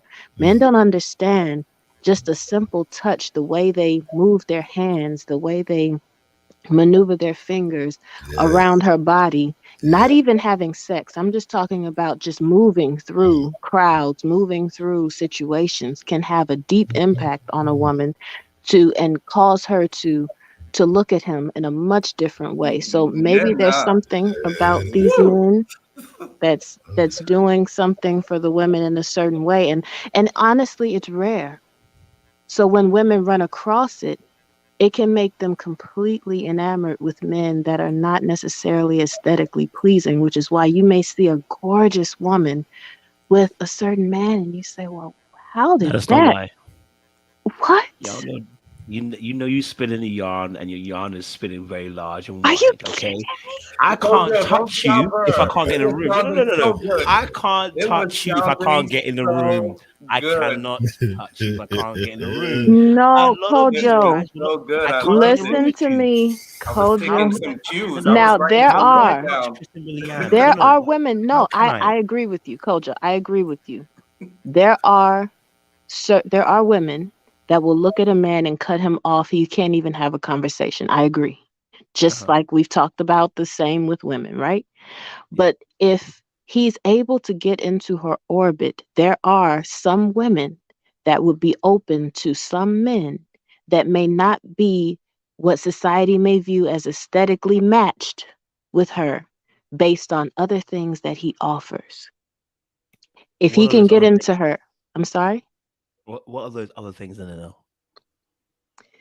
Oh my goodness. It's rare that you come across a man, I will tell you, that can have smooth conversation about a variety of topics, that can show personal interest, that knows how to take the lead in chivalry and knows how to touch her in an assertive, affectionate yet coy way, knows how to be subtly flirtatious, understands how to make connections with her near and far, knows how to create a sphere of influence as well as security around her, knows how to listen, take note, and remember, knows how to protect her in less overt ways. So if she's in a group of people, being observant, if certain things are said around her, understanding how to advocate for her. I mean, the list can go on. And he can get into her mind and into her heart, and they'll be in a full-fledged marriage, and people will wonder, how did that happen? Well, he had it. Those are the it factors, that the intangibles, but it's so rare that when a woman comes across it, sometimes it just knocks her off her feet because she's so amazed that he has it. Most men can't even get past hello and keep a woman's attention. Yeah, I have to agree with that. It's a fantasy. I'll tell you why it's a fantasy. The reason why it's a fantasy is because you can't get in the room. I don't really get it. If we're on the same level, we're on the same level. Of course, all you're saying works when we're on the same level. You can't get in the. You're telling me I can Kojo, now what's do the the same? room? Kojo, what is the room? The If room you're is in a a social standard for the circle and your level. friend invites you to a party, you're in the room. No. Okay. You're not. So have you You're not had that necessarily in the room. experience, Nana? Have you ever had that experience where a man has done all those things? I'm sorry. Have And be you had broke that experience where a man in has your done modern all those age? things? I'm sorry. If you can hear, you can hear. You don't ask me twice. So here you go. Here you go. So there goes the but listen, Nana, I'm gonna give it to you, okay? Because it sounded good to me. I wanted to be that dude that did all those things. I really do. But all I'm gonna say is, can we just have a meeting of the minds here? If I'm all those things and I do all those things for you, but I look like a troll, just don't tell me. Don't do a Black Love post about how you grow to love my troll looks, but I orbit around you. Okay? Sean, I'll stop being funny. I will answer your question. Yes. That okay. It's Where happening he at now? What happened to him? All that orbiting, he orbited right out the door, huh? He orbited himself right out the door. He's in somebody else's orbit as we speak, huh? Hold on. So let me make sure I got this correct. Okay, so Kojo, you're saying that we can't even get in the room. So when you say get in the room, what do you mean when you say we can't get in the room? Okay, so obviously, look, we are all in the same room because we are at a certain level in the same room, right? You can access me, right? So we're all in the same level. I can access Nana, right? You're talking about Christian Milian. You can't get in a room. I can't get in a room. Sean ain't getting in a room. We're not getting in a room. Okay. Right? Okay. Because unless we've got status, power, or wealth, or you're a very good looking man, all right, and you're a model or whatever, then you get in the room. Then you can start the whole touch, look, talk, all that kind of stuff, which is very, very beautiful. You can't do that if you can't get in the room. If you can't access that person, don't matter how much you know what I'm saying, you have to get in the room. Yeah. All right. So my question to you is this: if you were able to get into the room, could you close the deal? Of course I could. Okay, that's what I'm saying. That's my boy. Yeah, okay, all right. But we're not all right. Okay, all right. I just wanted to You're not required to get backstage at the BET Awards. We're just talking about your social circle. And our social circle. Look at our social circle, guys. Anyone got Christian Milian here? Anybody got Toya here? Anybody of you guys? Have you got them here? Oh my! Your social circle. None of you got it, right? Fantastic. So that's no, because see, this is where we have to be realistic now, right? We have to be realistic. There are people that are not in your circumference. Okay, this is why sometimes, and this is where both men and women can be very delusional. They're not in your circumference. Okay, you may want it, but they're not in your circumference. So I believe everyone here, the mandem here, have got their own game and they know how to spit, they know how to get around things, right?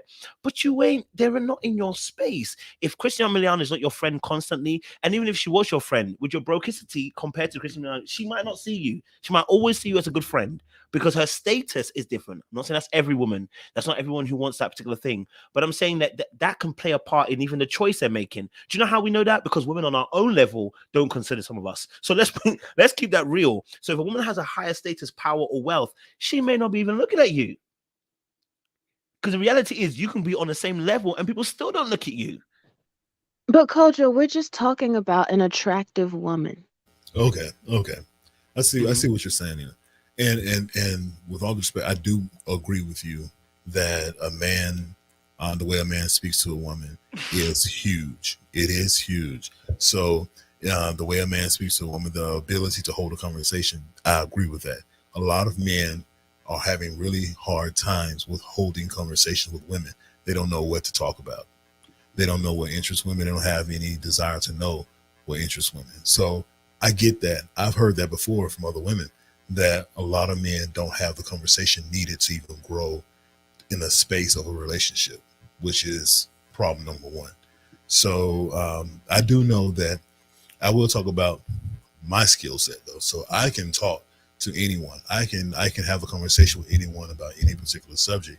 And to be able to be a man and come with topics of substance is attractive for a woman.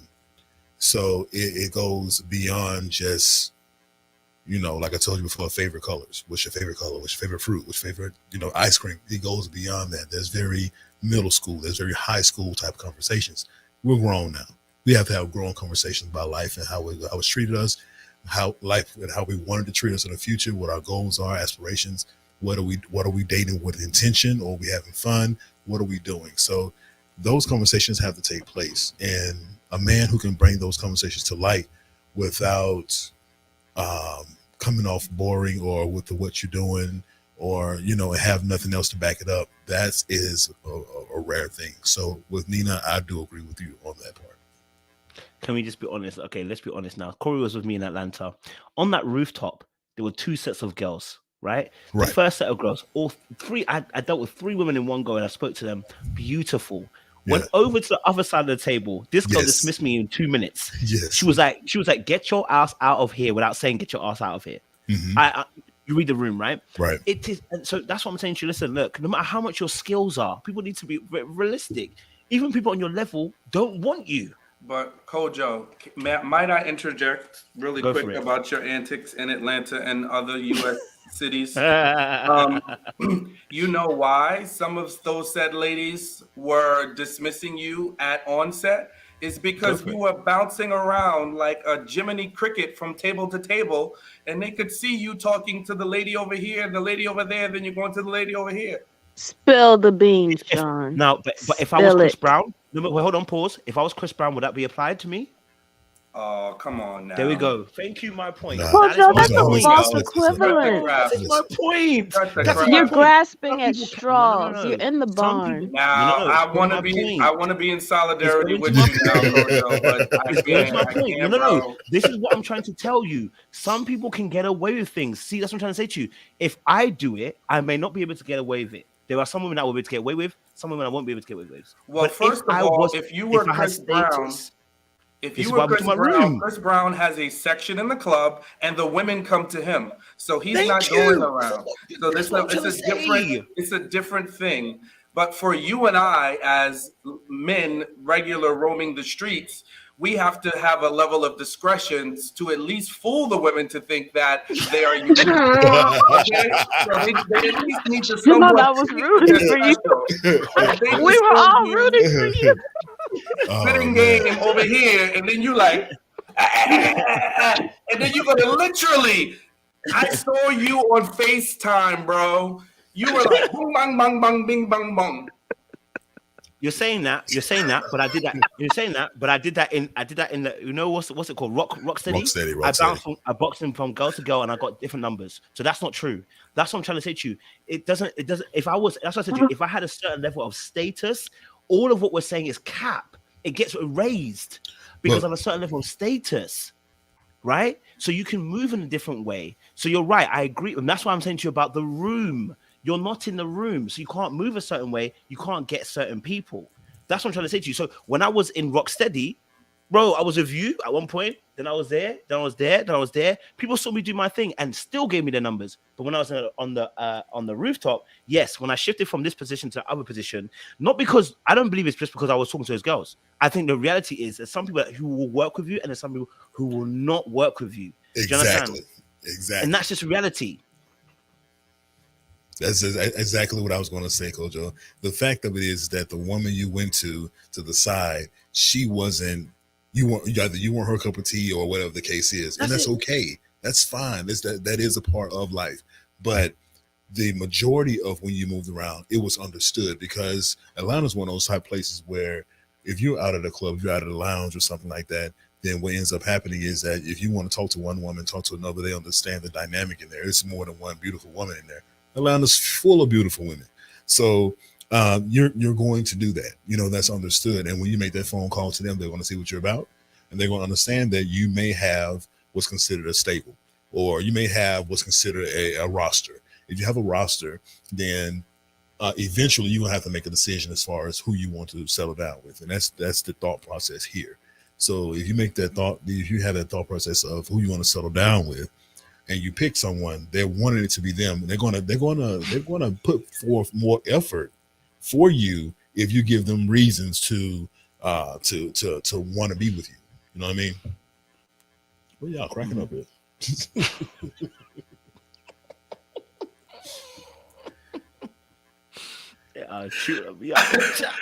I love you, bro, but I couldn't help myself. Yo, that night was a hilarious night, brother. Oh my God. Oh yeah, man. And listen, I'm telling myself too. We all discovered Sean and tequila don't go together. I need to stick to my two glasses of cognac or whiskey and call it a night. Because Sean and tequila don't go together. Bro, Real bad. listen, real bad. You know, and also the reality is also as well at the same time, because that situation. Let me give it as a case study as well. That situation, maybe I didn't sell it in the right way. So also you have to understand as well that your market, for instance, that situation with those girls. The only reason why I went over to them is because a girl asked me, "What are you eating?" I said, "Oh, I'm eating this pasta thing." She's like, "What? What is it?" And I showed her the food and I gave her a taste of the prawns and she ate it, whatever. And we started talking. When we started talking, this is why I ran away. I ran away because she said she knew the girl on the other side, and that girl was out last night with some other dudes, and she's saying something, and I got shook. I get scared in these instances because I'm in a new town, I'm a new city. I don't want to be caught up in some broil and some madness. So maybe, at that point in time, my face might have been showing some fear because I was fearful. I was thinking, my brain started really thinking, this could be a shootout, this could be madness, bro. Who knows what the kind of crazy thing? Why does this girl know this other girl and telling me she knows the other girl? I was thinking I could be set up at any moment. So yeah, in that moment, I was like, nah, let me get out there, bro. Let me kind of get out there. But also at the same time, maybe my focus of conversation would have shifted. I wasn't as calm when I was in that conversation because I was really thinking, oh my God, how does this girl know this other girl? And why is she telling me she knows the other girl on the other side? You understand? So you're right. Sometimes even your approach though can be a little bit different to another situation, and it can foil the sale at the end of the process. So that's also has to be taken into account as well in terms of an approach in that particular way, which is real time. That was what happened. Now, and from that place, and it was a different kind of situation. So yeah, at the same time. So, Kojo, I'll add too, right? Wouldn't you say, and I think this also proves Nena's point a bit, is the fact that you got more attention and you said the women in the US were so much more welcoming, so much more open to talk to you than even in your experience in the UK. I absolutely 100% agree. Within the square part, yeah. And I would say from somebody that spent time with you in every single city, it was because of your ability to connect, to have conversation, to have light fun. Yes, and also again, this goes back to when we're talking about what attracts people as well, right? So there's a difference in the UK. For instance, if I go out or whatever, right, and I'm dancing, I know who likes dancing, but per se, you know what I'm saying? But it's slightly different because, especially in the UK, we have everybody dancing. That's what I'm trying to say. Like, it's unique for me because the place I've been going to, everyone's dancing. So you don't stick out like a sore thumb. But when I was in America, I stuck out like a sore thumb because we'd even be on a rooftop and I'll be like, ooh, I'll be like, this music's wavy. Like, I'll be moving and I stick out like a sore thumb because I'm not doing what other people are doing. So I think that's also a slightly difference in terms of that. Before we even talk about, yes, if you speak and you have a British accent, I agree. That makes a difference as well. Let's be honest, it does. I saw it live in action. It happened several times, etc., etc. But in reality, it was also, and also there's another thing. People, and this is me being honest, people will, the first thing that women would say to me is, you work out. I don't get that usually in UK. You don't get that first response. That's not usually the response. So I think it's slightly different that those responses because of the market's slightly different. Do you know what I mean? So I don't know. I have to also take that into consideration as well, that there's that different kind of plight because I was the exact same way I was in UK as I was when I was in US. Same energy, same vibe, same bubbliness, whatever. But I had different results.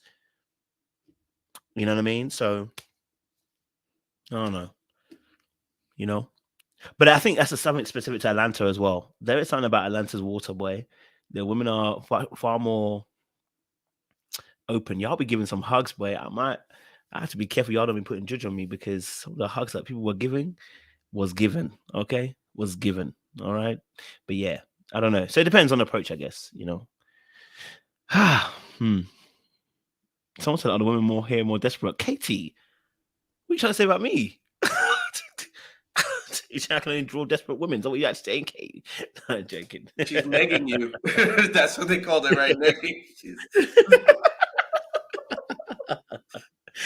Listen, it was DC for me. I mean, listen, I had a good time in Atlanta. I'm not gonna lie, but it was DC for me all day. DC was DC, and so DC has me looking at I-95 very differently.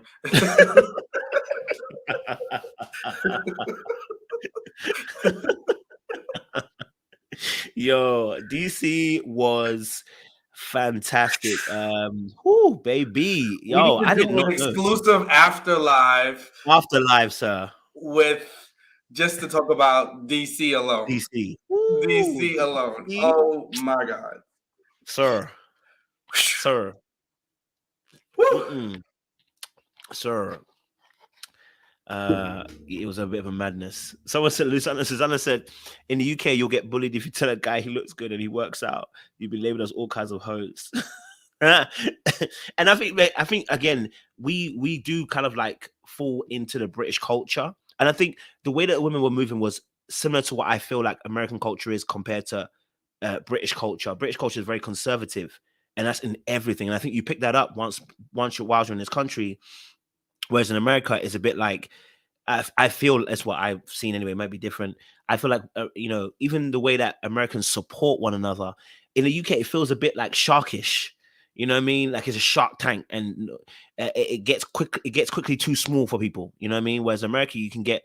I feel like you get a different type of support. I mean, you can see already the YouTubers are proof of that. Do you know what I mean? In terms of the audience, yeah. So it's definitely sometimes a little bit of a different vibe that you get from US to UK. So you know what I mean? I don't know.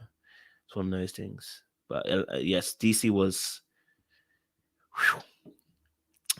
amazing. Okay, DC. But I mean, personally, Atlanta was amazing for me too. I ain't gonna lie to you. I really enjoyed Atlanta. Thank you. Corey, you know we enjoyed Atlanta. Yeah, we had a good time. Good times. Good times. Woo, boy, Atlanta. Boy, that last night, Corey. Damn. Man, I mean, talk to you about that too, but we gotta talk about it offline. You know oh yeah, we'll talk about offline. We're gonna end this too. We can talk, bro. But yeah. I mean, any other last thoughts on this conversation we're talking about? It's been a really good conversation. Nanana's been really powerful as well. It's been great to have you on the board as well, Nanana.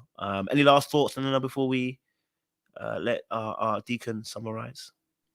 No, thank you guys for having me. I enjoyed it. You all have a good night. Thank you, Nana. I appreciate you. Thank you. We appreciate you. Sean, you know what you do best. Deacon. Okay. So I think we had a good conversation. Hopefully we have a meeting of the minds. No one deserves struggle love. Men don't deserve it, and neither do women. So our ask is that if you love us, be in love with us. Don't marry us without being in love with us. We don't want an imbalanced love. We don't want to come post about me later love, that you grew in love with me kind of love. We want a love that loves me the way I want to be loved and the way you want to be loved. We want a healthy love. We want a respectful love. We want a love that gives without conditions. We want a love that is free. We want a love that is based in God. That's the kind of love we want. We want you to want us, and it to be reciprocal. I think we also saw, thank you, Nina, thank you, Felicia, for how we can find a way in the middle, right? Men and women are different in some capacities, but if we get under the hood, what we've uncovered is we are more alike in many ways than we often thought. Don't dismiss our love. Don't dismiss our need to be loved. We as men, trust me, feel your love, want your love, need your love.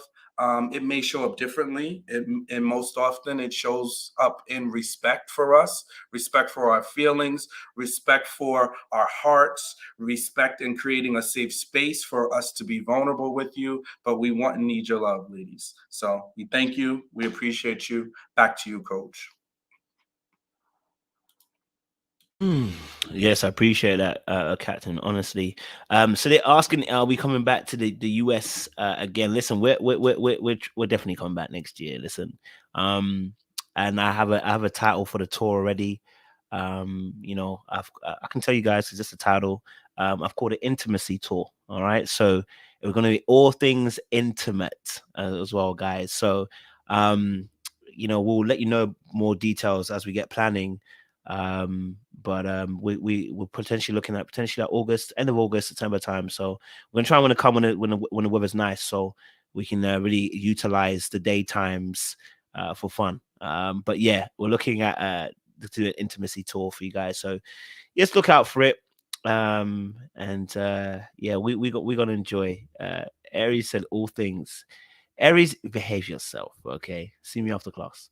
Yes, it's all things intimate. So we're gonna really enjoy ourselves, have some intimate conversations, and just do what we did here tonight, which is a similar thing for you. It's what I want to see for everybody here. I've set up the Discord now, so I'll be putting up on the community, guys. How it will work is those of you who are already, I think already of you guys already patrons, fantastic. You'll get access to the Discord. I'll put it in there for you guys. Those of you who have not, there'll be a separate on the Patreon, which will be like, I think it's like $2 or whatever, $3. I can't remember how much it was. That will give you access to the Discord. So we can get you guys in, and then we can start like really having a community as well. So after this live finishes kind of thing, you can still have conversations, still talk to one another, still congregate. You know what I mean? Almost like you don't have, you have to leave here, but you ain't gonna finish the night kind of thing, So we'll get that playing for you guys as well. So look out for some more information, and we really honestly appreciate you guys. Those of you in America who came out to the shows in NY, DC, Atlanta, thank you so much. It's been much appreciated. It was good putting names to faces. The next year, this coming up as well, it's going to be an even more exciting time. Okay, this time we're gonna really have some fun. Okay, so yeah, I'm gonna leave it at that. Don't forget to like, share, subscribe, click on that bell button for notification on uploads. We appreciate you, and we'll be back tomorrow to talk about, I think I need to do Ready to Love and Married at First Sight. So we'll do like 2-2. If we just do 2 hours, keep it nice and short. That's normally our 4-hour schedule. Then it's done. You know what I mean? One real quick. Hey, you guys, make sure you do this as well. Follow Sean, follow me, Black Made Media, Sean 120. What is it? Sean Davis 120 on IG, you guys. Black Made Media, Sean Davis 120. Appreciate that love, man. Come on now. It's all good. All right, audience. We'll see you again soon. Much love, much appreciation. Appreciate you.